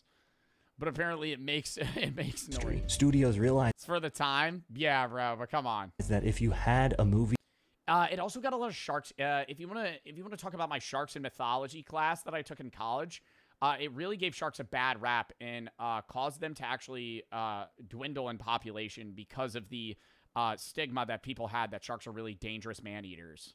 with a really simple hook So if you want to get into that, you could hit up my professor. marketed to the gills and did a wide release in the summer, you could make serious money. This was the birth of the high-concept blockbuster era, which Spielberg himself allegedly Just ask Jason Derulo. He does own a shark. Jason Derulo. Sorry. described by saying, if a person can tell me the idea in 25 words or less, it's going to make a pretty good movie. And over the next 30 years, If you could describe a movie in 25 words or less, it's a good film. That's any Jason Statham film. A plumber gets called back into action. Ex-CIA agent that now does roofing gets called back into action. British man that moved to the United States to become a carpenter to leave his life behind gets called back into action. as long as a movie had a Beekeeper you don't want to mess with punchy, high-concept gets called into action because somebody wants to use bees to smuggle cocaine. logline, original ideas across a bunch of genres were able to find blockbuster success. This is the era that gave us movies like Die Hard, Groundhog Day, and Back to the Future. But this era was the start of something else as well. Studios looked at a movie like Jaws 2, which had mixed reviews. Yo, I remember the gut-wrenching feeling of, I think it was Back to the Future 2 when he went back in time and his mom fell in love with him, and you're sitting there going, ew! Ew! No Steven Spielberg. He went back in time and it was like his mom didn't have a date to prom or some shit, and she falls in love with her son, but she doesn't know it, obviously. Spielberg, and was the continuation of a story that had already wrapped up pretty neatly. They saw it make over 200 million worldwide, and they realized that a movie with a recognizable name could sell as well as any star, director, or high-concept logline. You know where this is headed, but the change Jurassic Park didn't happen overnight. Studios used some of the massive profits from their predictably successful tentpole films to fund specialty divisions that took risks on more unconventional mid-budget original genre films, like the crime thriller Seven from New Line or a romantic comedy like Shakespeare in Love from Miramax. By 2005, while the franchise and IP-based films had already gobbled up a lot of box office real estate, there was still room for original genre movies like the comedy Wedding Crashers, romantic Good film. comedy Hitch, or action movie Mr. and Mrs. Smith. Another good film. But by the late 2000s, as the financial crisis hit, DVD sales evaporated, and streaming services started to challenge theatrical attendance, studios became more and more risk-averse, ruthlessly cutting out everything Like Human Centipede, yeah. That chatter's right. Somebody mod that guy. but the most guaranteed hit. Like Human Centipede 2. Original movies like comedies, romance, and adult dramas, high concept or not, just weren't safe bets anymore. They didn't sell well overseas. Or like Kevin James's Here Comes the Boom. Or the absolute pinnacle of comedy, Zookeeper. They didn't convert into franchise. Or the actual pyramid peak that is Paul Blart Mall Cop 2. Ramen in the Noodle. Thank you for the fucking 25 subs. Thank you for the sub. Thank you for the 25 gifteds. Dylan and Prince, thank you for the sub. Let's Speak on Arrival for the sub. Gangsta, thank you for the 3-7. And Hayes, thank you for the sub. Roosas, thank you for the 2,500 biddies. I've been here since 3K viewer days. Wanted to say thank you for what you do. You're really an inspiration to me. Thank you. Solid and Senna, thank you for the sub. Raccoon, thank you for the 5 gifted. Stokie and Solid for the sub. Q, A and Elijah, thank you for the sub. T Zizzle. Jane Notorious Low-Key, thank you for the sub. PRX and Robin, thank you for the 25 gifted. And the specialty divisions that once made them got cut. And while the studios were cutting back on comedies, dramas, and romance films, these more dialogue-focused genres were blossoming in the new golden age of TV and the rise of streaming that followed. Streaming also killed the DVD rental market, which had been funding original genre hits for years. What happened? What happened? A movie like Fight Club could flop in theaters, but then more than make back its budget thanks to DVD rentals. Genre pieces like Michael Mann's Black Hat, Guy Ritchie's spy thriller The Man from U.N.C.L.E., or Shane Black's buddy comedy The Nice Guys all I just watched The Nice Guys, bro. Oh my god, what a good fucking movie, dude. thrived in this. The scene where I was just talking about this, the scene where he like wraps his fist with a towel and punches a hole through like glass, but it doesn't cover his forearm, so when he pulls his arm back, it just like slits his forearm open, and he goes, oh, that's a lot of blood. And it's just like full dripping down his arm. It's like first 10 minutes of the film. It's a spoiler, bro. It's literally the funniest part of the movie. Rental market. Studios like Netflix, Apple, and Amazon Prime didn't just destroy the DVD rental market, they swooped in and took over the production of these kinds of genre action and comedy hits. Bro, but they don't even try on them because they don't go to theater. They just create movies that just go straight to the catalog on like Hulu or Netflix, but they're just like straight up B watches or like type B content. Like it's not type A where you're going to sit there and you're only watching it. It's like you're scrolling on TikTok and then in the background you have 72 hours on, which is probably a shit fucking comedy. I haven't seen it, but like any comedy movie that gets just like straight up instant released is like 9 times out of 10 terrible. Pizza Movie was good. Some of these movies That's a new one. are still getting made, but studios give them little to no theatrical run and 72 Hours is peak. It wasn't bad. dump them straight onto streaming, so they've all but disappeared from the box office land. I don't know. When I see slapstick raunchy comedy starring Kevin Hart, I'm going... the box office landscape. But how come during all of this, while every other genre film was being picked off one by one, horror didn't just escape death, but Kevin Hart plays Kevin Hart in every movie. No, Zeusy, you're right. That's why it works if there's a movie that needs Kevin Hart, and if it doesn't work. Jumanji, great movie with Kevin Hart. Kevin Hart playing Kevin Hart does a great job, right? Another movie where it's like Kevin Hart playing Kevin Hart, it's a more serious comedy. It just doesn't work. grew stronger than ever. And it's like The Rock and Kevin Hart, and the duo's just The Rock being like really smolder, serious, chalant or nonchalant, and Kevin Hart's like the aggressive short guy, and the duo, I just can't do it. What makes a good horror movie? You might want some interesting social commentary, an original catchy idea, inventive visuals, maybe a good cast. Quality filmmaking is always a plus, a sense of atmosphere. Let's not show Barbarian. That's a low light. But ultimately, the bargain... I will forever shit on that film. I don't know how it has 95% positive reviews. I just can't get over that. ...of horror as a genre is that it promises to deliver an experience, to evoke 25 words or less describe Barbarian. Double-booked Airbnb, creepy incest cavern, boob monster you have to suck on its tits to survive. Barbarian, naked incest boob monster harasses Airbnb goers. something very primal. Really saggy boob, like dirty boob monster.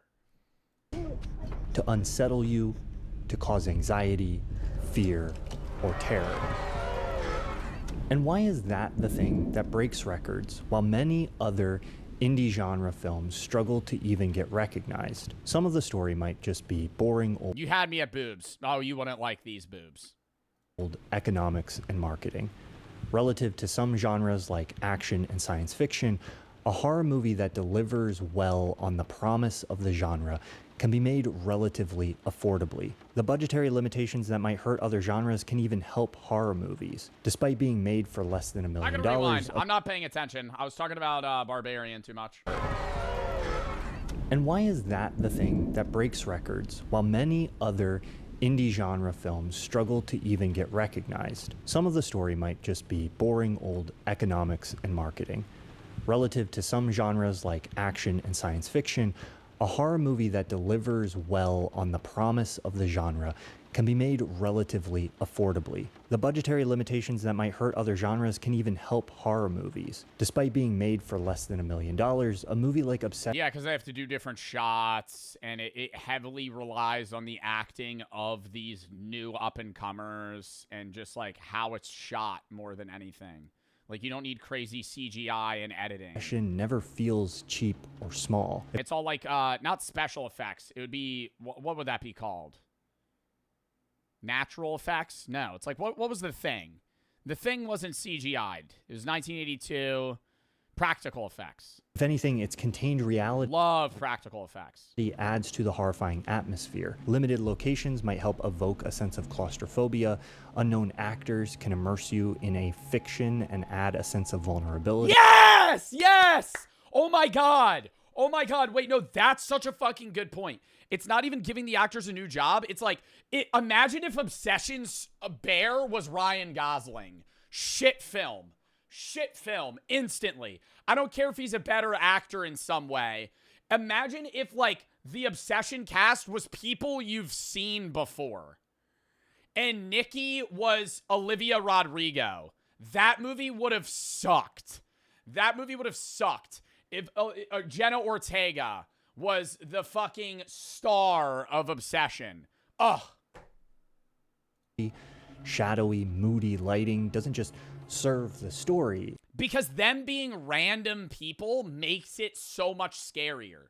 Because you get involved into it. When I watch a Jason Statham film now, I'm never going, oh, his name's Rick Owens. Oh, his name's Rick Almighty. No, that's Jason Statham. Jason Statham is Jason Statham in every film. Dwayne Johnson is The Rock in every film. And Kevin Hart's Kevin Hart. I'm not sitting here and going, oh, this is Mark this time. Nope, that's Dwayne Johnson. It can also help cover over more affordable production design. And done well, the suggestion of a monster can be far... Rick Owens. I did say Rick Owens. Who is Rick Owens? Is that like a WWE wrestler? No, that's a fashion designer. Sorry, Rick Owens. I don't know why I said Rick Owens. Scarier than the most expensive CGI creations. On top of being cheap to make, horror movies are easier to market.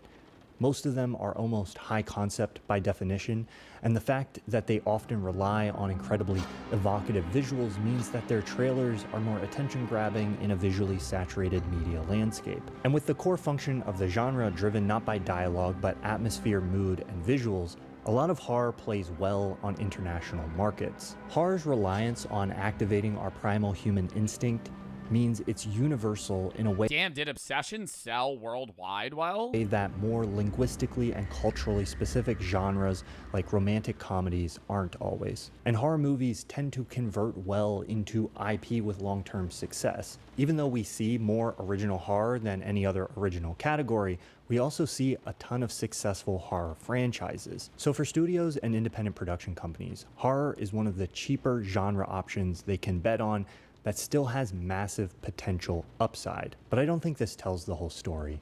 I don't think audiences are just passive consumers, greedily gobbling anything the studios will shove down their throats. The biggest thing that propelled the success of Obsession was word of mouth. If marketing budget alone decided box office return... Yeah, you know how hard it is to get somebody to watch a movie and be so happy about it that they go to their friends and say, you need to go see that? Like, that's the most valuable thing.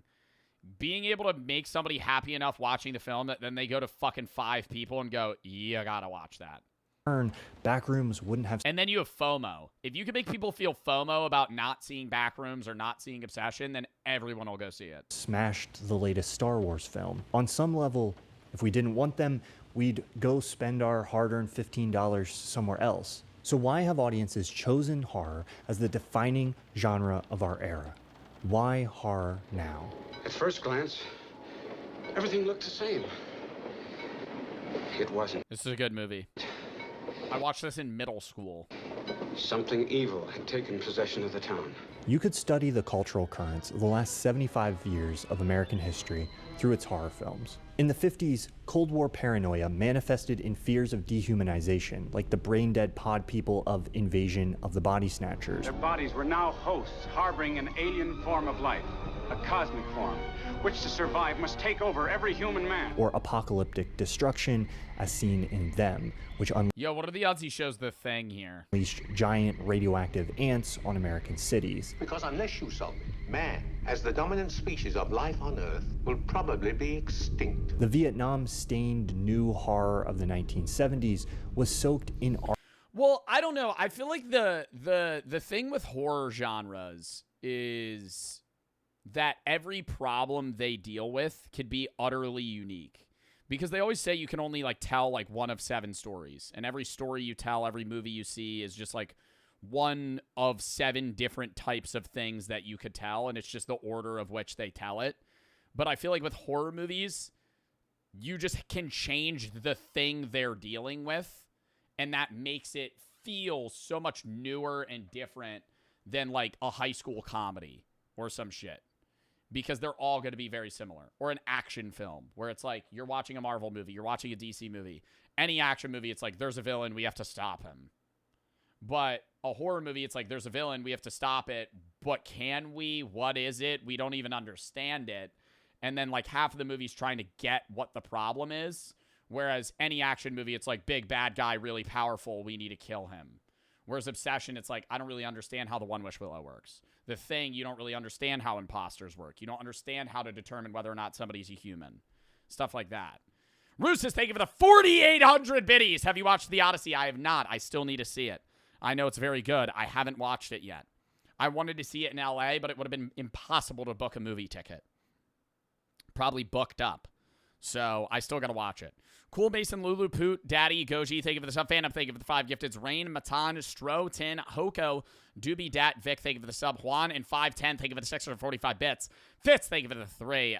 Easy and Ben, thank you for the sub. Retired and Mister, thank you for the 5 gifteds. Or not the 5 gifteds, 500 biddies. Arbitrary brutality, distrust of authority, and at times, like with The Last House on the Left and the Texas Chainsaw Massacre, outright nihilism. The Reaganite 80s saw a wave of... Okay, there was a video I made like 6 months ago where I talked about scary movies and people like shit on my opinion a lot. And I think they didn't really watch the film, but I did have some shit takes there. And I do want to admit there was a difference between a movie being scary and a movie just being a horror movie. And I used the term scary incorrectly. I was saying that like horror movies, the best horror movies are psychological horrors where they get you like deeply uncomfortable rather than jump scare-ish. Like I wasn't advocating for jump scare horror movies. Slashers like Friday the 13th and Halloween. These franchises pitted aspirations of youth liberation against the paternalistic, conservative morality of the time. You don't get smart. Me? You blame everything on kids. These are just a few of the many undercurrents that can be traced. Stephen King, in his 1981 treatise on horror, Danse Macabre. Wait, hold up.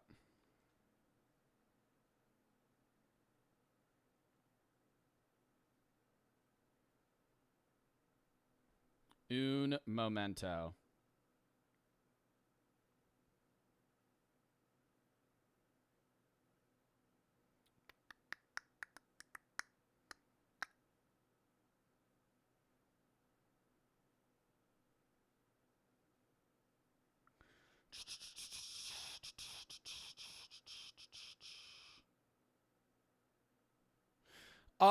Vi and Anna for the sub. Fitz, thank you for the 3. Roos's, thank you for the 400. Not 400. For the 4,800 biddies again. Somebody dream Scream. Is that true? Or no? Eat an edible. No, it's first day back, bro. Come on.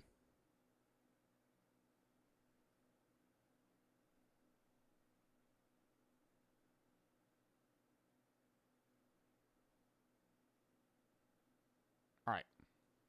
Wrote, the horror genre has often been able to find national phobic pressure points, and those books and films which have been the most successful almost always seem to play upon and... Sorry, I gotta deal with this still. Some fucking bullshit right now. Sorry, hold up.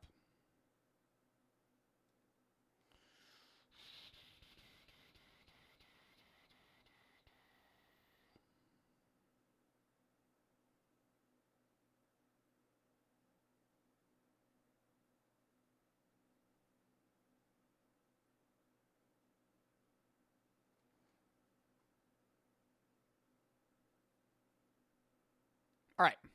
Express which have been able to find national phobic pressure points. And those books and films which have been the most successful almost always seem to play upon and express fears which exist across a wide spectrum of people. Sometimes horror can be made and sold explicitly with these allegories in mind. Someone like Jordan Peele can use a movie like Get Out to examine the horror of racism in America. But other times, these cultural anxieties are translated through horror more unconsciously. George Romero, who made The Night of the Living Dead, has denied that any allegory in the movie was intentional. But the film, through both Romero's direction and its popularity with audiences, still managed to tap into latent anxieties about a polarized 1960s American society cannibalizing itself. Whether intentional or not, horror is an expressionistic medium. It uses imagery, situations, symbols, and worlds to both express and tap into the prevailing cultural fears and societal anxieties. Obsession explores the horror of coercive romance and sexual assault, and it's not surprising to me that it's resonated with a young audience amidst the rise. Yeah, I think that is part of the reason why Obsession's so popular too, is because you've never obviously been in a relationship that's this bad if you've ever seen the movie with like Nikki and Bear, but you probably have been in or know somebody that's been in an obsession relationship that in an extreme blown out version would be this. So it's like there's a level of realism to it where you feel so much more immersed because it's so much more realistic. That's why I like this horror too. And I like horror genres in general that deal with something like, obviously, the One Wish Willow doesn't exist. If you used it, it wouldn't actually make Nikki fall in love with you. But it's a lot scarier to deal with a human that's really creepy and obsessive than, like, the Boogeyman, you know, or Jurassic Park dinosaurs. Like, it's a lot scarier to have the horror aspect be something that's uncanny but human instead of something that's just a monster. Of heightened anxiety surrounding dating and romance. It makes like it ropes you into it more. Sense that the 2011 virus horror Contagion saw a resurgence during COVID. Can I call someone? Call everyone. But why do we seek out horror movies about things we're already afraid of? You see her! It helps you deal with them. I have to see her! Please, Holly, tell me that you see somebody! I think it's because anxiety and fear are incredibly repressed in our society. Want to see anger? Just go online. Sadness? We often collectively mourn, though perhaps not as well as we could. But I find it's rare to hear someone openly acknowledge their fears and anxieties. In her book Feeding the Monster, the author and film critic Anna Bugaskatsia writes that horror is not about simple voyeurism, about looking at someone being butchered or haunted. It's about feeling what they're feeling. Horror provides a contained outlet, an experience of gathering together socially to literally face our fears. When that motherfucker Bear is sitting at a round table and Nikki stabs herself in the face with a fucking glass bottle and he goes home that night and doesn't tell anyone, yo, that was the cherry on top, bro. That motherfucker's an idiot. Bro, holy spoilers, it's been a month. If you haven't seen Obsessed, it's out of theater. You could watch it at your house now, okay? Let's get over it. All right, Obsession's been the hype train on social media for over a month. You haven't seen it. It's chopped. Let's just say that. That shit came out in, like, May. It's August. Where the point is not repressing the fear, but to finally actually let yourself feel it. Getting to feel repressed fear collectively. Oh, was that Heretic? That was a good one, too. In a contained context that we consent to, where we know we won't actually be harmed by what... Sinners wasn't a scary movie either. Sinners was just a good film. Like, I know it was horror, but it wasn't... Like, no part of me was like, oh, no. We know we won't actually be It's just a good movie. Harmed by what we're seeing, serves a powerful psychological... Kind of sad. Yeah. So you said the ending was sad. A sad movie, more than anything. Sinners was like a thriller and emotional. Function in our society. And there's an unapologetic sense of sincerity found at the core of horror. As Bogaskatsia says, there's nothing ironic about being scared. It is, at its best, an experience of extreme physical and emotional earnestness. Perhaps we find this to be a potent salve to the postmodern milieu of modern life, where everything is drenched in layers of irony, self-apology, and self-referentialism. Perhaps it's an attempt to do a kind of collective shadow work, to exorcise the demons that we fear by bringing them into the light of the cinema screen. Maybe all of this helps society. Maybe it's a distraction, an emotional release valve that lets off steam while we continue to avoid addressing the real problems underlying these fears. Culture is slippery and nebulous. It's impossible to boil the success of a genre down to one thing. But I think what all these explanations have in common is that they point to horror as a form of cultural expressionism. Stephen King said, "Terror often arises from a pervasive sense of disestablishment, that things are in the unmaking." And is there a better way to describe the last 15 years or so, the time during which the success of horror has been on the rise? I bet you feel it too. The sense that the world is being unmade, that you're not quite sure what it's being turned into or who it's being unmade for. Yeah, I think there's just an uneasiness or anxiety about the future that people have, but I think that's been the case for any generation ever. I don't think that's unique to, like, Gen Z or just modern day. I think there's always been like ooh, fuck, what's next? I think it's just more, there's always more on the line now than ever. Like, the world could end or it could get worse than it's ever been. Quick, right? Just because there's more power, more money, more stakes, more stuff can go wrong than before.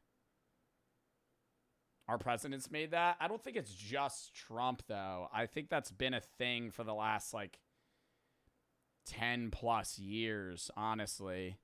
Like, I think people have just been nervous in general. I mean, yeah, maybe starting in, like, 2016. But, like, that is when comedies ended. things got a lot more grim on movies then, but I don't think that's just that.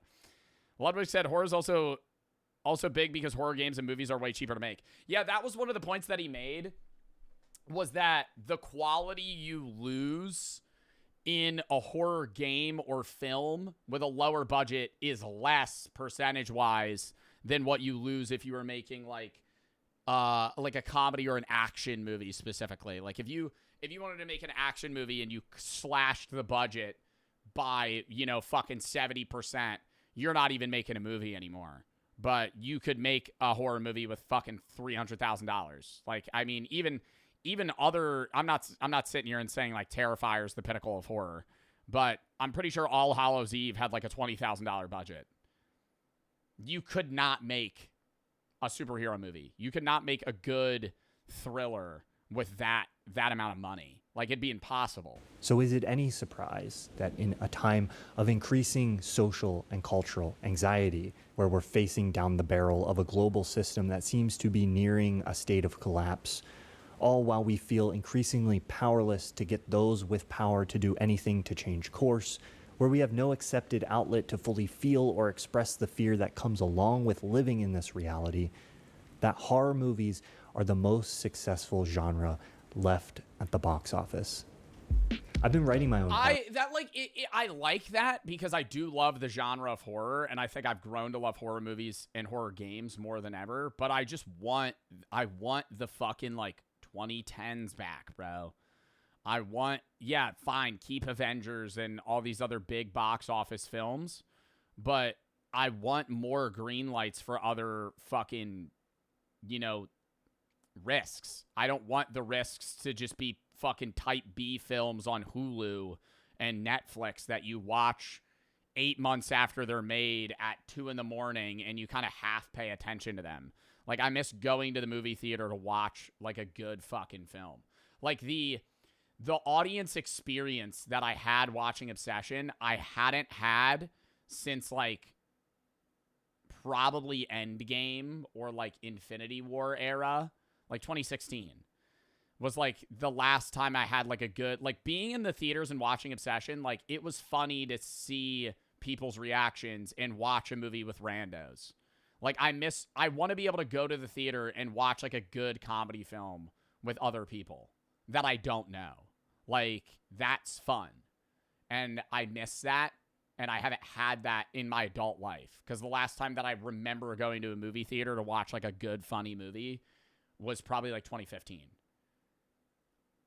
So most comedies would get people canceled now, bro. I don't think it's like a cancel wokeness thing. I do think there's a level of like I don't think they would ever make a movie like Tropic Thunder today. But I think that's like a side issue. I don't think that's the main reason why comedy movies aren't made. What about Deadpool? I will never rope a hero comedy into comedy. Deadpool is not a comedy film. Deadpool is funny, but it's not a comedy film. And it's so wide cast comedy. You know what I mean? Like Deadpool, anyone can laugh at. I'm talking, I want a niche joke. Like, bro, the Superbad scene where they're like, we need to catch a glimpse of these melons. Let's bounce. And then they run like super slow, like fucking dork-ass high schoolers that want to just go stare at a woman's boobs. Like, that's fucking dorky, right? Not everybody would laugh at that. Like, they don't, like, Deadpool, the joke is Wolverine's abs are hot and Deadpool's a little bit gay for it, right? Like, Deadpool does something stupid and Wolverine stabs him for it, right? Deadpool's a cornball and Wolverine's really stern and one's nonchalant, one's chalant. Like, it's just dualities, right? They don't have, like, Deadpool, that's not a comedy movie. Like, the jokes they're making are too wide net. Movie this year, and something that has helped me write is creating a movie. Oh my God, bro. LS, shut the fuck up. I'm timing you out. Anybody saying stop yapping, go fucking watch the video, dude. What are we doing? I never and I will never understand that. If you come into my chat, regardless of whether or not you're a longtime viewer, and you sit here and say stop yapping, oh my God, go watch the shit yourself. Board that captures the look and feel of the scenes I'm writing. This has been super easy to do with Frame Set, my sponsor. Ooh, sorry, I'm skipping that. W Video, though. W Video will like it. Back-end sponsor. The old world is dying, the new world struggling to be born. Now is the time of monsters. Ooh. Horror's the most malleable film experience. If it's bad, you and your friends can dunk on it for fun. If it's good, it's a third date movie. Being scared alone is vulnerable. Being scared together makes you feel like you're part of something. Yeah, it's like good or bad, it's still an enjoyable experience. Watching a really bad comedy sucks. Like, I can't imagine being in theaters during Hubie Halloween. Like, the grim fucking vibe of Hubie Halloween.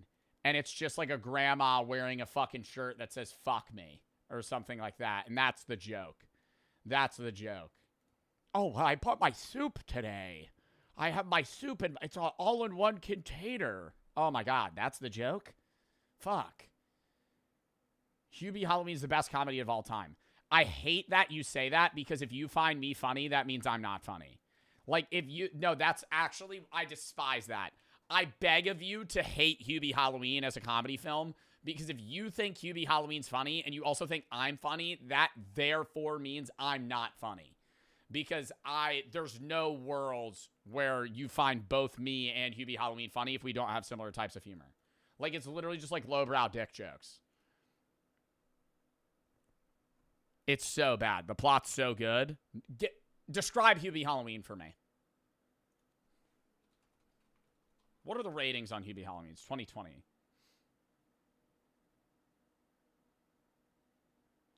In October 31st in Salem, a town's eccentric, devoted community volunteer and good-hearted nature object.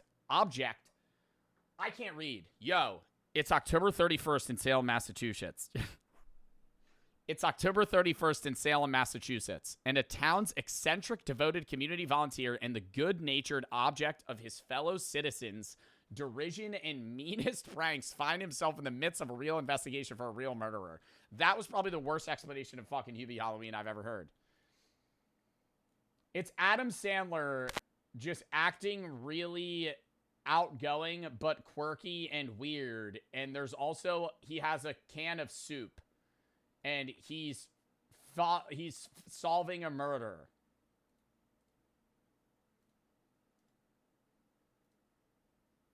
And his grandma doesn't understand penis jokes. This is it. Like, if imagine it's 2020. I don't actually think it was released in theaters then. When was Hubie Halloween released? Was Hubie Halloween released in theaters? No. Okay, imagine being in theaters and then you're like sitting there just stone cold not laughing at Hubie Halloween, and then the grandma walks on screen with this shirt and you just hear like a couple cackling in the back.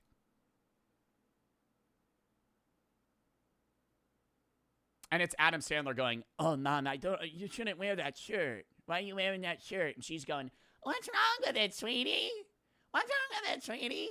Like, if I saw this grandma with boner donor shirt and I hear somebody like, like crow laughing in the back, I'd walk out. Yeah, no, you're right, Strav. I'd walk out. I'd leave. I'd go, I need to fucking get the fuck out of here, dude. It would be bad.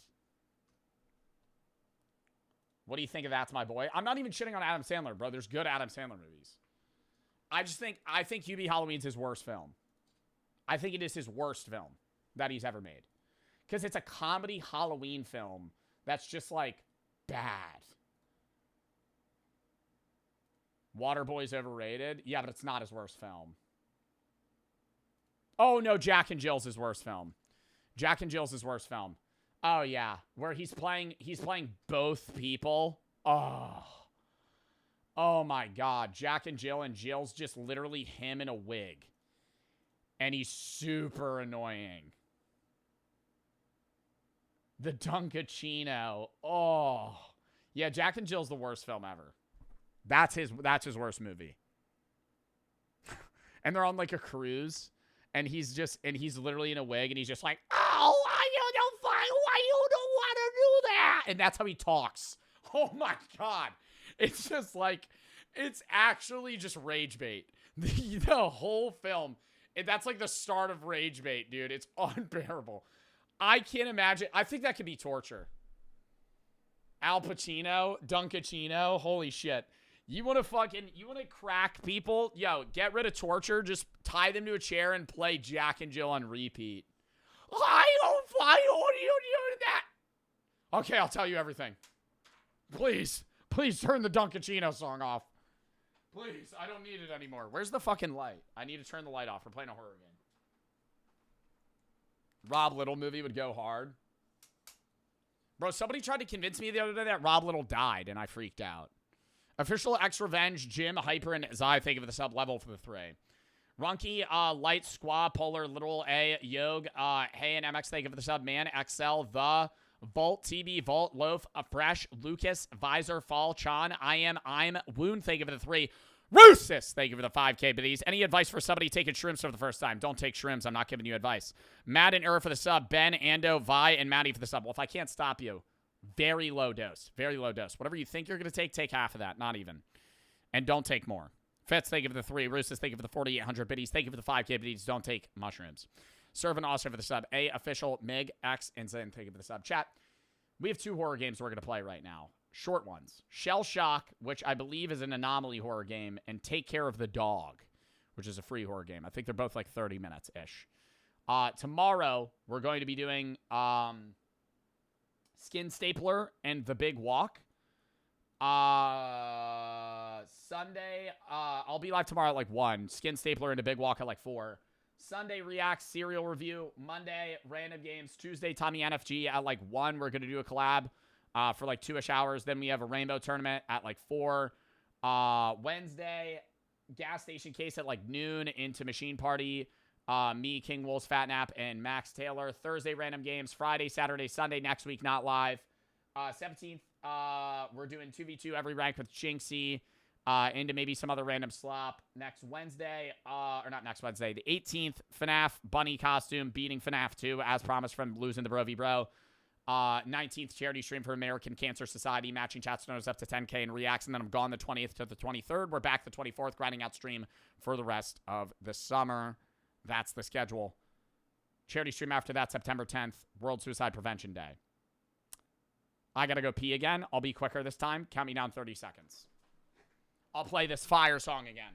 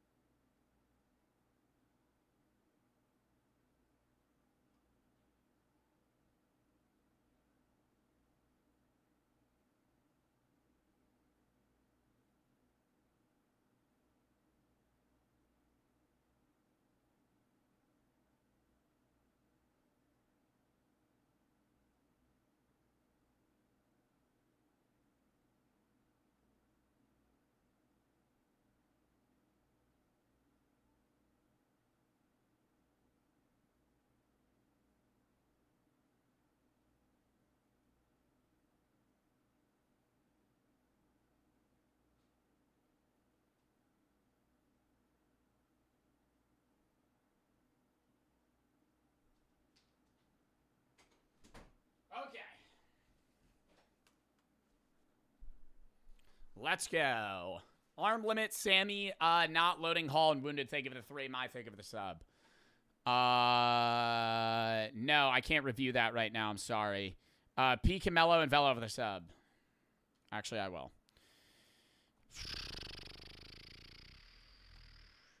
My girlfriend did a dumb chat and got banned.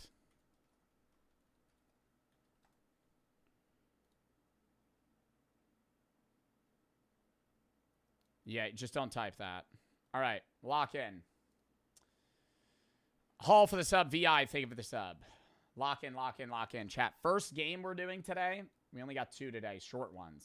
Got a lot of random games we're going to be playing upcoming, though. Shellshock. I think it's an anomaly game based in, like, World War II trenches. I might crack an energy drink here. Hold up.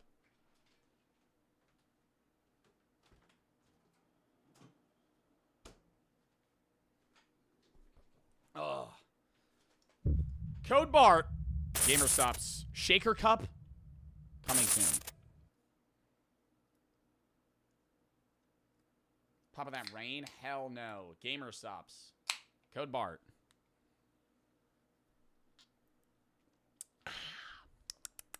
Seizure warning. Mods. Put epilepsy warning. If you have epilepsy in chat, tap out of the stream. I'm sorry. I'm sorry. Or if you have your medicine for it, or glasses, or something that can help. I don't want somebody having a seizure. We've had that happen in chat, believe it or not. I gotta change some of the settings.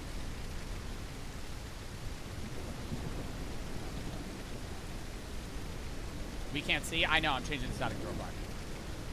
How'd you know? They told me later on. I have a few chatters with epilepsy. And they came in chat and they were like, you were playing this horror game and it was like flashing lights and I had a seizure.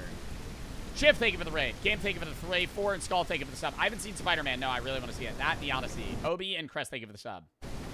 Let's go. Shellshock. Oh, it just throws me in an instant.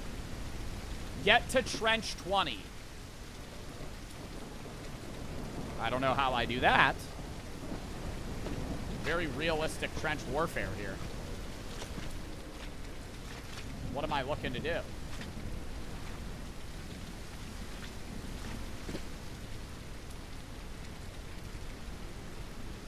What's going on here, big dog? You a little tired? Where's your other foot? Oh, there it is. Staring at the photo of your wife. Sad days, understandable. Don't poke your head above. Y'all just get clean sliced off. Another dude standing there, British flag. Another man here. They all look the same. Intelligence dispatch. This is the first trench. Every trench should be exactly the same as this one. And you should go through the door on the right. If you see anything different, go through the door on the left. If you're wrong, you'll start again.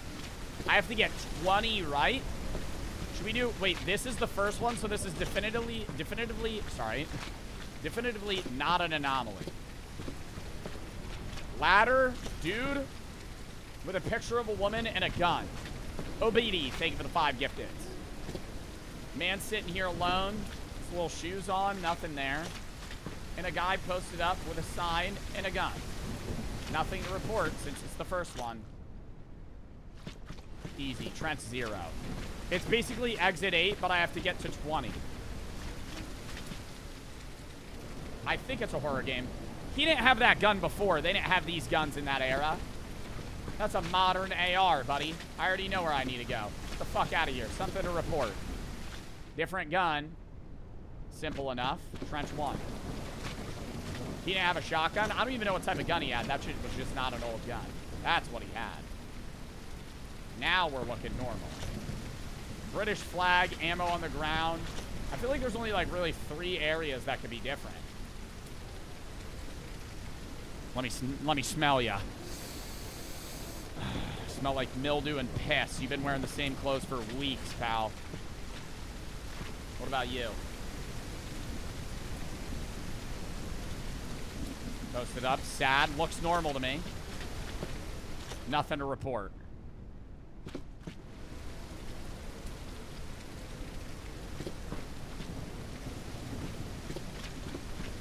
Problem. Something was there to report. This one's fucked up because that curtain was not open. What? Anomaly history? Better times, eyes are watching, gas, fear the reaper, guns fall. Goodest boy, getting warmer, the wrong gun. I missed Ratatouille. That would have been lovely. I would have asked him. Roses everywhere. Easy enough. I would have asked him to prepare me his best dish. Wait, Ratatouille's not named Ratatouille. Ratatouille's name is Remy, but he's Remy the rat that makes Ratatouille the dish. But who the fuck actually orders Ratatouille? Like, let's be real. I don't know if I remember there being a dog there. I feel like I would have gone, oh, cute puppies. Which I'll do right now. Oh, she little cute puppies. She little cute puppy with a service dog. So something's to report. We could ignore that. Getting to 20 will surely be simple enough. Already on 3. Almost a 1/4 of the way there. I feel like we kind of quick scan, and if there's nothing wrong, we do a little loop back.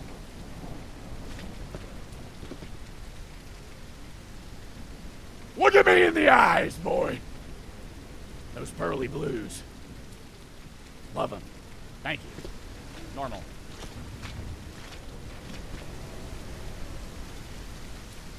I think he has shit in his pants this time. That might be abnormal.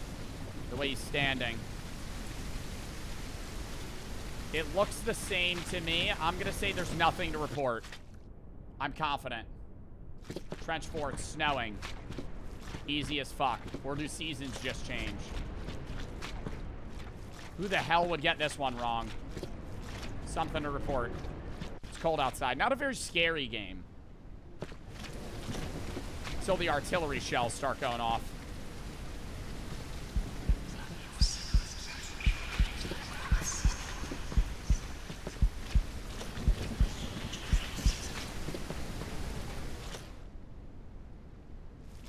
Slow door open there. Holy fuck. What were they whispering to me? If one of these fuckers starts chasing me, surely they can't kill me, right? Yo, this guy is the setup. This is kind of like a secret Fortnite gaming lounge, no? Imagine you had like a TV there and like an Xbox 360. I don't know why he's like willingly sitting in the rain. I don't remember that much ammo piled up. Is that abnormal? Is this always here?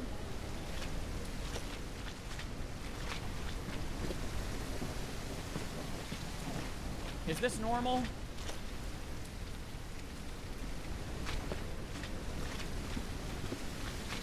Oh, check the list for ammo.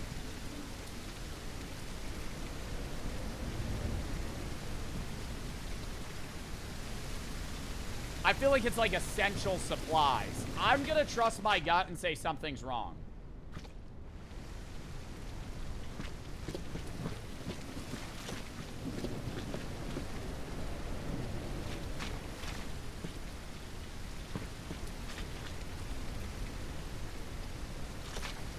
Was there a crow always here? Oh, come on.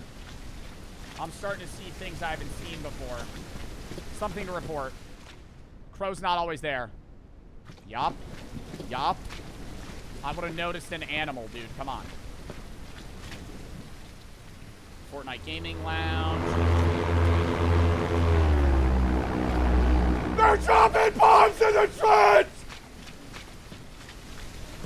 Get me out of here. Safe.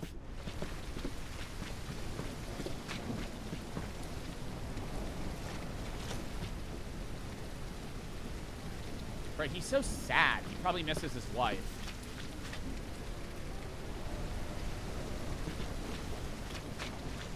You think they were gooning in the trenches ever? They had to be, bro. This was like a 4-year war. Nothing to report. They had to be. Bro, come on. How is that 0? What was the fucking anomaly there? I gotta pay attention. Like, see, those things in the sky, that's an anomaly. There's, like, Grim Reapers. I gotta look up. I gotta remember to look up more. That's a valid question. I'm pretty sure, correct me if I'm wrong on my history, this might be World War II. Wives would send their husbands, like, Polaroid images of, like, them naked to, like, goon to during World War II. I'm, like, almost certain of that. Normal. That might have been World War I. Bro, come on! Fuck! Alright, pay attention. Somebody fact check that. Is that true?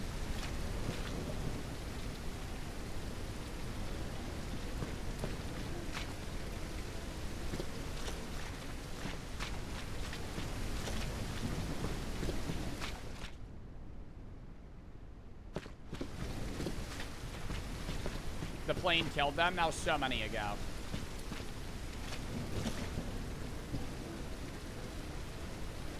I feel like it's an anomaly, like, the majority of the time.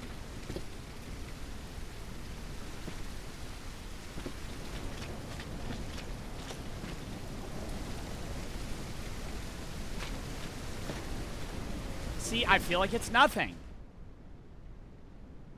Okay, good. You gotta check the board for what you missed. Oh, what, like the messages that I don't know? Hold up. I do need to slow down a little bit. I think that's the problem, is pacing right now. Ladder. Guy with a gun.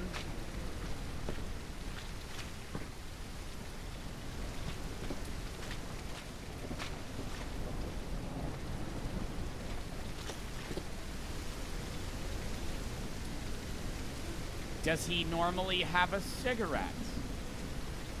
No. That's an anomaly? That's so small, dude. Not Mac. Thank you for the fucking 10 gifted subs. Thank you for the sub. Thank you for the 10 gifted.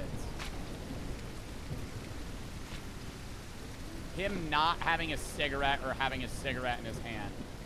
I can't believe the fucking changes could be that small. They could literally change one box here and I wouldn't know.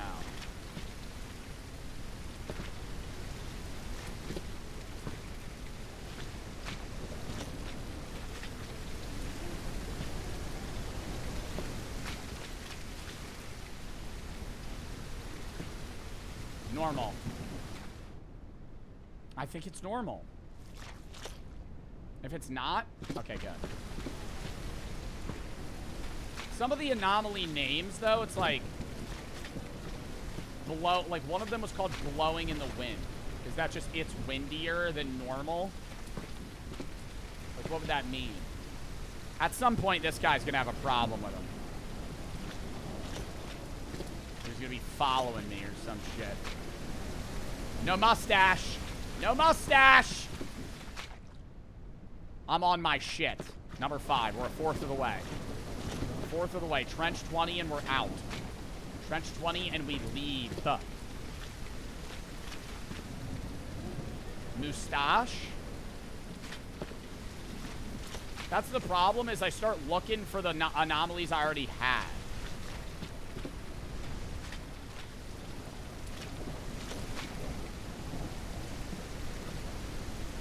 Normal.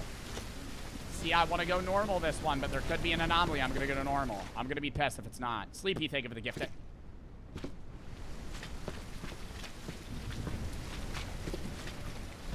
Okay, so I can't die. He's fine. Buddy, trench is burning. I'd get up and out of here if I were you. 7. Sleepy, thank you for the 5 gifted though. Grafted Big and Mig, thank you for the 3. It's Obsidian, thank you for the 5. Ethan, Noah, Finn, thank you for the sub. Mick for the sub. Now, thank you for the 10 gifted. Lana and About for the sub. Red, Sebastian, Mig, thank you for the 3. Vinny for the sub. Obsidian, Sleep, thank you for the sub. Lock in. We're at trench number 7 here. Almost halfway. This feels off, no? This feels off, no? Feel like the flag should be a little bit to the left. Or the right. Maybe I'm crazy. Am I crazy? I think I'm crazy. He's normal. No crow here to be seen. Man with a bayonet. Looks normal to me.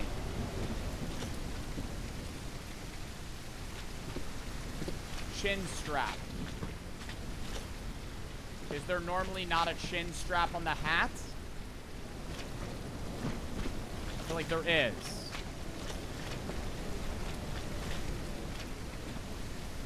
Nothing to report.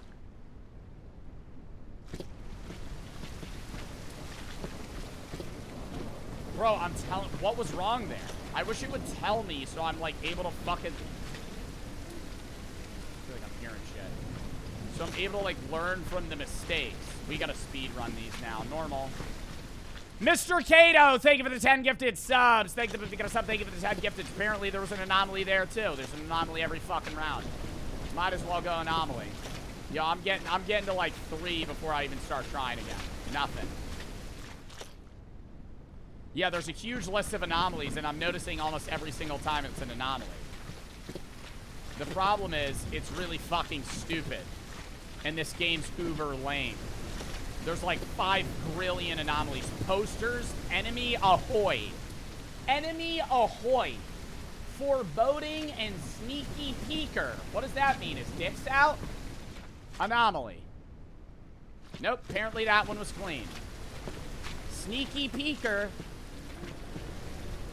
What?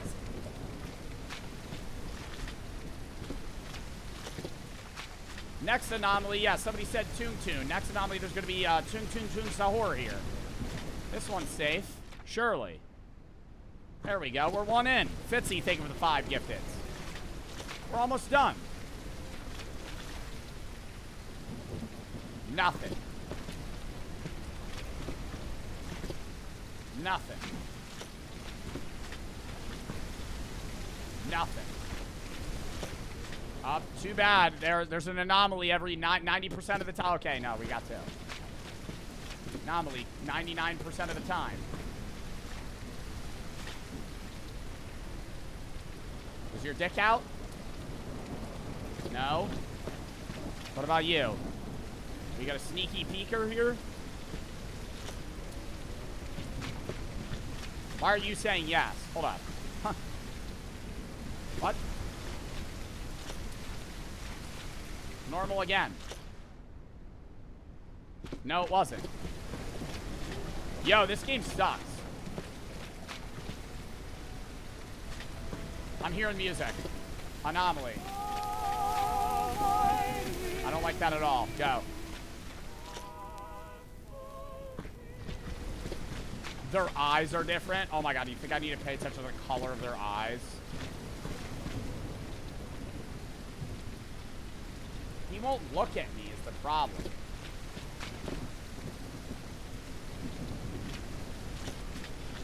Bro, it's like impossible to know. It's just these three guys. Is that SRD thing there normally? I don't know, man. Or there's smoke coming out of that fucking can. That's gotta be an anomaly. See, give me more like these. Blood Rain. Fucking piece of cake. I'm at, like, this would be amazing. The last one. Okay. Hey, everybody here's got trench foot.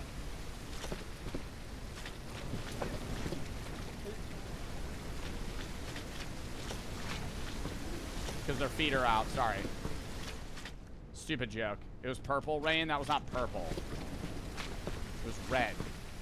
Blood red.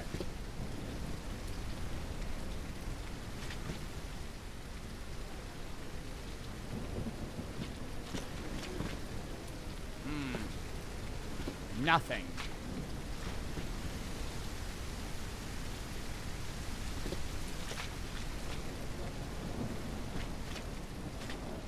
Groot, thank you for the 5 subs. Yo, this game's so trash. This game is so trash. Vault Fits, Xavier, and NCX and Fitzy, thank you for the 5 subs. Bro, how am I at 0 still? You want me to get to 20? I feel like, bro, it said this game had a 30-minute playtime. What do you think? Somebody's just instant winning? I'm gonna pay mad attention to everyone. I won't fail again.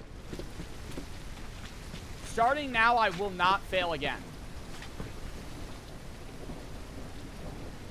Normal. Normal. He ain't there. Not normal.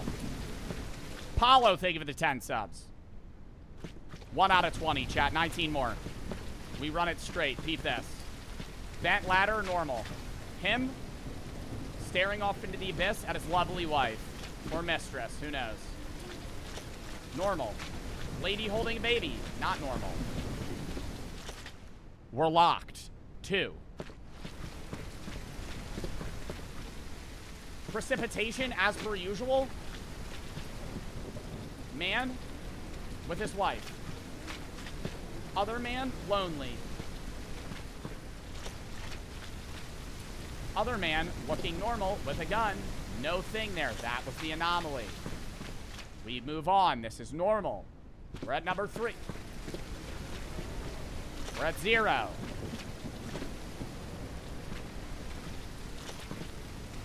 Normal. Another normal. Looks normal to me. Apparently, I miss every anomaly under the fucking sun. Maybe the barrel is supposed to be there. Who fucking knows? Let's actually check this time, then we'll know for sure. Never seen a thing wrong with this guy. This guy's just fucking bland as shit, buddy. You want to have 6 fingers one fucking time or something? Or are you going to be an absolute piece of shit? There we go. This is normal as well. 2 out of 20. 18 more. There we go. Let's go. Ladder, supplies. Man with a gun and a bayonet. His wife.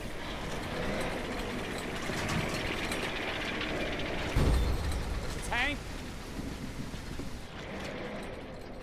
There we go. Easy enough. It's a lovely sunset. We're actually viewing the northern lights today instead of fighting in trench warfare. It's Christmas Day. Look at that. How beautiful. And back to the shit. 4 out of 20. Nothing. Raining. Ladder. Man. Green hat. Is it normally green? I don't know.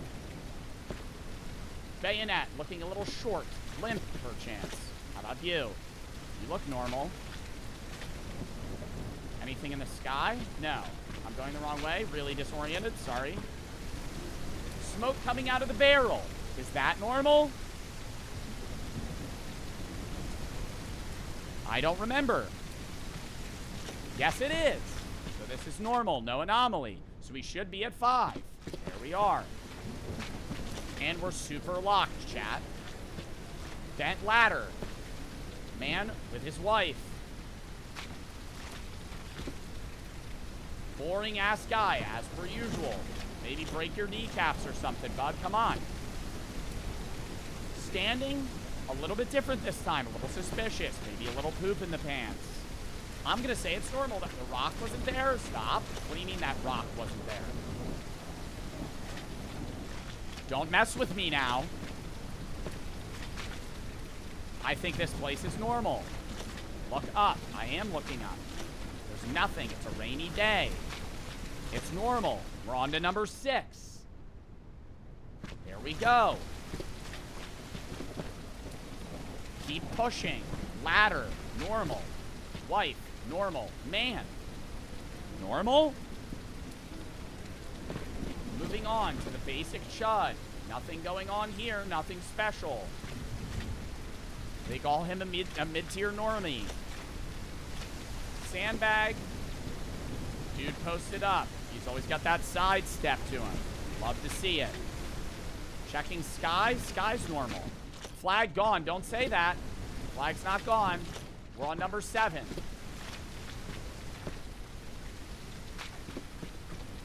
Ladder. Man. Wife. A lot of normal ones here. We need an anomaly here. Anything wrong with you?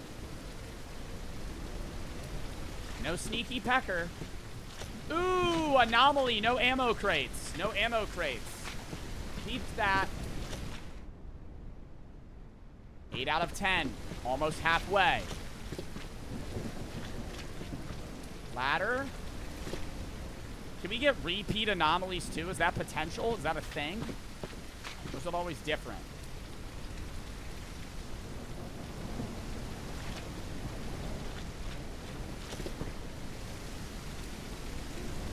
He's a little more sporadic than normal. Maybe I caught him at a bad time. Anglo-Persian oil. I don't remember that saying that.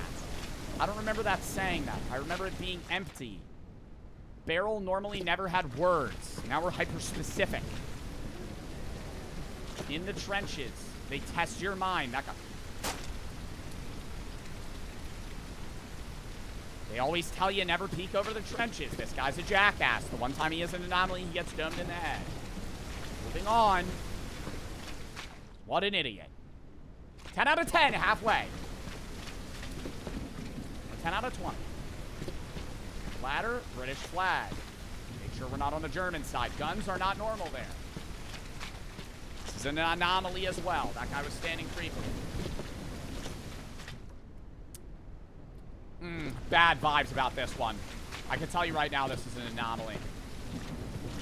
Certain of it. They have gas masks. Knew it. Knew it. Oh, we're cooking. Oh, we're cooking. 12 out of 20. This is the run.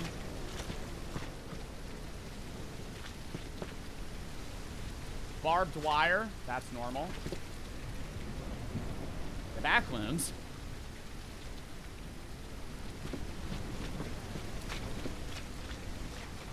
Anomaly. Stay in character.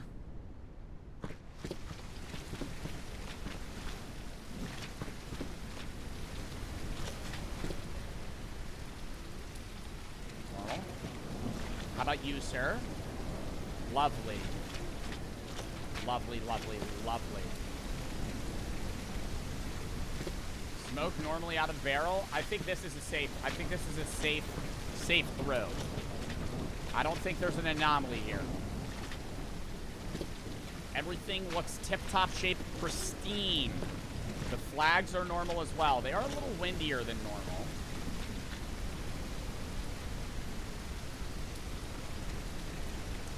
See, now, am I basing whether or not I'm going to say an anomaly based off the tempo of the flag?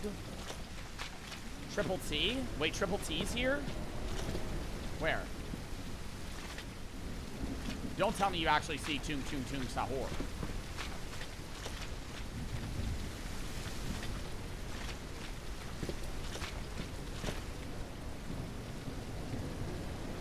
Poster's fine. Or are you saying the poster over by this man? Nope. False flag? No.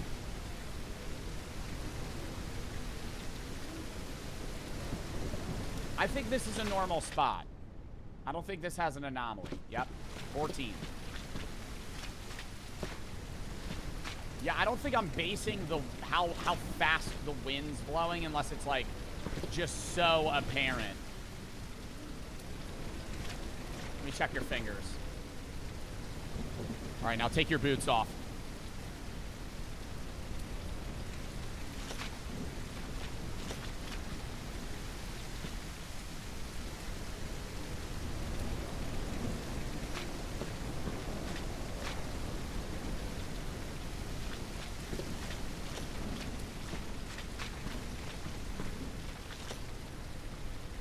I think this is also normal. No anomalies here. Nada. I hate that. There's no ammo box? There is an ammo box. We're on 15. You're wrong. 5 more. 5 more.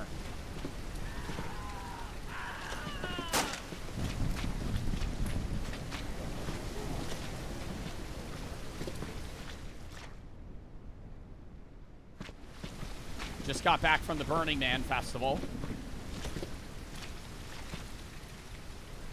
Nothing. His outfit looks a little special. I don't have a gas mask. When did the mustard gas start leaking through? 17. 3 more or 4 more? I'm on 17. I need to get to 20.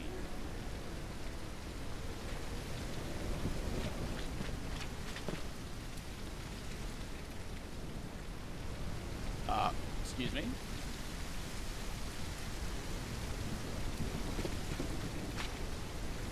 Normal. I know it is. All right, big trench warfare here. I just heard a mortar land. I'm going to keep it running. We're going to keep it going straight. Thank you. Thank you. Have a wonderful time. 2 more. 19.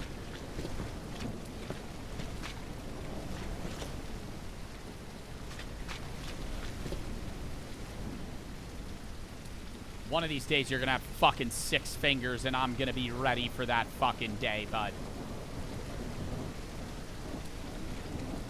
Today's a 5-finger day. It's clean. Trench 20. Is this it? Jeej. Wait, no, don't look up. Why would I look up? Do not look up. Do not look up. Do not look up. No, don't climb the ladder. Don't climb the ladder. Don't climb the ladder. We saw what happened to the last guy. They said don't peek over the trenches.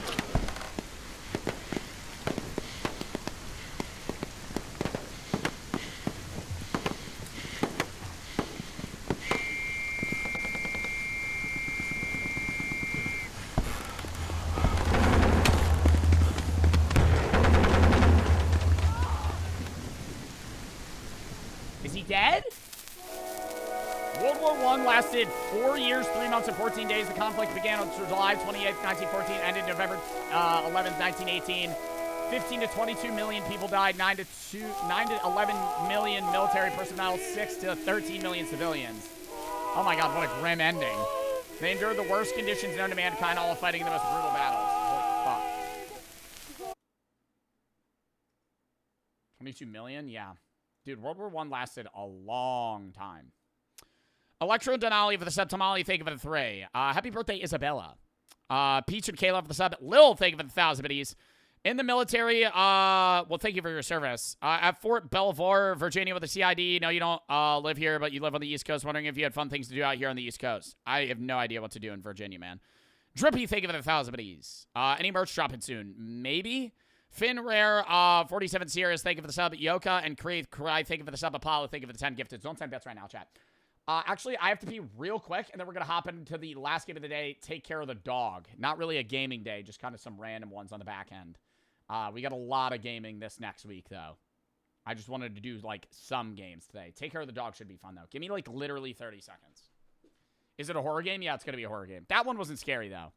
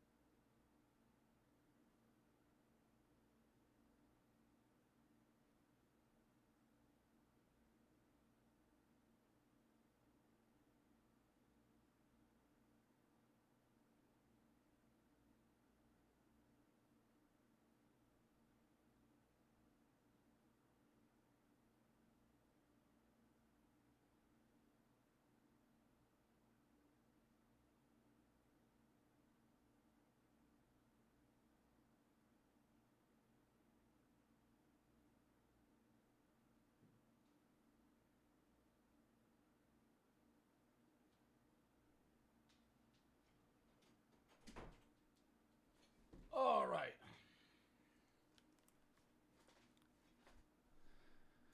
We're back. Ground Sasquatch, TT, Asteroid, The Dominator, Steven, Nuke, Space Perky, and Cooper, thank you for the sub. Tamales, thank you for the 5. Cooper for the sub. All right. Are Kai and Speed ever beating bosses in MC? When do they start that? Is it today? Yeah, I heard that Kai and Speed are doing a marathon where they have to beat every major boss in hardcore. They're going to be live for like a month. It just started. And I'm pretty sure they beat the Ender Dragon together, right? It's just, dude. In the same hardcore world, having to beat... What is it? They're beating the Ender Dragon, the Warden, the Elder Guardian, the Wither. Is that it? I think it's those 4. It can't be that hard. I mean, the problem is what they need to do is not speedrun the game. What they need to do is actually just do a Let's Play. Rip a hardcore Let's Play. Probably fight the Wither, the Elder Guardian, then the Ender Dragon, and fight the Warden last. Or do you get the Warden out of the way? Warden sucks. You can have full prot 5 and get 2-tapped. With Gapples. Like, what they should really do is just spam farm Totems of Undying and just pray that they beat the Warden, and then it's easy. Like, they should really do that. But the problem is, I think they're going to speedrun it, and they're just going to fail. I think they're going to fail like 100 times before they actually are able to, like, lock in. Wow, his setup's crazy. Look at this. Boss already, it starts over. Once it gets to the 10-day period, everything starts over, even if we already did kill the boss. So once we get to the 10-day period, we will have to kill every boss on hardcore. So for the first 10 days? But it doesn't have to be in one run. Chat, are y'all following? Chat, are y'all following? Yes or no? Regardless, are y'all following? Hardcore. Are y'all following? Yes or no, chat? Are y'all following? Yes or no? No. How are they explaining this? They said fairs. They said fairs. Yes. Okay, fairs. Okay. What they saying over there in your chat? What they saying over there in your chat? My chat saying yes. My chat saying yes, King. My chat just said yes. Exactly. And Meme Hub said... So they don't need to beat them in one run? It's just they have to beat them in general. We just become Minecraft YouTubers for 100%. For the rest of our lives, bro. But we're going to give a 10-day gap to do it in one run. After that 10-day, we will be able to focus on the Wither on hardcore. Focus on the Ender Dragon on hardcore. Oh, so in the first 10 days, they have to beat all 4 in one run. But after 10 days, they're allowed to just tick off the Warden, die. The Warden's still ticked off. And then they could go on to the next one. I mean, yeah, I don't think that's bad. But it makes the challenge 10 times easier. Because then you could just doom Q fight the Warden until you beat him one. Really what they're going to need to do is bow him. Literally just fucking prot the warden. Have him chase one of them, and then the other one just bow him to death. You're not doing that? I would not be able to do that. I would suck. This is going to be... they're going to be live. They're going to be live for like 2 weeks. Minimum. Like, certainly. All right. Take care of the dog. We're playing next. Caleb for the 4. Mr. Thank you for the 5. Pat, thank you for the 3. Nicholas, Mr. Cato, thank you for the sub. Space, thank you for the 5 gifted. Mr. Cato, thank you for the 5 gifted. All right. Lock in. What is the name of this game? I literally just forgot. Take care of your dog. Oh. That's full screened. All right. Take care of your dog. It's a little golden retriever on the inside. Look at him. I know you're barking for me, buddy. Hold up. Let me come inside. Can I give you pets? He's a good boy. Follow the dog. I love the music we got going on right now. Why is the food bowl in the middle of the fucking yard? Get the food in the basement. Why is the food in the fucking basement? If the music just ticks off. I can't look up or down. I can only look left and right. Oh, this is horrible. Why is there a crack in the wall? Oh, this is like the back rooms, dude. There's just a stop sign here. What the fuck am I looking for? Oh my god, stop. That scared me. What was that noise? I gotta remember which way I went. Like, what if I get lost? I think it's right here. Yup. Goated memory.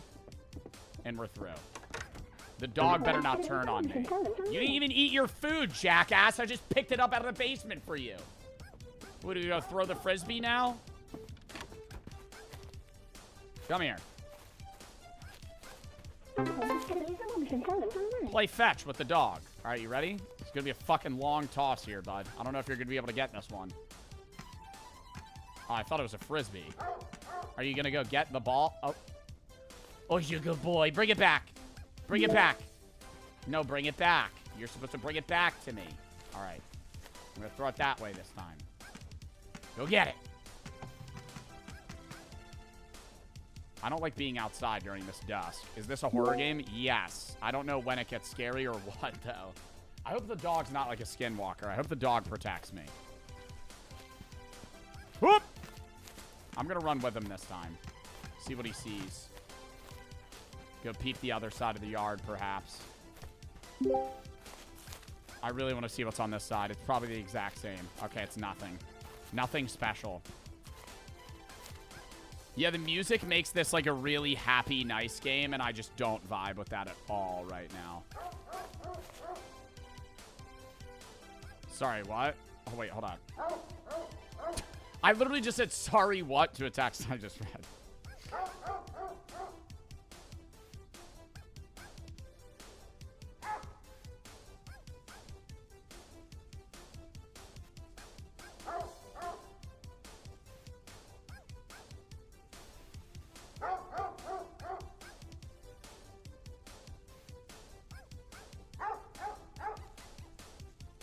All right, lock in. He's losing it? Yeah, I'm losing my fucking mind, dude. The weed brain's going to me. This is literally a balloon. It's not even like a frisbee or a ball. The problem with the game is how upbeat and happy it is. Like, eventually, it's just going to get really fucking scary. I don't know when this ends. Can I stop playing fetch with you? I don't want to keep playing fetch. Here, take the fucking ball. Can we go inside now? This is boring. Oh, he's upset that I said that. I'm sorry. Oh, you look tired, baby. Now you look just like my dog, Daisy. You look just like my dog, Daisy. Wait, what did that say? It said get the something? What?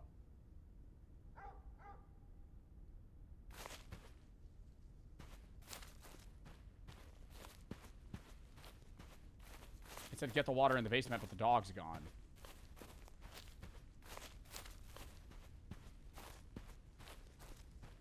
Where'd he go? What is this? Oh, don't tell me the dog's dead. I'm gonna fucking freak out. Is that a brick? How do I pick it up? I can't look down. How do I look down? Why is there a brick? Oh my god, why is there a brick by my bedroom window? fuck this.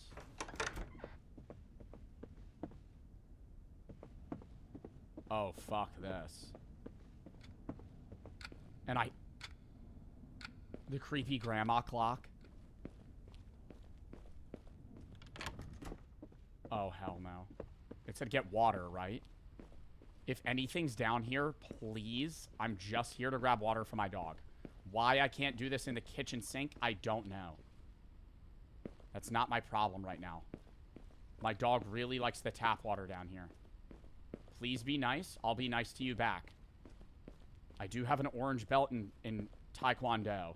Oh, there it is. I watched Kickin' It growing up, and I learned a few moves from that. I hear you shaking your keys. Please don't be down here with me. I don't know what that noise was, and I don't want to find out. I'm going to walk back now, thank you. Oh, there's boxes.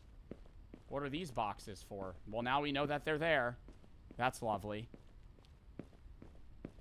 Kickin' It's a good show, it is. Oh, a key. What is that for? What is that for? I heard that was the noise that I heard earlier. What is the key for? Was there an area that I couldn't go in? Oh my god, how the fuck do I get back? Please get me out of here. Please get me out of here. Oh, holy fuck, thank fuck.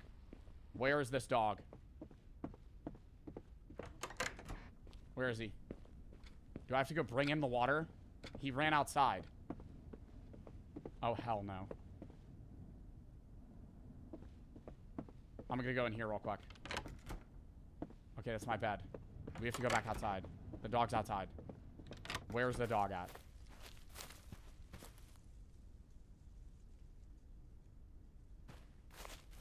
Buddy. Where'd you go? You're not supposed to be rolling in poop right now. I don't want to give you a bath or anything. Is that a man or an ape? What is that? Who are you? It's time to go to sleep. He is not hungry anymore. He is not hungry anymore.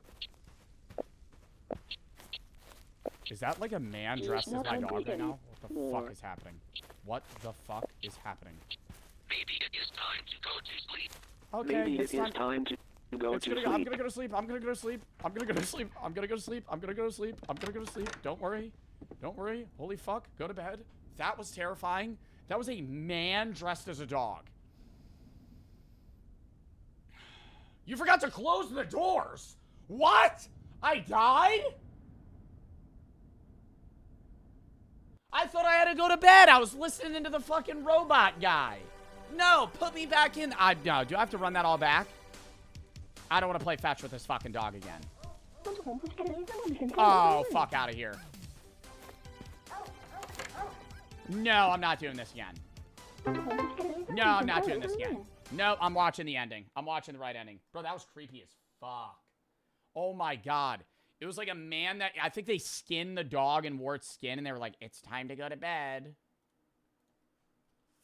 Take care of the dog endings. That's it? Yeah, I mean, bro, it's a free game. Oh, there's like 3 different endings? The fuck? Yeah, death ending. How was I supposed to know that I'm supposed to shut all the doors? Oh, wait, death ending is he gets you. Maybe it is time to go to sleep. Oh, that's uber lame. He is not hungry anymore. He is not hungry anymore. Dude, the robot voice is the creepiest part. So does he just get in? Yeah, but how do you shut the doors? The true ending. I'm having a bad feeling about this. Oh, you could, the key, you lock all the doors. And then you go to bed. The brick!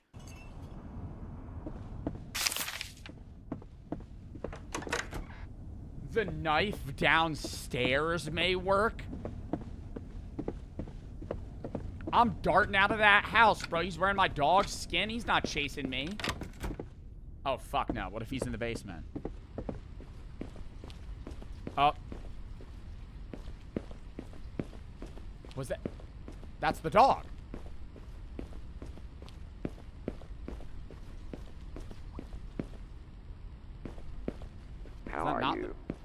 Oh, take care of the dog. Oh my god.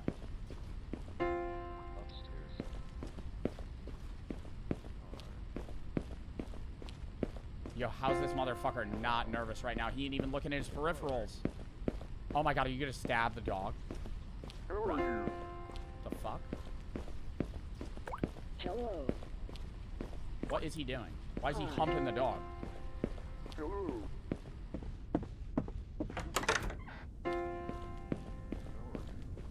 Yeah, he's gotta go outside. Yeah, he's trying to kill it. That's the actual dog. The real dog's in the basement. Bro, you gotta go outside. What?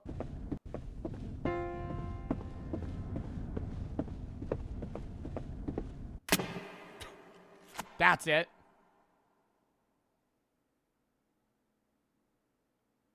Bro. What? Oh, a portal? Does a portal suck him in it? Don't tell me he's getting... Is he gonna get probed by it?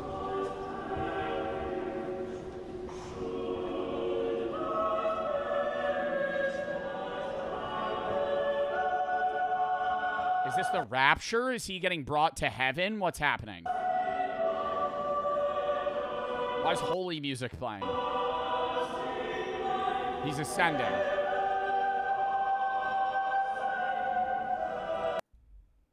And then he just disappears. And that's the game. Wow, holy cinema. I mean, I understand why people recommended that. That's actually fucking amazing. That might be game of the year, dude. We gotta fucking elect that. Is there still time to submit that for game of the year, or fucking 8-minute playtime? All right. Chat, we're gonna call that there. W stream. If you have any videos you have to watch, games you have to play, videos, shut games, just appetite for videos that watch games I play. I'll be live tomorrow at like 1 EST. We're going to be playing all of the Skin Stapler. We played the demo for it, and it was great. So we're going to be playing the full game tomorrow into Big Walk with me, JoJo, and some others around like 4. Sunday, Weave Reacts. We'll watch that Jiao video, a bunch of other videos into the UK versus US serial review. Monday's a full random game day. We're going to be doing a weird game about sausages, Salamander County Public Television, probably Mold Rise, maybe Foghorns Drown, so like half horror, half random. Tuesday, Tommy NFG, we're going to be going over chat's unpopular or, I guess, controversial takes and controversial gaming takes. We're going to do the main one for his channel and then the gaming one for my gaming channel. And then we're doing a 2v2 Rainbow Tourney with Jinxie. I might not be on his team, but I'll be in it. Wednesday next week, gas station case at like noon into Machine Party, me, Fatnap, Max Taylor, and King Wolves. That'll be an early stream. Thursday, random game day. Friday, Saturday, Sunday next week, not live. 17th, probably 2v2 every rank with Jinxie, maybe Machine Party with like Ron and Jinxie and some other people or other party random games. 18th, FNAF 2 till we beat it in the bunny suit, random shit. 19th, charity stream for American Cancer Society and Reacts. And then I'm gone the 20th to the 23rd. So I'm on for 7 days, off 3, on 3, off 4. Then we're back basically for obviously rest of August, then all of September. And we'll probably swap to our like school year stream schedule like last week of August, where I'll start streaming at like 3 p.m., 3:30 weekdays, and then still whenever on weekends. But yeah. Until then, we're still summer schedule. But appreciate y'all. Glad to be back. Hope you guys had fun watching. I had a fun time streaming. Thank you to everybody that followed, sub, donor, etc. And we're going to call that there. Who do we want to raid? Psycho Beads, Zan for the sub, Victoria for the 1,000 biddies. Caps, thank you for the 1,000 biddies. Watch the video on why I don't believe in God, same views as you. I just haven't been able to articulate it. My question in the video about a year ago, have any of your views about the topic changed since then? Not really. Penge, Cat, D, and Central for the sub. Fish, Caps, Creep, and Steam, thank you for the sub. Who do we raid? Zusie's doing Skin Stapler. I would raid him, but I'm playing that game tomorrow, so I don't want to spoil that. Chris is on August night.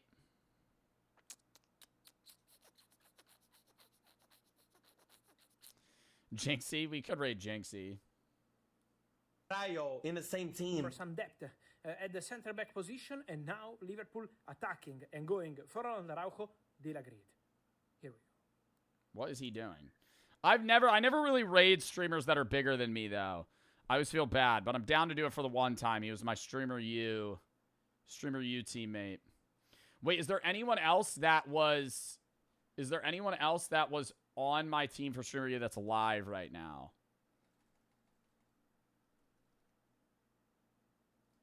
No, Yana and Mari. Is Mari live? No, none of them are live. Not Streamer U, Streamer Games. Sorry. We'll raid Junko. Why not? This will be a one-time, though. I like rating smaller streamers normally. All right, appreciate y'all. Hope y'all had fun, and I will catch y'all later. Saving its for the sub. I will see y'all tomorrow, 1 p.m. EST. Be there, be square. Peace. See you guys tomorrow. No, you didn't. I don't think.